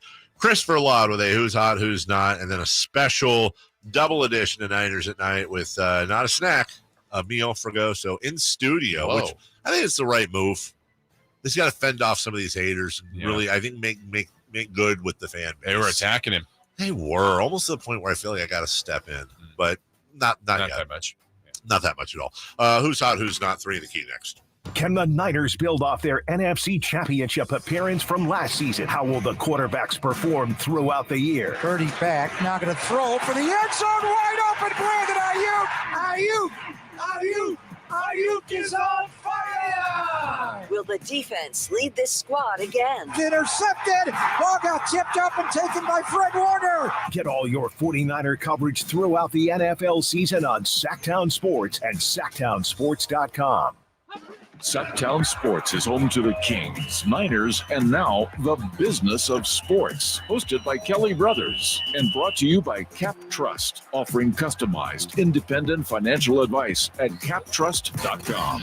Join Kelly Brothers, Carmichael, Dave, and Jason as they look at the business of sports every Thursday at 7:40 a.m. You want to know how sports really work? Follow the money with Kelly Brothers from Cap Trust on Sactown Sports. At aimyourdigital.com, we'll help you find the right customers. Spread awareness of your product or services. We can help build trust in your brand and services with a digital marketing campaign. Increase leads and get more customers. We create tailored digital marketing campaigns that deliver results. Don't wait. Get started today. Contact aimyourdigital.com. That's aimyourdigital.com and start seeing results. It's easy to think all money managers are pretty much the same, but at Fisher Investments, we're clearly different. Different? How? You sell high commission investment products, right? No, Fisher Investments doesn't sell any commission-based investment products. Well, you must earn commissions on trades. Nope, never at Fisher. We're a fiduciary, obligated to act in our client's best interest. It's the highest standard of care for a financial advisor. How do you know what's in their best interest? We get to know our clients and then tailor a portfolio based on their goals and needs. But you probably sneak in some hidden and layered fees. No, we have one transparent management fee structured so we do better when our clients do better. Wow, you really do look out for your clients. That's because our top priority is helping them achieve a comfortable retirement. It might be why most of our clients come from other money managers. Visit FisherInvestments.com to find out why investors like you switch to us. Fisher Investments. Clearly different money management. Investments and securities involve the risk of loss. It's time now for the Silver and Black Report, brought to you by ACR Home Services. For all your roofing and solar needs, visit acrhomeservices.com. Major changes in Vegas. Josh McDaniels and Dave Ziegler were fired from their coaching and GM duties. McDaniels was just 9-16 in a season and a half. Linebacker coach Antonio Pierce takes over on an interim role. Since Mark Davis took over control of the team in 2011, the head coaching list: Hugh Jackson, Dennis Allen, Tony Sperano, Jack Del Rio, John Gruden, Rich Bisaccia, and Josh McDaniels. That is your Silver and Black Report. Let ACR Home Services be your one-stop shop for all your home needs, starting with unbeatable roofing services. Right now, get a new roof and receive $1,000 off that roof. So sign up today and save with no payment for up to 12 months. And ACR is more than just a roofing company. Whether it's roofing, solar, electrical work, you name it, when you choose ACR Home Services, you're not just getting a contractor, you're partnering with a team that's invested in your satisfaction. That's ACR Home Services. What's hot and what's not. Brought to you by American Energy Heat and Air, making the uncomfortable comfortable. Head to AmericanEnergyAir.com to find out more. What's hot? Yeah, hot. Real hot. And what's not? It's not good. Brought to you by American Energy Heating and Air, Sacramento's complete heating and cooling company, and second opinion partner. Who's hot? The Texas Rangers. Hey. They're in the World Series. They won 11-7 last night. It was also the 10th straight road game that the Rangers have won. That is the longest streak in Major League Baseball postseason history. That's redonk. It is. That is redonk. They are pretty hot. I mean, my goodness. You don't even lose a road game. Redonk. That's redonk. Who's not? The Lakers. They're playing the Clippers tonight. The Clippers have beaten the Lakers 11 consecutive times. Yeah. Wow, they own LA. Love that. I think LA is a Clippers town now, isn't it? Officially. They own LA. Joel Embiid is not. He was fined $35,000 yesterday for repeatedly making an obscene gesture on the court. He was doing the pelvic thrust. And as one pump or two. Key and Peele. Why did I almost say Peele and Q? Key and Peele. I always knew you were a bigger Peele guy than Key guy. Yeah, but both. Key and Peele. Oh. You can only do 2 thrusts. Yeah. You can't do 3. No, too many. 3 is a flag. Right. Who else is not? I got a couple of not hots here. Who else is not hot? Jason, we just heard it in your Raider report. Yeah. The Raiders and coachings. It's a big list. Antonio Pierce will now be the 12th different head coach to coach a game for the Raiders over the last 20 seasons. That includes interims. That's the most of any franchise over that span. He will be the 8th different coach, interim or regular, as you said, for Mark Davis, since he took control from Al Davis in October 2011, joining Hugh Jackson, Dennis Allen, Tony Sperano, Jack Del Rio, John Gruden, Rich Bisaccia, and Josh McDaniels. You think they can get Bisaccia back? They loved him. Yeah, they did. Yeah. Also, who is not hot? Well, I think baseball. Baseball in general, because the 2023 World Series is on pace to be the least watched World Series ever. Just to give you an idea, the second least watched was the COVID series between the Dodgers and Rays, 9.8 million average viewers. Yeah, that's still 1.3 million more than this one's got. And there's no COVID stoppages. 8.5 million. Just to give you an idea, all the way back in 2016, the Cubs and Indians, 22.8 million. Astros LA in 2017, 18.9. And then it really started to dip down. Red Sox, Dodgers. That's Boston versus Los Angeles, 14.1 million.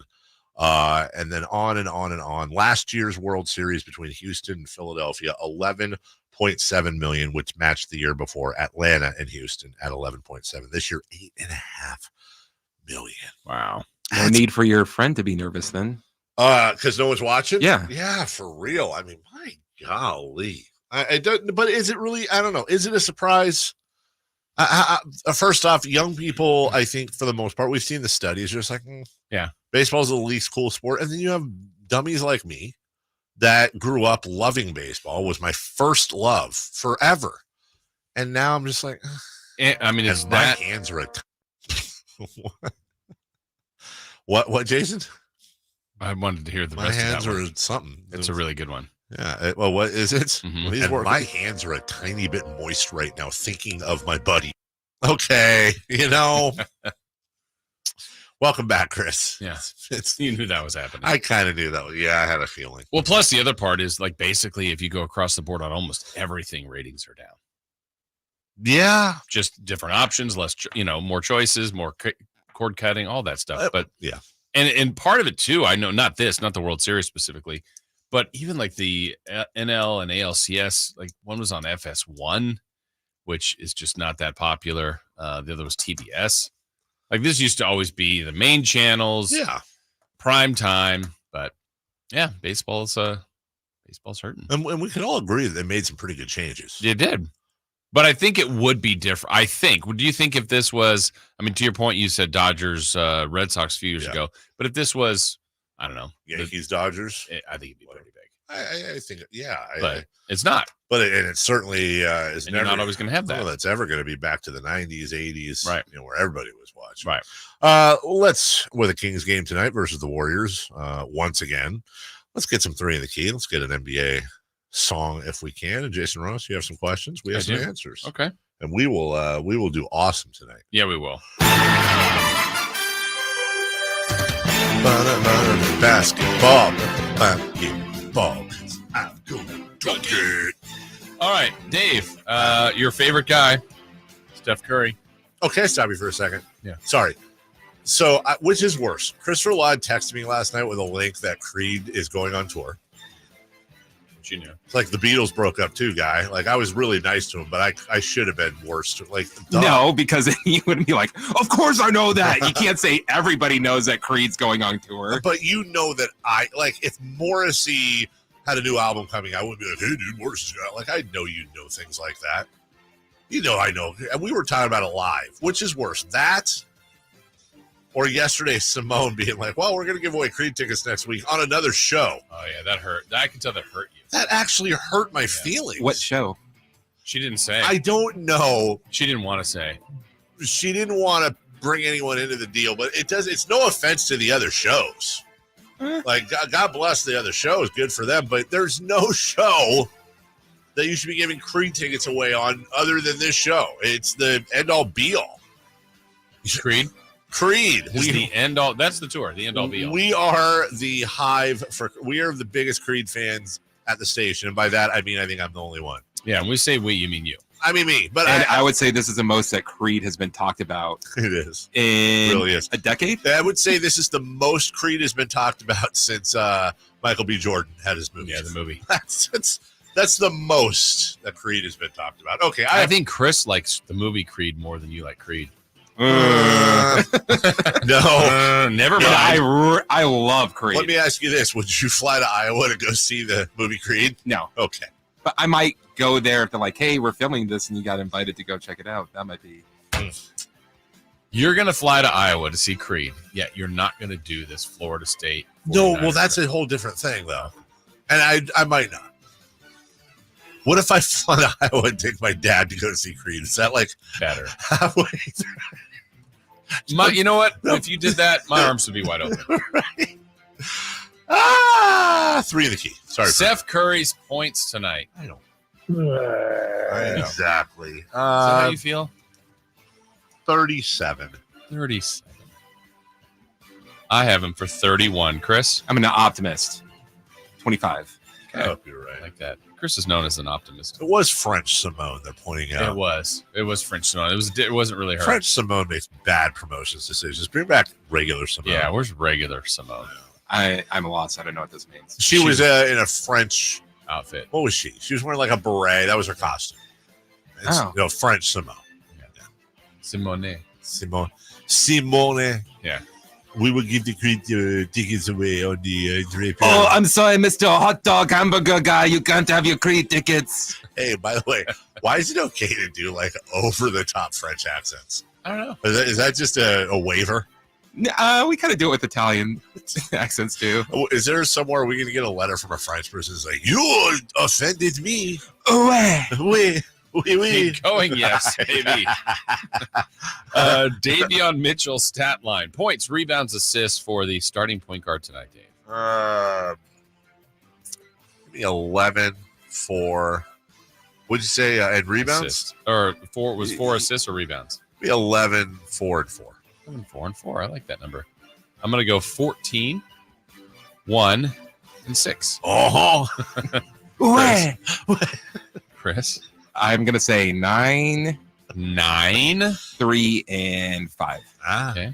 And lastly, Dave, we would like a random stat. Something weird, something odd, something different that will happen tonight.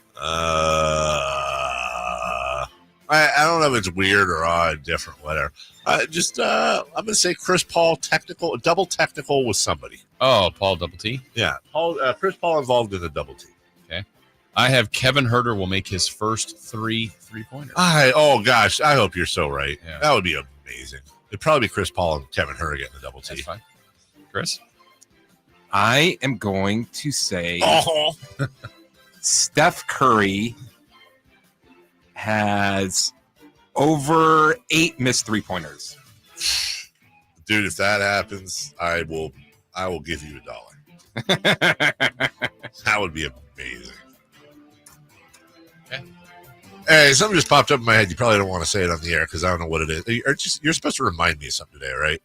Yes. Didn't you text me about something? Yes, I was literally going to remind you. Right after this. Just for the air or no? Is it for the air? I mean, it could be. I don't remember what it is. So. Tickets. Yeah. Chris wants to join many other loyal fans and go see the semifinals. I guess we call it the Western Conference Championships. The Republic. For the Sac Republic Nice. this weekend. Yeah, I don't think that would be an issue at all. We'll take a break. When we come back, Niners at 9. And Sactown Sports Insider, noted Sonics fan, Emil Fragoso will join us, and we'll do all that. What do you say next? Yeah, let's do it. Let's do it next. Last season, the Sacramento Kings gave us a little bit of everything. A Pacific Division type GM of the Year, Coach of the Year, Clutch Player of the Year, All-Stars and all NBA performers. Plus, we got to light the beam. Here's a steal by Fox, the breakaway. He stopped the rip with the left hand. What does this season have in store? Find out. Each and every Sacramento Kings game can be heard right here on your proud home of the Beam team, Sactown Sports and SactownSports.com. All new spring deals are here at Lowe's. Start planting your garden this weekend with Bonnie 11.8-ounce vegetables. Buy 4 for $10. Plus, liven up your patios and decks with fresh blooms. Select 1.5-gallon hanging baskets or 2 for $20. Lowe's knows spring. Lowe's knows home improvement. Offers valid through 5/17. In-store only. Actual plant size and selection varies by location. While supplies last, excludes Alaska and Hawaii. Hey, it's Carmichael Dave, and I recognize, just like my friends at American Energy Heat and Air, that your time is important. And that's why shopping for a new air conditioner is now easier with American Energy Heat and Air's online quoting tool. All you have to do is go to AmericanEnergyAir.com and get an instant quote right now. It'll help you determine what system you're going to need to get. It'll provide the best pricing options, all from the comfort of your home without having to have somebody come to your home. You know how annoying that is? They come in and everybody there is so sweet and nice, but how much better is it to be able to get it on demand? Visit AmericanEnergyAir.com. Check out how easy it can be. Or if you want to give them a call and talk through what your needs are, 916-520-9990. That's 916-520-9990 or AmericanEnergyAir.com. Call 916-520-9990 now. From the Power Business Technology Toshiba Studios. KHTKAM Sacramento. KYMX HD2 Sacramento. Sacramento's official home for the San Francisco 49ers. Touchdown! San Francisco! Sactown Sports. Sactown Sports. Headlines. I'm Chris Verlaud with your Sactown Sports headlines. The Las Vegas Raiders announced last night that they have fired head coach Josh McDaniels and assistant general manager Dave Ziegler. Under their tenure, the Raiders were 9-16, including a 3-5 record so far this season. Linebackers coach Antonio Pierce was named the interim head coach, and assistant general manager Champ Kelly was promoted to interim general manager. The Sacramento Kings are back in action tonight when they take on the Golden State Warriors. Kings will be without all-star De'Aaron Fox, who suffered a sprained ankle against the Lakers on Sunday. You can listen to tonight's game with game night at 5:30 and tip-off scheduled for 7 right here on Sactown Sports. Reminder, all guests come to you via the Folsom Lake Honda hotline. Folsom Lake Honda, your one-stop Honda shop. Those are your headlines. Now let's get back to the Carmichael Dave Show with Jason Ross. The Carmichael Dave Show. He's on the microphone when he's not on the microphone. He's playing a song, and when he's not playing a song, he's on the microphone, and then boom. With Jason Ross. No, he didn't. Yes, he did. Call or text at 916-339-1140. It's the Carmichael Dave Show with Jason Ross on Sactown Sports.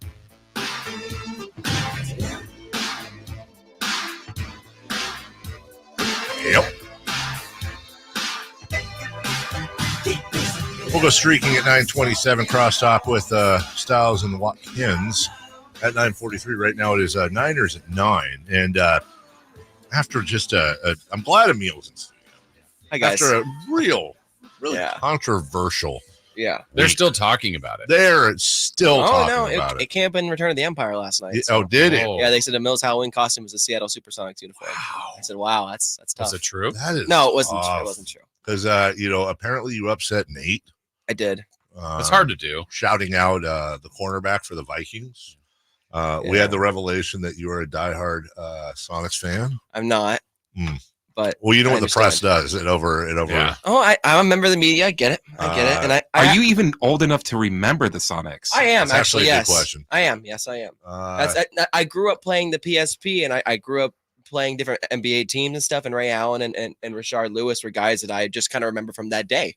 Have you, real question, been to Seattle? Yes, I have actually. Okay, I've been to the Space Needle, all that stuff. I enjoy Seattle a little bit. Like the weather, I like. I enjoy Seattle. What are you, my dad? With that reaction? I hate Seattle. I don't hate.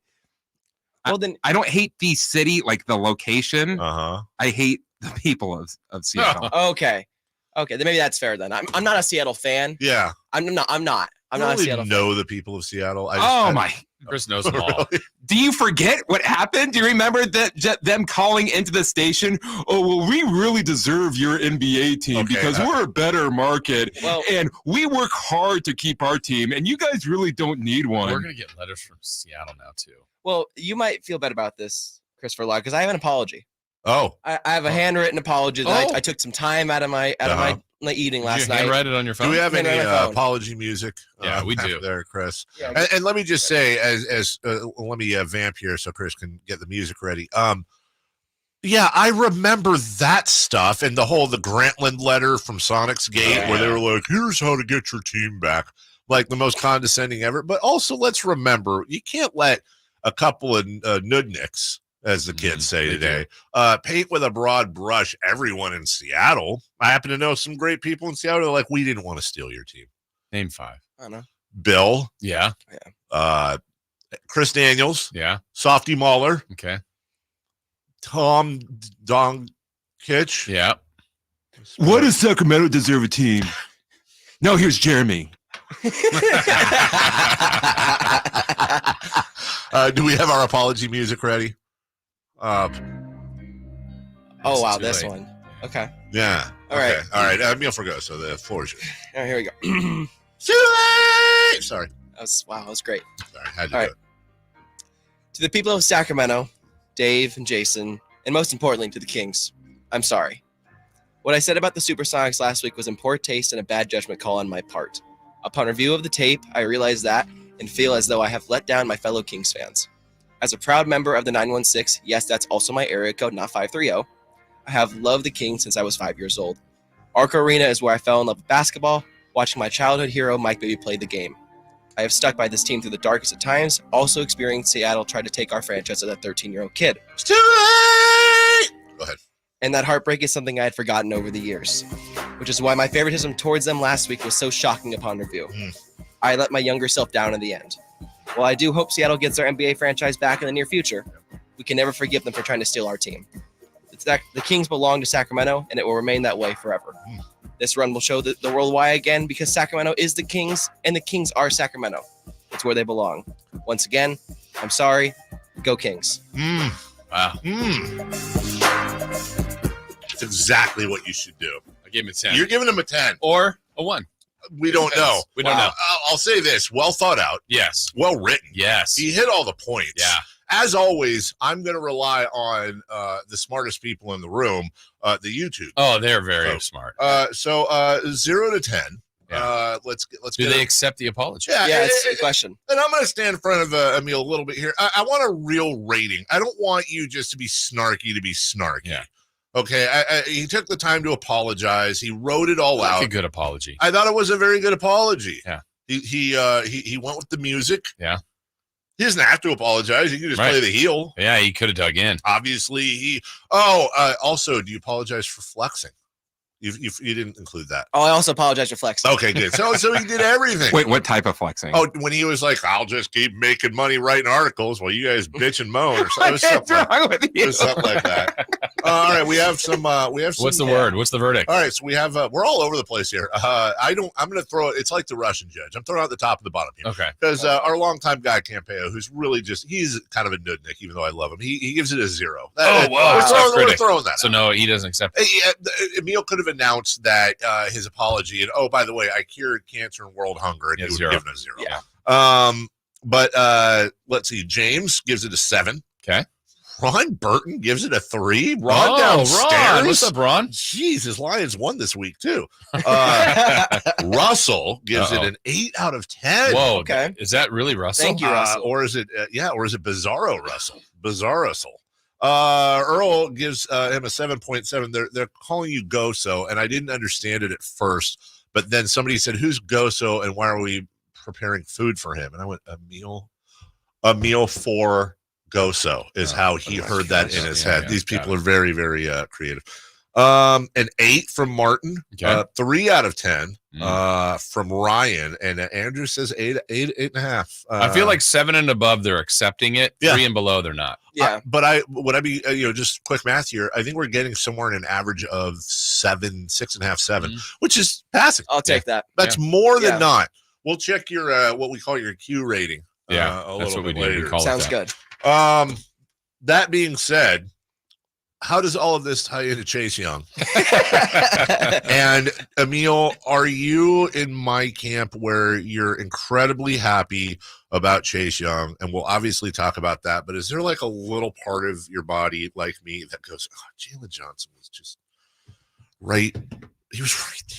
Yeah, there is, and that's why I gave him a B yesterday Yeah. on their trade deadline, because I do think that getting Chase Young is a massive acquisition. He's going to absolutely help up this defensive line, both as a pass rusher and a run game player, because he's been playing, I don't know if you look at the snaps, 90% of the time for the Washington Commanders. That's a lot of snaps. He's not going to do that for the Niners, but he's still a very valuable player and has showed that quick burst that he had before the injuries going back to when he was in Ohio State. Yeah. So my problem. Plus, he's a free agent this year, too. Correct. He wants to And, get paid. and he's a comp 3 pick they're using, Yes. and they're probably going to get a comp 3 back from him if he does walk. So it's basically a free rental. Regardless, the Niners secondary is bad. Yeah. Like, just there's no ifs, ands, or buts. It's terrible. I like Mooney Ward. I like Diamador Lenore. They're fine. Everything else besides them is a question mark. Ambry Thomas hasn't played up to standards. Isaiah Oliver hasn't played up to standards. Well, let me ask you this. Which is worse, their line or their secondary? Oh, they're secondary. That would be before Chase Young. They're secondary. Yeah. So well, the line wasn't getting home, obviously. Sure. That's the whole point of their team, is to get home first to cover up the weaknesses. Their secondary is still definitely a problem. And I feel like getting a guy like Jalen Johnson, who I know there was a big, what are they going to get for him? Is it a second rounder or first rounder? He wants max money. Niners weren't going to be able to do that. That's why the deal never happened. Why didn't they go after Kenny Moore for the Colts? Yeah. Like, he would be perfect in a Steve Wilkes defense system. He leads the NFL in tackles for cornerback. He is the perfect slot corner for them. You can move him either outside or inside, whatever you want to do, but he is a physical corner that would be very, very useful with them right now. Also on an expiring deal.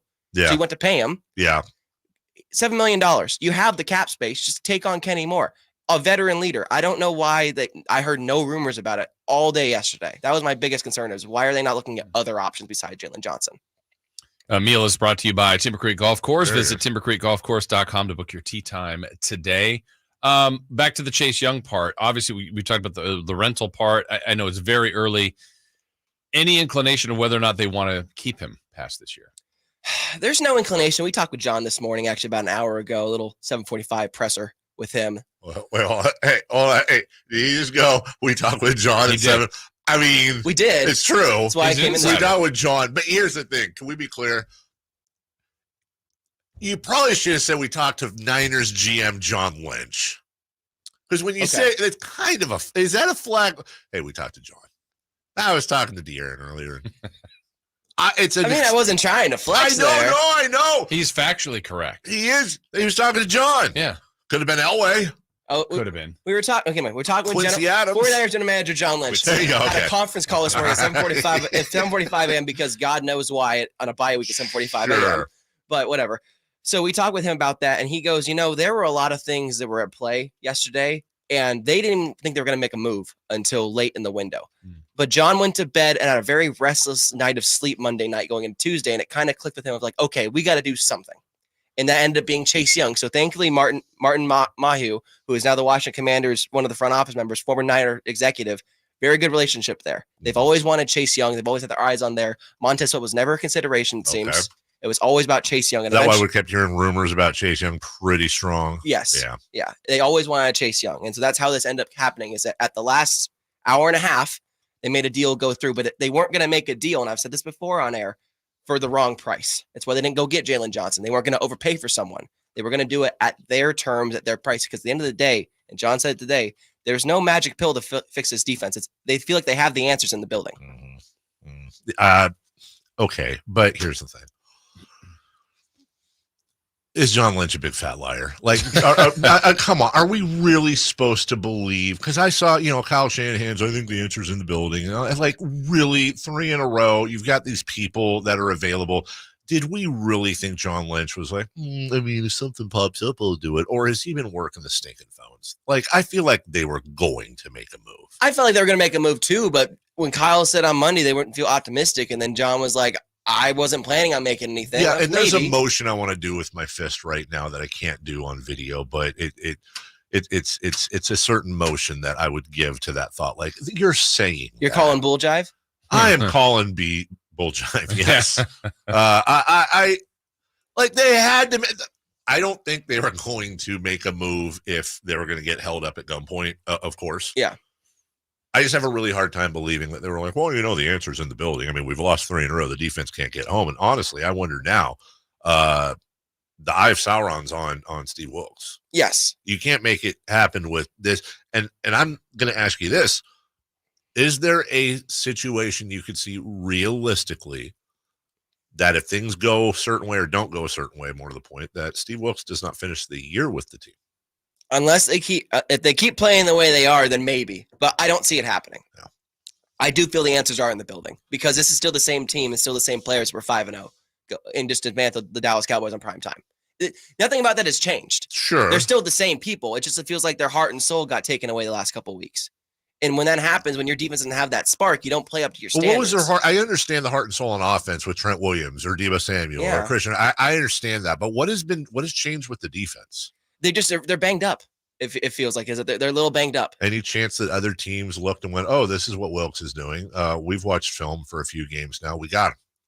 I do think that's also possible. I feel like they've been trying to marry two systems together this year with Steve Wilkes. They wanted to bring in Steve Wilkes, who was a defensive coach, defensive back coach, not a linebacker, not a defensive end like Robert Saleh and D'Amico Ryans were both linebackers before them, who are all about bring the pressure, bring the pressure, bring the pressure.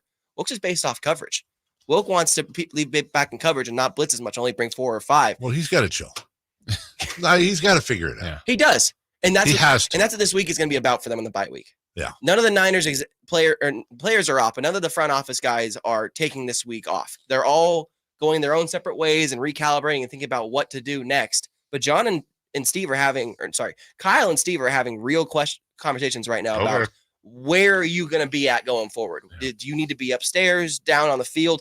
What do we do to fix it? Because there is a problem clearly, and I don't think it's the players. I think it's the scheme. So they had defense. Was there any talk, Emil, to your knowledge, about offense? Again, I didn't think it was a problem, but 3 straight weeks of 17 points. Anything on offense that they discussed? Nothing. Wow. They should they have? No, I don't. I frankly was looking at them maybe offload a little bit for extra picks because they've done that in the past with the running backs, especially. Like Elijah Mitchell was someone I had circled of like, could they move off him for a 4th rounder? Yeah. They did last year with Jeff Wilson Jr., but this team is missing Trent Williams and Deebo Samuel, and it's pretty clear how valuable they are after the last 3 weeks, and that's kind of what they're banking on is they're going to get both those guys back after the bye week. Emil Fregoso joining us for Niners at 9. We're going to pause here real quick. Can you stick around for another segment? I'm all here all day. We were originally going to have you on for just the one, but after you kind of came clean, and flayed yourself in front of the audience, who's responded fantastically, by the way. I think you deserve a second. Yeah, I appreciate that. Because we believe in you. We've always had your back. Thank you. I appreciate that. Thank you for the second chance. We've always had Yeah.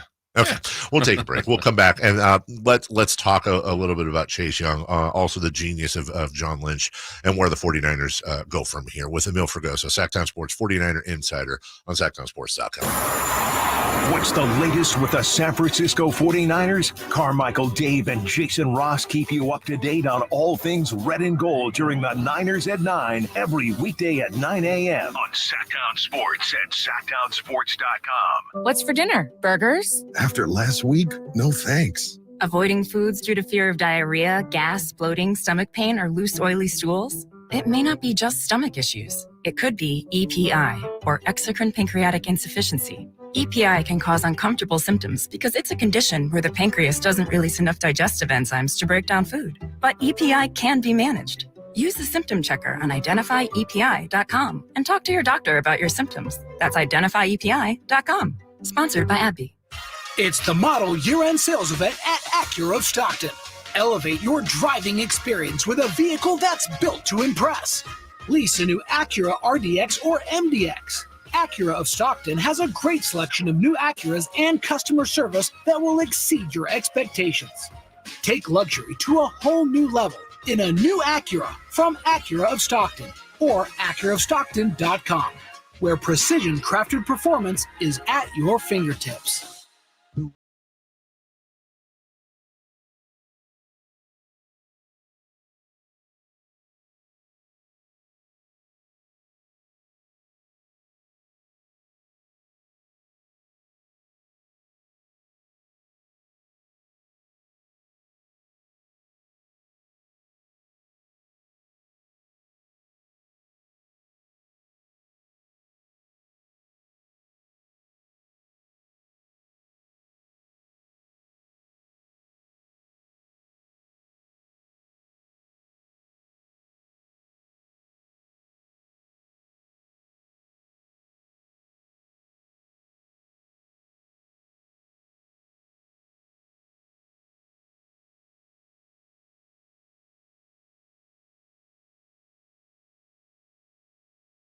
$1140, and you can win a family 2-pack. Nope. See what I did there? It's a family 4-pack, Jason. That's 4 tickets. Wow. It goes to UC. Yeah, exactly. It goes to UC Davis this weekend. For more information, visit SactownSports.com. Umair or Umair, I'm sorry. I see him online all the time. UMAIR said, did I miss Raiders talk this morning? It hit me up on Twitter yesterday. Yes, actually, you did. I think we've talked about the Raiders at least 2 segments today. A lot to discuss. A lot to discuss. And they changed their QB, right? Yeah. Aiden O'Connell. Aiden O'Connell now under center. Got that story up on Sactown Sports right now. Jimmy G back to the Niners? No? I think that ship has sailed. Oh, okay. I think Kyle said it best. The ship has sailed. Ship is limped away. Yeah.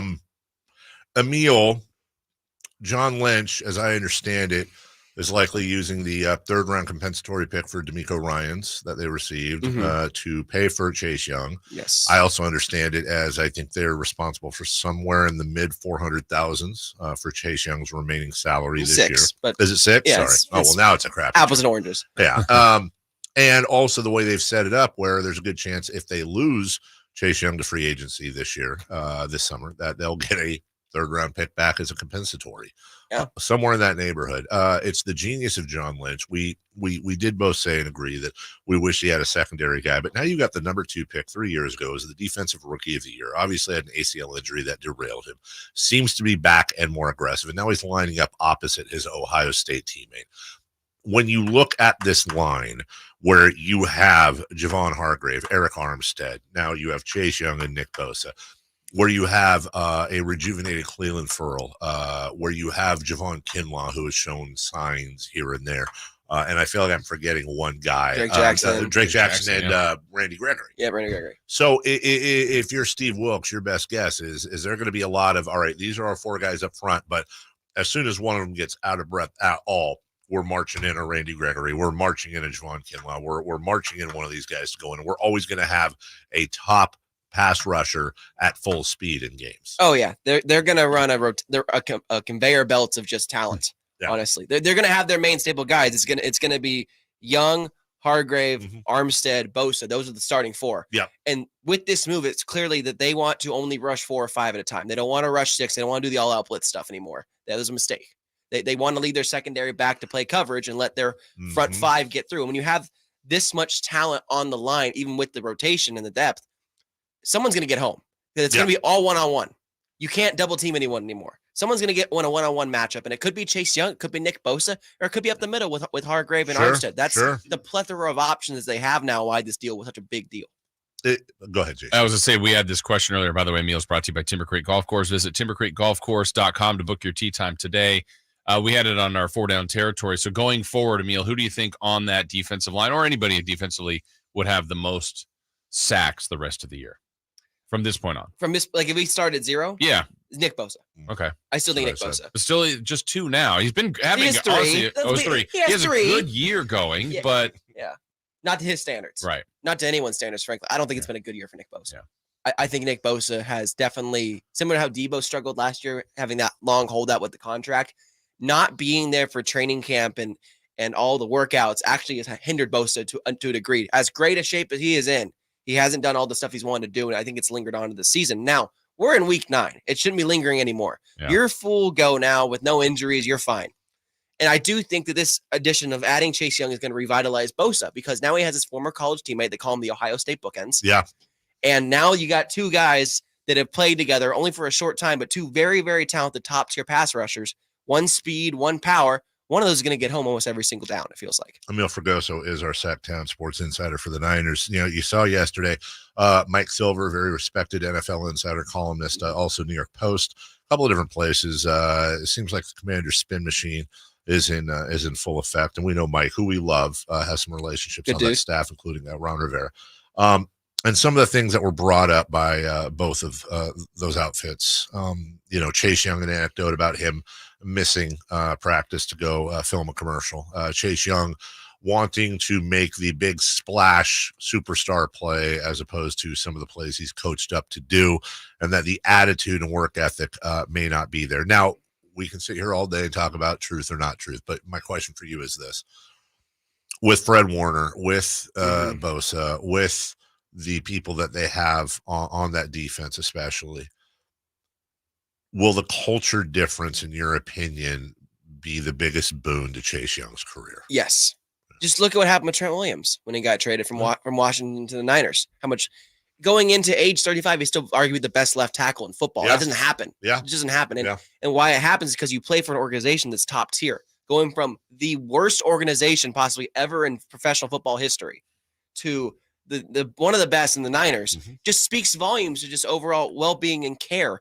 And John actually was asked about that on KMBR this morning about Chase's character issues. And he goes, I think highly of Chase. The people who I respect in Washington, and that building think highly of him. And I know Nick Bosa thinks highly of him. Yeah. That means a lot to us because Nick's words are never hollow. As long as they have people vouching for him that he is going to, buckle down and focus and all that stuff, and that's great. And if he doesn't do it in the Bay Area with the 49ers, he's not doing it anywhere. Right. If Chris Casera can't get through to him, he's not getting through to anyone. And there's, sorry, Jason, but there's a lot of money on the line here potentially for Chase Young too. There is. Yeah. Because year 4 going to year 5, I believe his 5th year option's already been turned down. So he's going to become a free agent after this season. And he wants to get max money. He wants to get paid like a number 2 overall pick. It's not going to happen, I don't think, right away for him unless he just breaks out into an all-pro like as soon as he gets here. But it's possible he's playing for a year or 2 extension. We're at $10 million plus a year, and then he can prove himself and get that, couple year extension as well. But that's what this trade is about is, hey, man, there's no excuses for you anymore. If you have all this talent, if you say you're the Predator like you say you are, then go act like it with the 49ers. Yeah. It's amazing how quick this can all change, too. I remember we were doing this, about 3 weeks ago, 5-0, killed Dallas. Yep. It's like, Emil, this is kind of boring. There's no flaws. Like, what do we even, but now all of a sudden, have a couple losses. What do you think has been the biggest? I mean, injuries are a factor, certainly, but this has been kind of stunning how different they've looked over the last 3 weeks. It's run defense. The biggest difference. It's the run defense. Both sides of the ball, frankly, run defense and run offense. They've been able to push the line. They're losing in the trenches. And the Niners never lose in the trenches. That's been their whole staple is win up front, both offense and defense. And on offense, it's a bad sign when Brock Purdy is your leading rusher.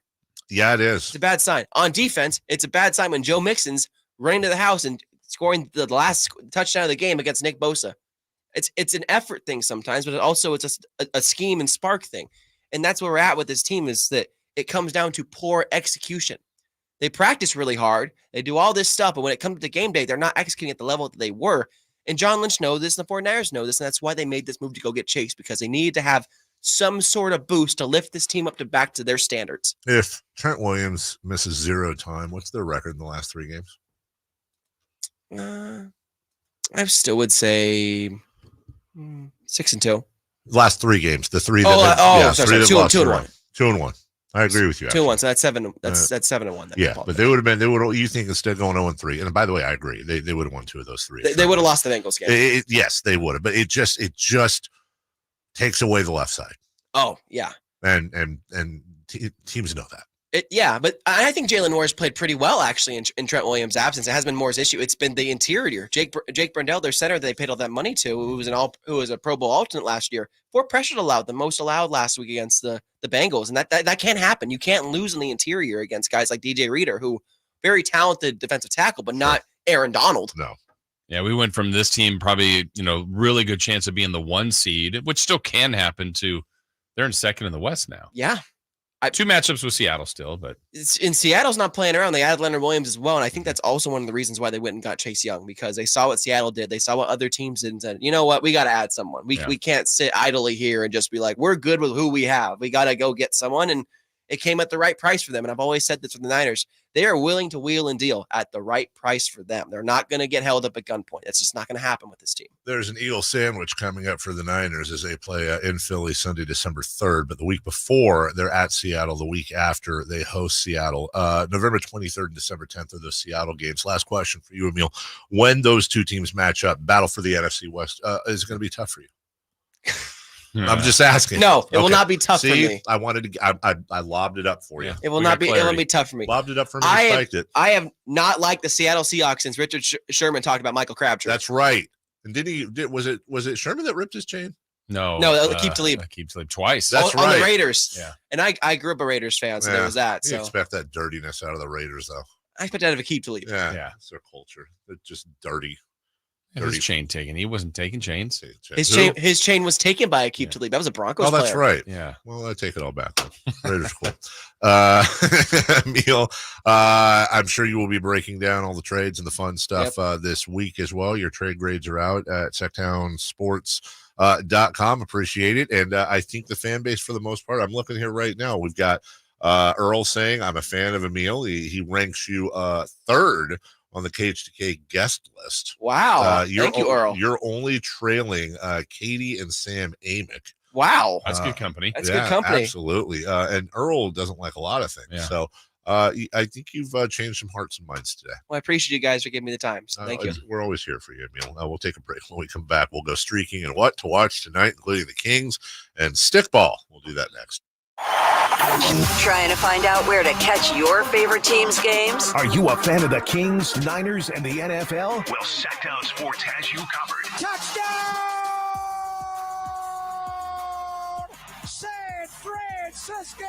It's all on his shoulders. Cox rocks. He fires for the win. He's got the triple. Catch all your Kings, Niners, and NFL games all year long on Sactown Sports and SactownSports.com.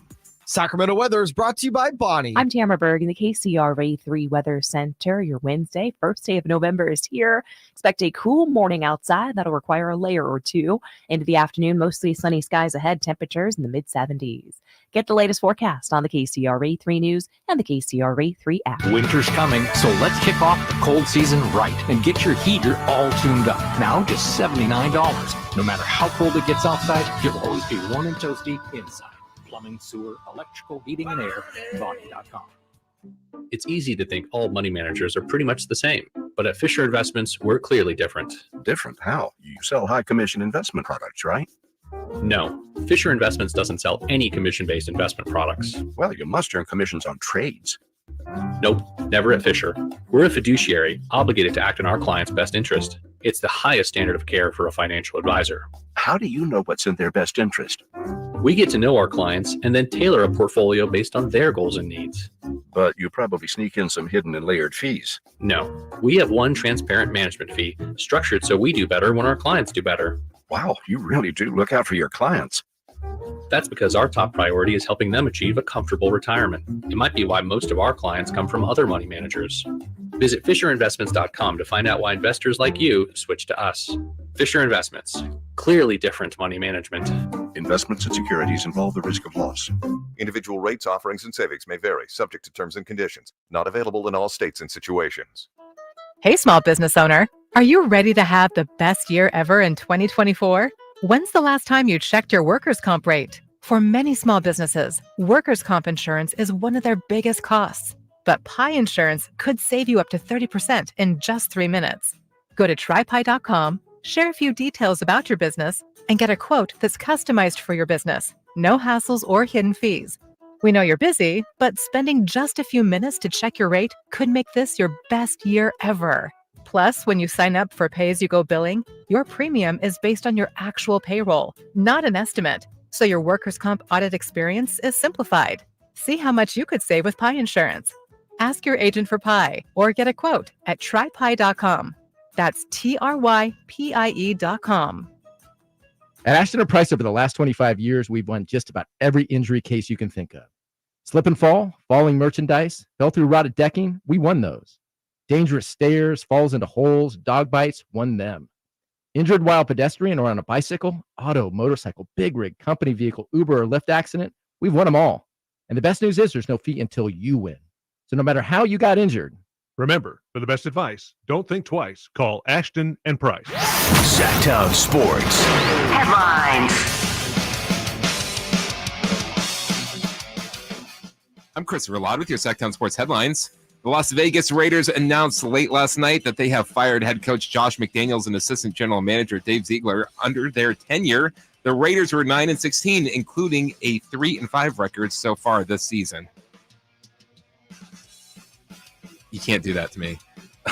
Linebackers coach Antonio Pierce was named the interim head coach, and assistant general manager Champ Kelly was promoted to interim general manager. Sacramento Kings are back in action tonight when they take on the Golden State Warriors. Kings will be without all-star De'Aaron Fox, who suffered a sprained ankle against the Lakers on Sunday. You can listen to tonight's game with game night at 5:30 and tip-off scheduled for 7 right here on Sactown Sports.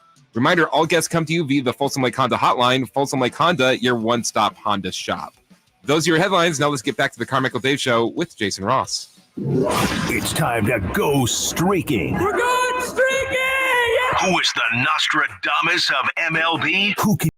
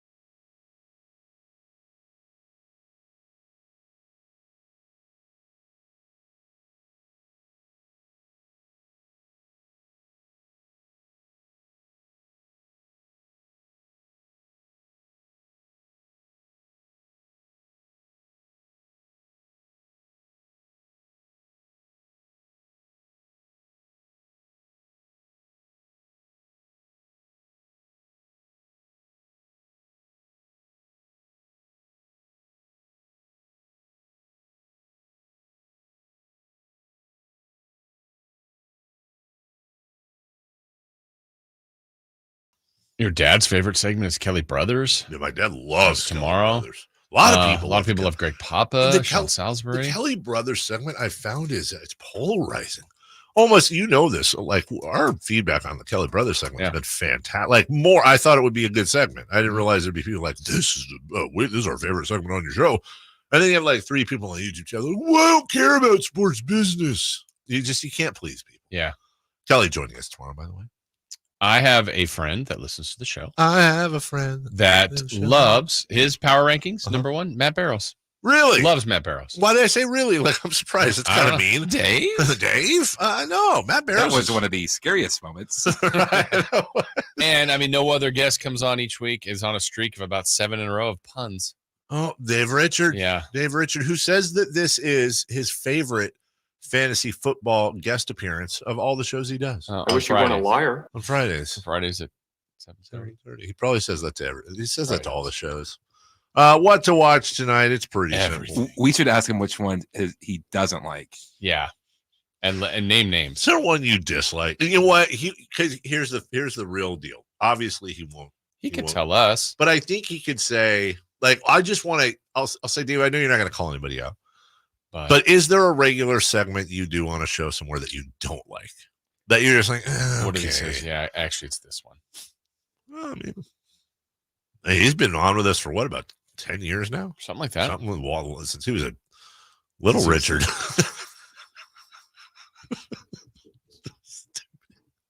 Kings Warriors tonight on Sactown Sports. That was great. 90% of why I laughed was because I got you, though. You got me good.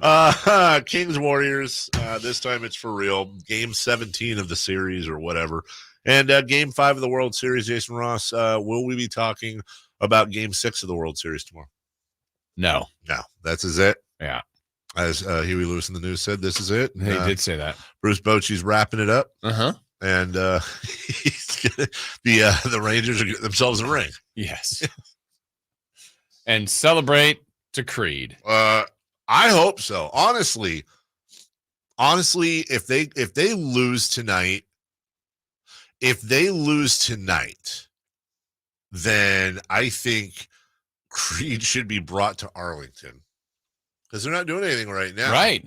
And be there for the parade? I think they should perform. Well, at the parade too. Absolutely. Yeah. On like Bruce Bochy's float. I wonder if Creed's a national anthem a band. I'm sure they've done that. You know what I'm saying? Like, has Creed ever sung the national anthem? And if so, because they did that performance in Dallas, that was terrible. But has Creed ever sung the national anthem anywhere? Let's find out. Looks like this is the Ford 400. That's a big race. And this is by Creed. I mean, Scott Stapp singing the national anthem. Who's brought stripes and bright stars through the perilous fight? Oh, the ramparts we watched were so gallantly streaming. This is hard for me as a diehard Creed fan. Why are you laughing? You're going to see them in Iowa. Because Scott Stapp, their lead singer, is making fun of himself. It has to be. Why do you say that? I have to say, I've never heard that before, but that is exactly what I think Scott Stapp would sound like singing the national anthem at the Ford 400. The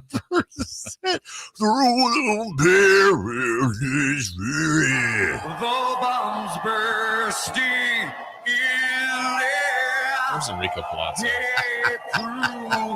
through the night, where the flag was still there.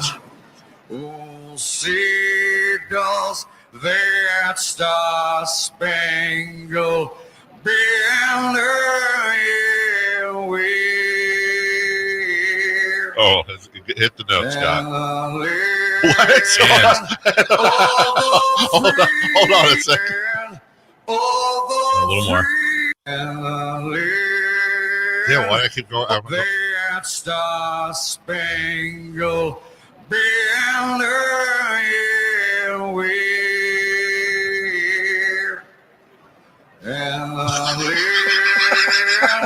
All the free. Falsetto? Nope. And the whole of the Giving it a like. Giving it a like. The very first comment from a year ago. Sometimes I forget that Scott Stapp actually sounds like people making fun of Scott Stapp. So he also did another one. No, he didn't. Yes, he did. It had been the Florida Marlins at the time, 2010. So he's done baseball. Yeah. So you want me to get the last part of it? Yeah, because maybe he was having a bad day. Maybe he's having a bad day. That was bad.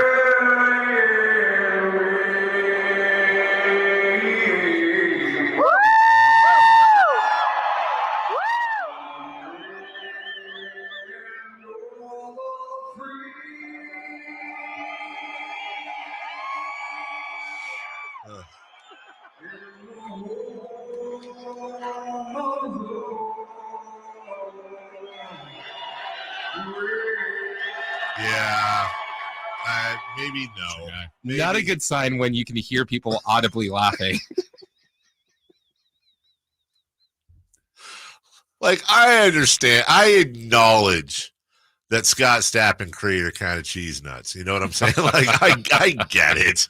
But they're cheese nuts. But I think when they step out of their Creed shell and go into, the national anthem, it's not exactly a rousing ad for their upcoming tour. Maybe just stick to a higher in my sacrifice and arms wide. Would you like to know the first comment on this video? Yes, I would. Yeah, I actually would. You can tell it's a fan, big fan. Yeah. Carmichael Dave level fan. This is definitely a huge improvement over the Full Circle tour. He either has been practicing to get his voice strong again, or he quit smoking. Either way, keep it up, Scott. Keep it up, Scott. Look at him, guys. A lot of energy, a lot of focus. We'll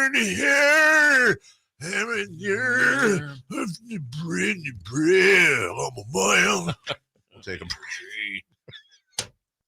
Do you see frowny piles of poo in the backyard? Why don't you get yourself some Supreme Source? Super premium doggy food, bark. Carmichael Dave. Here for Supreme Source Super Premium Dog Food. Hey, it's America's fastest growing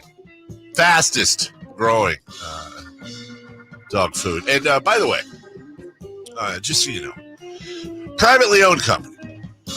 Who are the shareholders, you ask? Well, I'll tell you. They're your dogs.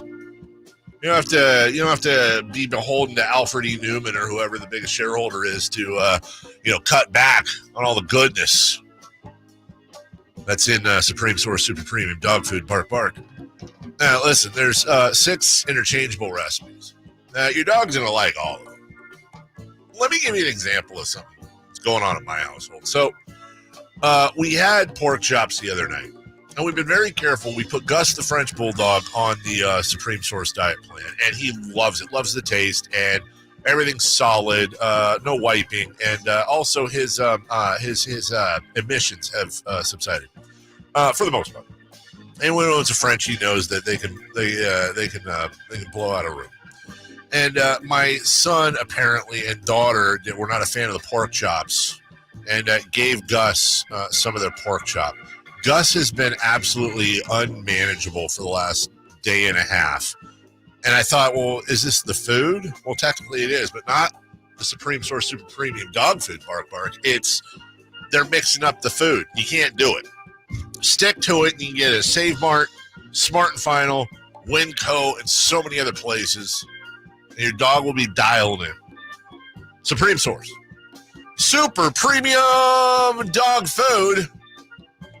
Don't let your dog sing the national anthem with Scott Stapp. We'll take a break. When we come back, crosstalk with Styles and Watkins. And then we'll do some celebrity birthdays brought to you by Crumble Cookies. We'll do it all right after this. The Sacramento Kings play here. He's got the triple. Sacramento takes the lead. Get your Kings fix all season long right here on your home of the Sacramento Kings. Sactown Sports and SactownSports.com. It's no secret to golf enthusiasts that Timber Creek and Sierra Pines in Roseville are one of the region's most unique and scenic places to enjoy a great game of golf. 27 holes, boundless options. Elevate your game on our newly renovated driving range, putting green, and chipping area. Whether you're aiming for fun, lower scores, or all-around growth, we've got you covered. Experience golfing dreams in Roseville and book your tee time at timbercreekgc.com. Timber Creek and Sierra Pines, your ultimate golf haven. Carmichael Dave here for Jiffy Lube, your proud sponsor of the Drive of the Game. Now listen to every Kings game for Gary Gerald's Drive of the Game call. Then listen to Jason and myself the next morning for a chance to win a $100 Jiffy Lube certificate, courtesy of all the Jiffy Lube locations in the greater Sacramento area. Get your vehicle ready for the holiday driving season at Jiffy Lube today. Oil changes, wiper blades, tire rotations, and more. For more information, go to jiffylube.com. Golf to Go is brought to you by the Hagen Oaks Golf Super Shop. Here's Frank LaRosa. With wet weather here, you're probably going to play a few rounds in the rain, so keep a few things in mind in those wet conditions. The ball probably won't go as far because you'll get little, if any, run out. If you tend to hit the ball low, maybe think about adjusting the loft of your driver to carry the ball farther. And when you get to the short clubs on the wet ground, your wedge can have a tendency to dig into the turf, so focus on hitting the ball first. And if you occasionally spin the ball back on the greens, expect more of that to happen when they're wet. Now, all of this assumes that you're ready to play in the rain. You own waterproof shoes and rain gear, rain gloves, which work best when wet, and an extra towel to keep everything else dry. But the most important thing you should bring to the first tee is a positive attitude. I found some of my most memorable rounds have been played in the rain. Overcoming the conditions to enjoy yourself while possibly shooting a good score makes for a great day. And remember, golf is a game, even in the rain.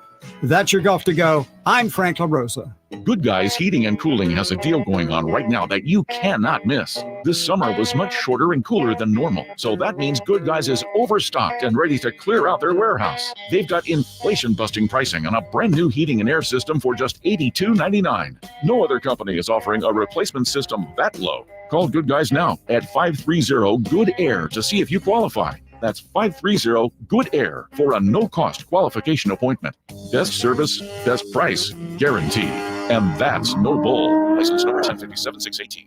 It's time for the news of the day. The latest headlines, the biggest stories, hard-hitting analysis. Yeah, this is none of those things. And now, here's Carmichael Dave and Jason Ross.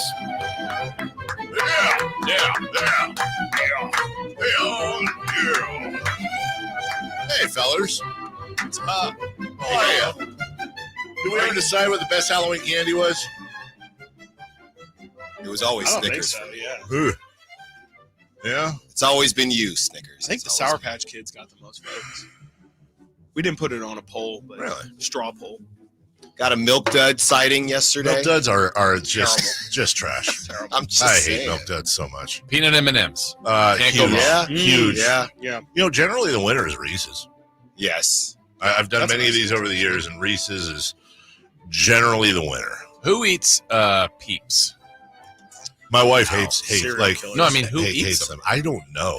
If there's nothing Are those a around, marshmallow? Are yeah, they flavored marshmallow or I don't are they know. just I don't know. marshmallow? They're flavored blue and yellow and pink. They're flavored. Have you guys heard of a Look Bar? No, I is this a think I joke? have. What's No, a I Look think I Bar? Hi, Chris. How's it going? Hey, Chris. Let's see. Long time no see. I've heard that. Wait, what is that? It is. I can't find it now. It is. Oh, look, Look. a Look Bar. A Look Bar. I think I've thought seen you were that saying, before. Like, it's a type of establishment. Rich dark chocolate covered with nougat. Oh, we had to look up what nougat Yeah, was. I was going to say, Peanuts. nobody ever knows Yeah. what nougat is. Apparently, it's like It's the filling. yeah. It's Well, like, I understand that, Yeah. but has anybody whipped up a batch of nougat? Yeah. Somebody yesterday on the text line said that nougat was chocolate. it's pretty much chocolate. It's like Really? a whipped up concoction that is Ah. essentially chocolate. Nougat is a family of confections made with sugar or honey, roasted nuts, which could be almonds, walnuts, pistachios, and hazelnuts, along with macadamias, whipped egg whites, and sometimes, but not often, candied fruit. The consistency is chewy and using a variety of candy bars and chocolates. Whoever told you nougat was chocolate is a liar. Yeah. They were trying trying to defend Three Musketeers. Right. There was a random Three Musketeers hive that came in. I'll tell you, I won't turn down a Three Musketeers bar if there's not. It's not. I don't see it. There's nothing left. That's what I said. It's like one of those candies that you get in the variety pack, and it's the one that gets left over. Anybody bought a Three Musketeers bar? I probably in the last 5. I usually, if there's a whatchamacallit bar, I'm buying it. I enjoy a whatchamacallit. But you're not buying Three Musketeers. I remember the last time I bought one was at the Madison building when literally nothing was in the machine except like eight Musketeer bars. Eight Musketeer bars? Eight Musketeer The other bars. 5. 24 Hey, Musketeers. we're Musketeers too. I'll buy it sometimes if there's like a 3 for $5 deal at AM/PM. Really? Yeah, and I'll go, You're gonna get 3 of them? I'll go, what? No, I'll go like whatchamacallit bar, Reese's, and 3 Musketeers. Wow, that was tough choice. I was met with disdain. Yeah, That was not approved. I just Going to AM/PM often. They use cash for your gas. Yeah, too much good stuff. Yeah, Sean Salisbury said, you freeze the Reese's. Yes. I agree with that. I'm out on the freezing stuff. Yeah. People want to freeze everything. You know, you're right. Freeze Grapes. the Snickers, freeze the grapes. I'll just eat it. Frozen watermelon's pretty good. I like watermelon in pretty much every form, so I don't know. Have you ever had grilled? Yeah. Mm-hmm. It's weird because it turns into like this weird steak-like consistency, but it's, you know what I'm talking about? Like it's a different consistency. Watermelon's probably my favorite fruit candy flavor, I would have to say. No, just Chris and I on the island by ourselves. Sure. Okay. Well, anyways, somebody lied to you about nougat, and I'd like to find out who.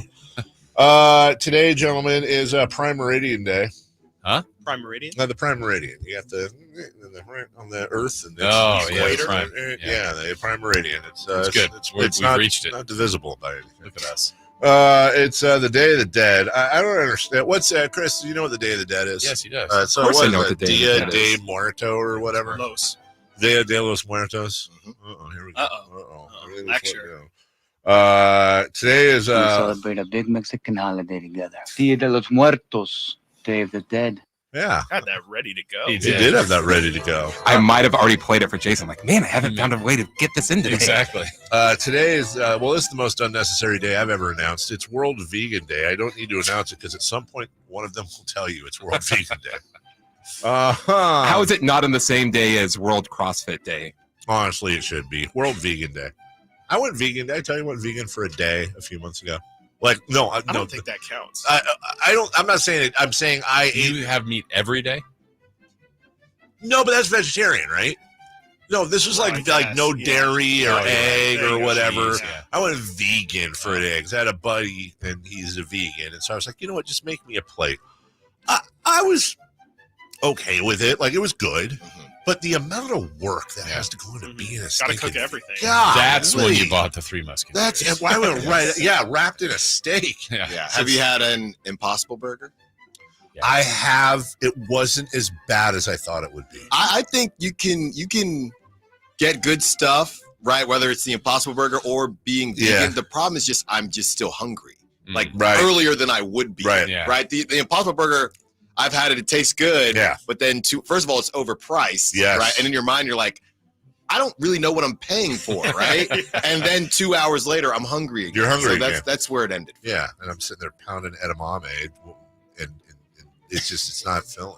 Edamame, soybeans, good for you. Mm-hmm. Yeah. It's also here's the opposite. It's National Calzone Day. Yeah. I haven't had one in a long time, but God, calzones are good. Is it pizza? Do Kind pizza of places make pizza-esque. calzones? Pizza Hut used to make them. I don't know if they still do, and I'm sure. Yeah, I think that was a Pizzone. And I think Right. your finer establishments probably do calzones. Yeah. Is it a calzone or a calzone? I say calzone, but am I wrong? It's calzone. It's calzone. Calzone? Never. Yeah. Is calzone like I think an you're American creation? I think you're also? combining calzone and stromboli. That might be. That might be. Do they get in the end? Score a touchdown in the end zone? No, but they should. Yeah. They definitely should. And then they'll play a song by Tony. Yeah. What is a stromboli? Is that pasta? I don't know. I think it's more of an East Coast thing. I don't know. It's very similar. It's very similar to a calzone. Okay. So I'm here for all that. Now I'm incredibly hungry. Okay. So those are your national days of the year. Celebrity birthdays are brought to you by Crumble Cookies. Listen, birthdays are meant to be spent with family and friends. Nothing brings family and friends together better than a Crumble. That's no E at the end there. Crumble Cookies. Jason Ross, celebrity birthdays. Hello. Happy birthday to Miami Heat coach Eric Spoelstra. Coach Spo. 57. I'll say Spo is 50 on the dot. 53. 54. We have a correct answer. I think it's Christopher Lund. You do? It's Alan. Thank you. Right on it. Thank you. Happy birthday to, let's go with Jenny McCarthy. Oh. Whoa. We got a reaction. Good fan of Jenny McCarthy back in the day. Big singled out guy. Singled out. She's on the show now. I don't remember anything she was on. Basketball. Yeah, there you go. Oh, basketball. That was maybe her best performance. Oh, basketball with Trey Parker and Matt Stone. She's 60. I was thinking Melissa McCarthy this whole time, so I don't know. They're cousins. Yeah, they are. Oh, yeah, great. So then they are she's identical twins. 64, actually. Sister of Mike McCarthy of the Cowboys. That's right. She's 58. She's 51. Granddaughter of Joe McCarthy, the guy from the back in the day. Yeah, back in the day. Yeah. We have a correct answer. Yeah. Yeah. Christopher Lott, 51. Jenny Wow. McCarthy. Wow, did I say 60? Sorry, Jen. Jay McCart. Happy birthday to former Oakland A Coco Crisp. My guy. Your guy. Yeah. Cokes is Cokes. as I call him. He is. Everybody calls him Cokes. Yeah, he's 44. 44. Okay. Yeah. Yeah. This guy. Looks like Coco's 47. He's got to be 45. 43. 43, 44, 45, 47. We have a correct answer. Carmichael Dave! 44. I got one. There Hey, you go. Carmichael Dave. We gotta get Chris a correct answer. Yeah. Chris, you let's see, Anthony Kiedis from Red Hot Chili Peppers. Got to give it to your mama. Tony Collette, Fernando Valenzuela, or Gary Player. None of the above. No. Gary Player's 92. Okay. Pretty close. We'll go with Gary Player. A Gary Player, I'm going to say he is 26. Okay.